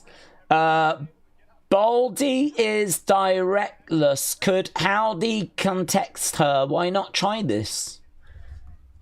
I mean, I don't I don't quite understand why you would do it, to be honest with you. I think it is possible to do something dark, mysterious, and not be Wyatt 6 related. Certainly, you know, if she was going to be... Well, I was going to say if she was going to be moody, but saying that, the Wyatt 6 are moody at the moment. I don't know, it doesn't have to be, does it? Aleister Black's quite dark, mysterious. He's not Wyatt 6 affiliated. It definitely gives those vibes. I get why that's the conversation. It definitely gives those vibes, but I don't know. I know that she has spoken a lot about wanting to do different things. She spoke about like a love interest storyline because she's never done that. And so, you know, maybe this is her just digging into a darker side. Perhaps there is a bit of madness that's kind of coming in. Whether that will be Wyatt 6 connected, I'm not sure. I don't think so at this stage. But I mean, we've only got that little promo to go off, of course. Which could be an interesting opponent for Nikki Cross down the road. But yeah, people really excited by it, and it got 83% yes. People are excited, 16% no. James, shout out to you. Appreciate the kind words. But Big Time said, Daze, would you say is the better show between Raw and SmackDown? Personally, I think SmackDown's the better show. I think my current order is NXT number 1, SmackDown number 2, Raw number 3. I think Raw consistently is kind of lagging behind a little bit. I think there are like different writing teams. And I just think the Raw writing team is, I don't know, they've got a few tropes that they keep going to. They love putting like these singles guys in tag teams just to get them on the show. We see that on a regular basis. And they love doing that. They love big 20-minute opening promos that, you know, don't have like loads of like, maybe if it was really dramatic with big kill shot lines and, do you know what I mean? The kind of stuff that makes you go, oh, what? He's killing him. You know, the kind of promos that really, I mean, it's meant to grab you, isn't it, at the start? I personally found that opening promo a bit wishy-washy, a bit muddy. Muddy was the word we used at the time. So, you know, I think I see a bit of like repetition in the Raw booking, and I see some stuff that they do consistently which doesn't massively grab me. So I don't know. I don't know what they're going to do, to be honest, going forward. I don't know if it's just going to be like this. I sort of feel like we're trapped in the sort of 6 range. I don't even know how people are going to score this show at the moment. Maybe it'll depend on this final 15 minutes. I did think that Iyo Roxanne was good, though. I mean, I don't want to make out this is like a 2 or anything, because I've not felt bored. I like the Bayley promo. I enjoyed the vast majority of Iyo Roxanne. I actually thought Maxine looked okay. I didn't think she looked like a disaster. I know you got a lot scored at good 85, but I wasn't like, it wasn't a terrible match. I wasn't like, there was a couple of moments in there. Sammy got great support. I think the crowd have been good. I do wish there was at least a one We Want Kross chant. I'm absolutely stunned. I'm really interested to see. I suppose in a way that's going to be a big question. I might even put that on the message. Why do you think we didn't get that? I understand the argument that the IWC is just a small percentage. I really get that. I really do. We've even said that ourselves. I understand. But to not even get one chant. I mean, there's people there that have held up signs. People have took signs. I've seen 4. 1 in the front row, 1 over to the side. But it's just, I don't know. I just don't know. I can't really give you the answer on that. Even I can't really. I don't know if it's because we're in Canada. Would it have been different if we were in America? I feel like that might have helped. Is it just that no one has started it? Is it that the crowd would do it, but it's just no one's been that ringleader? Is it that it's just an IWC thing? I'm going to put it out as a separate point. I think it's going to be quite interesting. It's not meant to upset anyone or anything, you know, if you're like a massive We Want Kross believer, you know, but I think it is a big talking point coming out of this show. Actually, not so much what we did get, but what we didn't. Netbreaker there by LA Knight. Variety Key said, I wonder if we're giving Bayley the Naomi treatment. I'm not getting carried away, as I think most people should do, but decent talking point, her not being on SummerSlam and WrestleMania. I think that we just, unfortunately, have got a stacked women's division, and she finds herself being a little bit on the sidelines. When you've got Iyo and Naomi gets red hot and Rhea, and you're trying to build Tiffany, and you know, I think it's hard to find a way of getting Bayley in the mix. I think there's a lot of women that can struggle to get themselves into the conversation. Nia obviously struggling to get herself into the conversation. Becky, after being away for quite a long time, coming back, you know, and obviously getting some creative. Creative had something for her. I'm sure if Bayley went away for a long time, she could come back and have creative. Well, she did. She was away for ages, came back, got damage control. So she did. But that has obviously all run its course, has long since finished. And now I think she finds herself lost. Braun jumping off the edge of the ring, clotheslining LA Knight over that commentary table. It's a spot that we've seen many times before. Michael Cole is like, what were you doing? Oh, he's ripping up the script as well. That's good. Mate, that's one of the best parts of the show, and it was during commercial break. Bron Breakker looking right at Michael Cole, ripping up his script. I don't think they like it being called a script. I think it should be called a run sheet.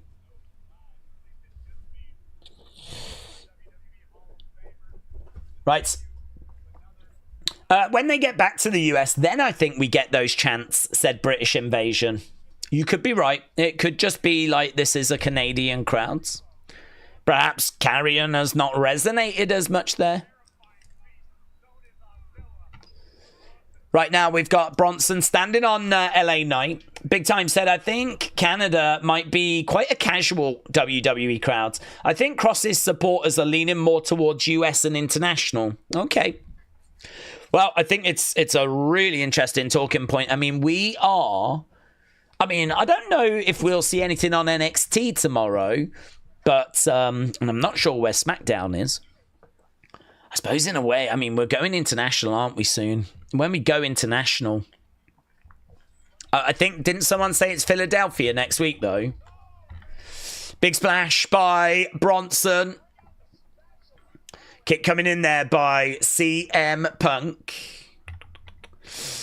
So, right, Friday we're in Boston. NXT is Performance Center. Loud CM Punk chants. So Friday is in Boston. Next week is Philadelphia. Next week is also Philadelphia for NXT. Then we go to Ireland. And then we're in for SmackDown.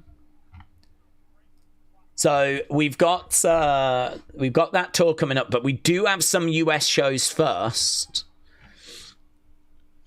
So I wonder if it's going to be all eyes on the TD Garden in Boston on Friday then. I don't know what we get tomorrow. There might be something tomorrow on NXT, but perhaps it's all eyes for SmackDown. Right now we've got LA Knight trying to reach over, make the tag there to CM Punk. Shot coming in. Again, LA Knight trying to make that tag.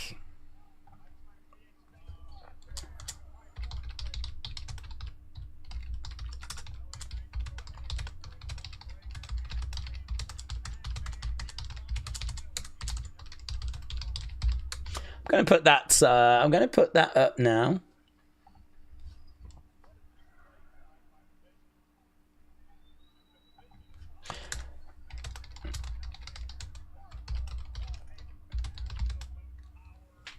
Why did you think we didn't get any We Want Kross chants?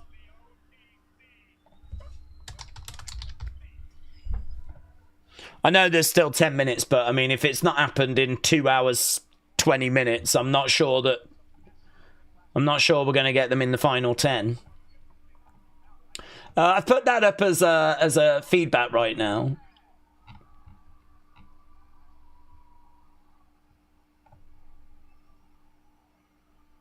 Oh, there is someone else sent me something. One sign, but no chance.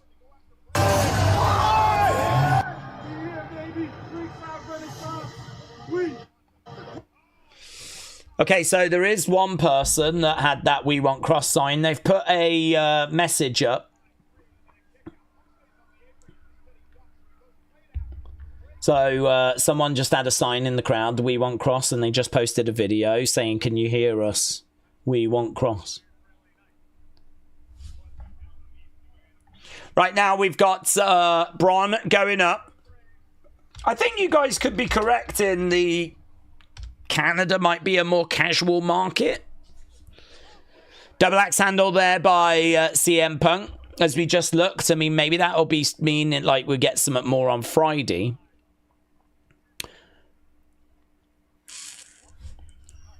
Going to the outsides. Nathan said, could people have just accepted that Karrion's gone? It's not really the WWE kind of way. Not if there's a movement. You know, people didn't just accept that Cody was not going to get that WrestleMania match. And that was a movement which bled onto TV, so I don't know. I don't think it's that. There's plenty of people online that haven't accepted it. Tag made. In comes Braun. CM Punk is in. Big boot there by CM Punk. Clothesline. Going back against the ropes drop kick. CM Punk barking away. Suplex. I don't even think... I'm looking to see if it's trending. I don't even believe it's trending.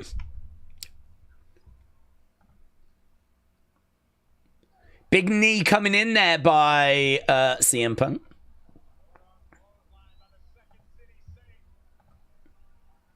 Right now they're trying to go up top. Here's LA Knight going to the outsides. And he goes to the outside. That deals with Bronson. This is going to leave CM Punk. Elbow drop coming in. CM Punk with that elbow drop lands on Bron Breakker. Shirt coming off.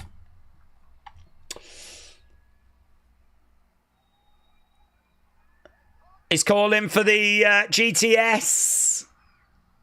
He turns around there, Seth. And we've got outside interference. Yay!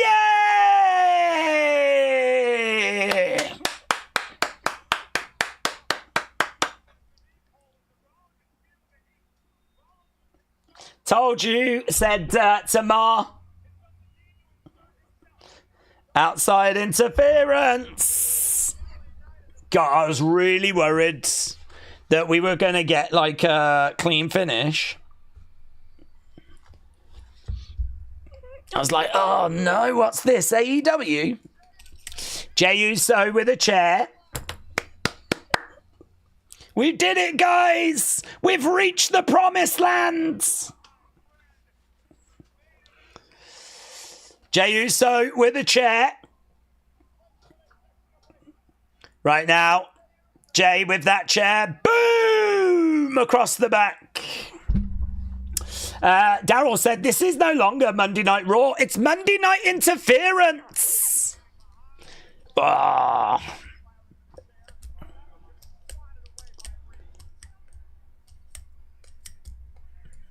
There's so much interference on this show. I wouldn't be surprised if we didn't just cut to like Modern Family or something now. Imagine if another show interfered now. Just cut this show off. That's how much interference there is.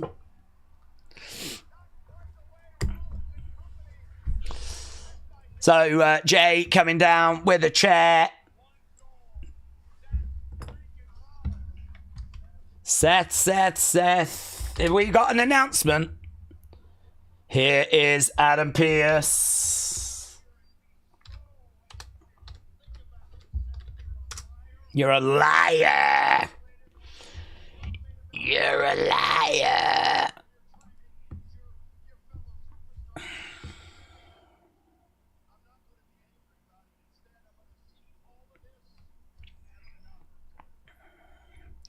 I'm going to see all of this as an opportunity. Here we go. Oh, okay. Triple threat.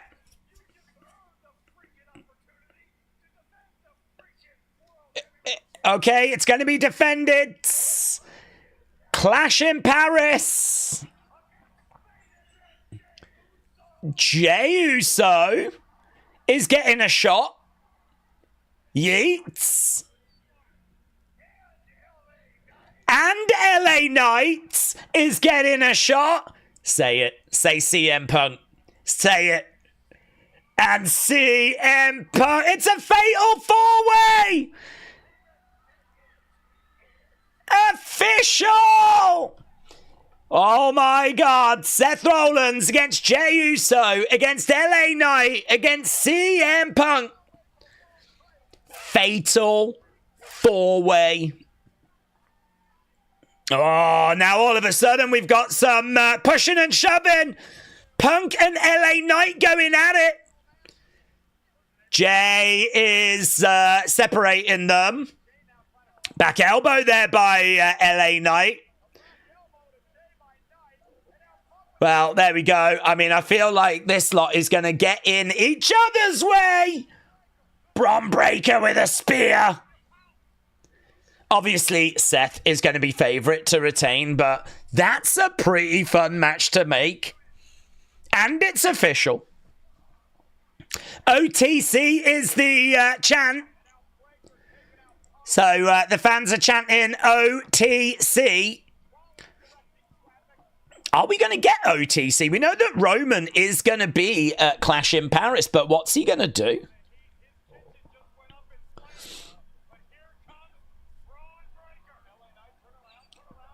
Bang! Mate, that was so good. Could it be like Roman and Bron Breakker in a singles match, maybe? I don't know what we're going to do with Roman.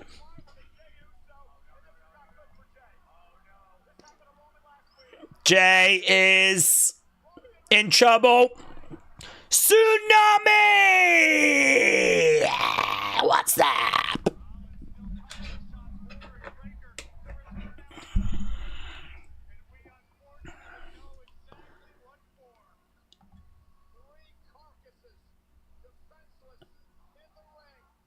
OTC is the chant. Seth with a curb. A Kirby curb.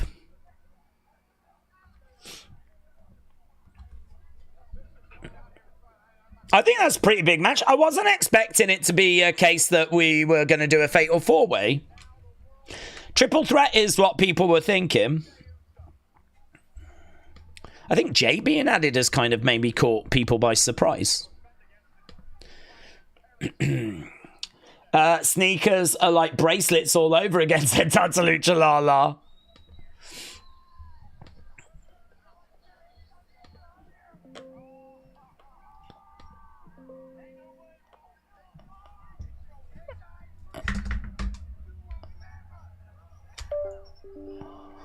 As long as I breathe, you will never ever hold that title. Seth with a few words to CM Punk and a curb to CM Punk as well. CM Punk curbed. Message sent. We deserve it, said David. Punk stomped. The Shula Fowler should be put on the line, said David. Yeah, you're right, actually. It should be Roman against Bronson Reed, and the Shula Fowler should be up for grabs. He should be trying to get those back. You are correct.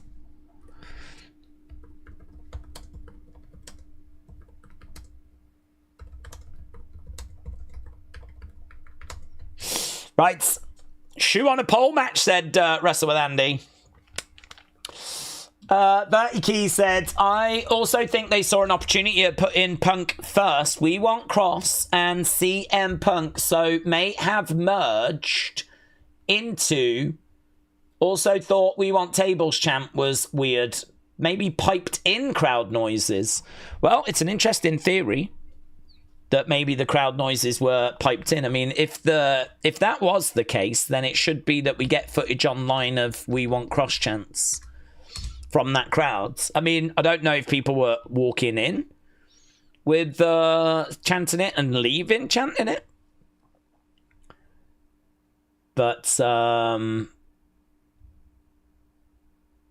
yeah, I think it's a talking point. I feel like coming out of this show, there's obviously a few talking points. I think the Bayley thing is a talking point. I think that match that's just been announced is a talking point. I think there's a few bits that are in there as well. I'm not sure that it's going to be the greatest of scoring shows, but there's a couple of things in there.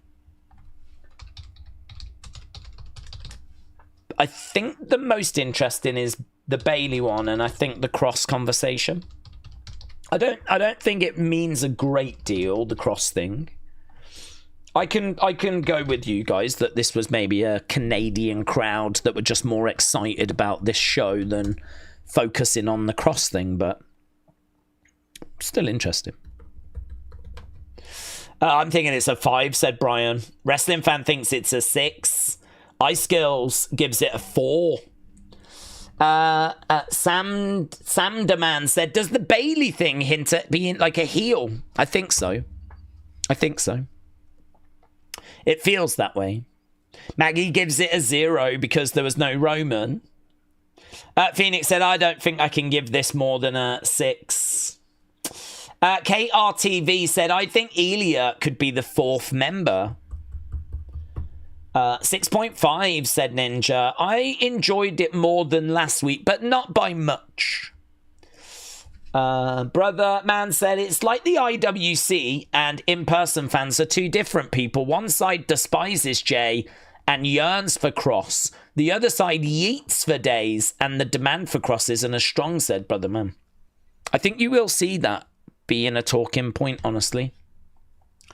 And I think there probably is some truth to that. I think there has always been some truth to that. That actually the IWC only makes up a small percentage of fans. I mean, I can tell you from experience that when I used to go to work, I used to come back home and watch shows and, you know, things like that, like keep up with the wrestling. I would never go onto Twitter or interact with online when it came to wrestling. I was not part of any fan groups or chat rooms or anything like that. So I know I'm a living example of like being a fan that loves WWE but just not interacting in that side of it. I mean, you don't have to. So and if you're working all the time, it's actually quite easy to not. So I think there is definitely some. I think there is definitely some truth to that. Some truth to the fact that the IWC is just a percentage. I don't know what percentage, but I think it is just a percentage. Well, a couple of videos to go and do tomorrow. Genuinely, Daze Romans announced for 2 back-to-back Raws and Clash. What do we think he's going to do, said AAA? Well, I've got to think it's either, find a tag partner, but I'm quite surprised because I thought if he was going to find a tag partner, it'd probably be, maybe Jay again and we run it back from SummerSlam or something, but I'm quite pleased we're not going to do that. I'm quite pleased that we're being forced to go in a different direction. I'm quite pleased, actually, that Seth is not in a pointless 6-person tag match. I'm much more excited for a Fatal 4-Way, so I'm actually going to give him credit there. I think that's a much better match. The fear for me was that it was going to be Punk, Roman, LA Knight against The Vision, right? And as I keep saying, what does it matter? What does it matter? Let's say Roman gets the pin on Bron Breakker. So what? What changes? What does that actually mean? It means nothing. So I'm much more into a Fatal 4-Way where title could change hands. I don't think it will, but it could. And then, of course, that leaves you with the question of what do you do with Roman? Does he go after Bron? Because that feels like the next big challenge, if you will. You know, he's been causing Roman all kinds of problems. Or does he go after Bronson? Because Bronson's been stealing his shoes. I mean, if I was Roman, I'd probably go after Bronson. Would it be a tag match again? Does he need to find a different partner? He can't have Jay. He obviously can't have Punk. I don't know that he would reach out to Punk. Could he get Jimmy? But is that exciting? I mean, we just did Jay and Roman against Bron at SummerSlam. Are people going to be interested if we do Roman and Jimmy against Bron? It's the same match with just one element changed. So part of me thinks, do you not just do a singles match? Do you do Roman against either Bron or Bronson? I don't know. Definitely going down a road I wasn't expecting. We need to stop with the IWC thing. It's people with opinions. I'm a bit sick of the IWC, and IWC sucks. Forget about them. Don't talk about them, says Tyler. I think it's kind of hard to ignore them. It is people with opinions, but I mean, I think we are seeing a big difference. I think it's hard to not talk about it because I think there is a conversation to be had. You're saying that the people that support Karrion and the whole We Want Kross thing, that's just people with opinions. And that's true. But that has flooded my notifications and it's flooded social media. And for 2 days over Saturday, Sunday, I've been looking online and the conversation has been non-stop Karrion. Karrion puts out a documentary yesterday, gets 500,000 views. And again, look, in the grand scheme of things, is 500,000 views a massive deal? Not massively, but, you know, for a wrestler on their own channel, I think he only had like 50,000 subs. To put a video documentary out, and it get 500,000 views in a day is, you know, noteworthy. I'd say that's something. And obviously his book's done very well. He's on a book signing. We know that his T-shirts have been selling well. We've heard that We Want Kross stuff. So I think it's a bit silly to kind of make out that there's not a conversation here when it's been so loud online. And then you get to the show and not a single... I mean, look, correct me if I'm wrong, but I don't think there was a single one. I don't think there was a single We Want Kross chant. So, you know, we do talk about... And I think it's an interesting point about how much hatred there is for Jay online. And how, like, you hear constantly about, like, he sucks. Why do we have to keep sitting through his entrances? And then, of course, you keep seeing these live crowds that just seem to be going crazy for him consistently. It does suggest that there is, and this has long been spoken about that there is a real kind of disconnect. Like, the people that are on Twitter is a percentage of people. And, you know, maybe there could be something in a conversation of... If there is a movement, do people join that because they feel a purpose? You know, is it that like they read online about Karrion and how he's being wronged, and then that makes them want to join? Right. The reason why this is a conversation is because if you didn't watch that documentary, or if you didn't see the amount of people tweeting about Karrion, I think it would actually be surprisingly easy to just have this thing pass you by. Whereas if you're online, it is everywhere. It is unavoidable. And you are forced to make a decision, really. You have to be confronted with it. You are either going to engage with it, or you are going to sit back from it. You are either going to be passionately a part of it, or you are not going to be a part of it. You have to make a choice. But you don't have to make a choice because you're just not confronted with it outside of social media. I mean, if you are someone that doesn't go on social media, I mean, yeah, you could easily go to this show and just not even think about it. So when we talk about the IWC, we are talking about a group of fans that are, I think, engaging in conversations and in choices that I think fans outside of that bubble don't necessarily have to engage in or have to make choices on. And so you do kind of find that you have, it differs. I think it's an interesting conversation because it's long been believed that IWC makes up a percentage and it's not the full picture. I strongly push back on the notion that this is just people sharing opinions and that is just people sharing opinions and that they're, it's too, like, it's all connected. I feel a sense of difference.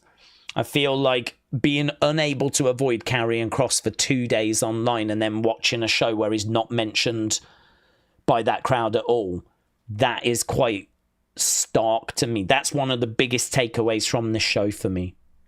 And if it's not for you, that's fine. It's not for you. But for me, having been online for 2 days, not having to worry about doing streams and just reading what people are saying and what I'm being tagged in and kind of going through my homepage, that is definitely where the conversation has been. You wouldn't know that if you watched this show tonight.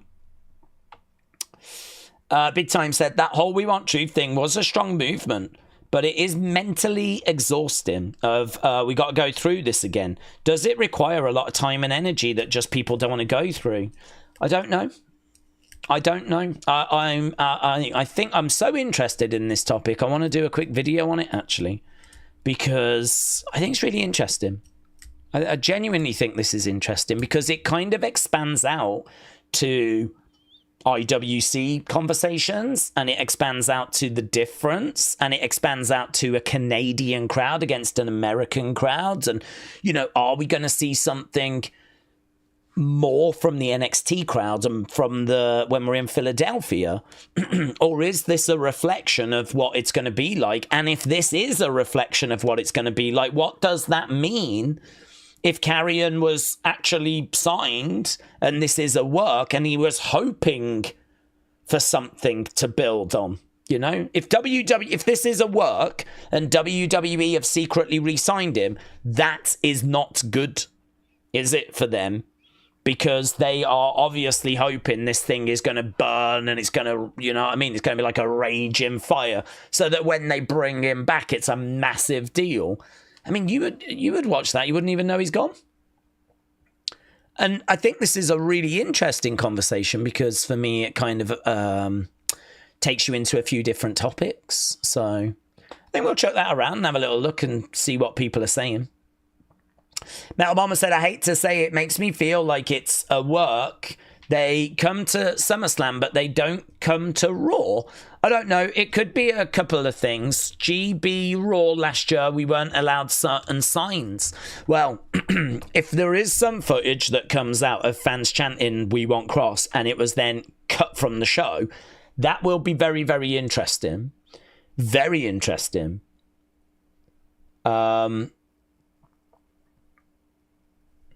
This person here, look, for example, as I said, there's going to be opinions on this. This person here, just 40-odd seconds ago, said the lack of "We Want Kross" chants tells you that the current crowds for WWE events are the most disconnected casuals that there has ever been. So, they're saying that the crowd is just made up of like a lot of casual fans that is, just kind of watching along with other shows and maybe not engaging online or in communities and actually kind of knowing where the conversations are. Anyway, I think we've kind of broken that down a little bit. I'm going to chuck it in a separate video. I've actually asked you lot for your thoughts. I'm going to dig into those. I really think there's a talking point there. 55, 19, 13, 12. Okay, that got a good rating. Main event, good 87. Ugh. Mate. Opening match, good 94. Then we had good 91. Then we had good 85. And then we had good 87. This, from an in-ring point of view, was atrocious. Honestly, that is really bad. That is really, really bad from an in-ring point of view tonight. Tony said, we've spoken with long-time fans like me and middle fans, and some just joined in last 5-10 years. Spartan said, you can't really blame the fans for no cross chants. They're probably just trying to enjoy the show, especially since they probably had to take a loan out. That's true. They're not cheap, are they? That is true. Big Time said, it's not a case of wanting Karrion, it's actually Karrion needing us to bring him back. He's essentially got handcuffs on. We need to break into prison and set him free. Take a 1990 said, days when Bayley turns, she could team with Naomi. Bayley did a laugh just like Naomi. It's a good shout. She could do. I think there's a few directions you can take it. Naomi is on Raw now, of course, so yeah, I can see that. I can see that. Inkling Mario said WWE must have been relieved that Quebec did not hijack Raw. Both him and Scarlett are gone. I don't see how any of this is a massive work. They'll need a mega storyline to justify it. With the momentum being forward as Kross is a main character. They blew it with Truth. A guy Triple H did not want to be there. Do you think he would give Kross a massive ball? ? So this Inkling Mario is not convinced that this is a work. And actually, do you know, it even opens that up as well. It even opens that up as well. Did this crowd not get behind this as much because of the fact that so many people think it's a work? Again, the difference with online and live crowds, the difference between, has it been, you know, people looking at this as a work, and has that dampened things? The difference of Canada and American crowds. I'm really interested. I hope people have left feedback, because I'm really interested to dig into this. Days, where was OTC? Oh, he wasn't advertised for this show. I did think there was a chance he might come out, but no, he wasn't advertised for this one. He should be in the next couple, though. And he should be at Clash. Tyler said, what I meant was, if people hate IWC, don't listen to them, but people still look for their opinions just to hate. I love the Karrion movement, but if people hate the IWC, then don't tweet about it. Okay, Tyler? Got you. Right, I'm going to run off, do that quick video, work on Unseen, do the opinions video. Whew, gonna have a lot going on. But yeah, thank you for joining us. Appreciate it. Sorry I didn't play the audio from the shows. I know you was all hoping for that, but next time. But yeah, appreciate people joining us. And yeah, we're back again tomorrow for NXT. I think it's going to be probably the best show of the week. It normally is. So yeah, if you've not been watching NXT, come and join us. It's normally some interesting stuff that goes down. And genuinely, you know, let's have a look and see what happens on Friday with that Philadelphia crowds. Maybe it was something to do with being in Canada, so... interesting. Right, thanks a lot for watching. Appreciate it. I'll see you again next time.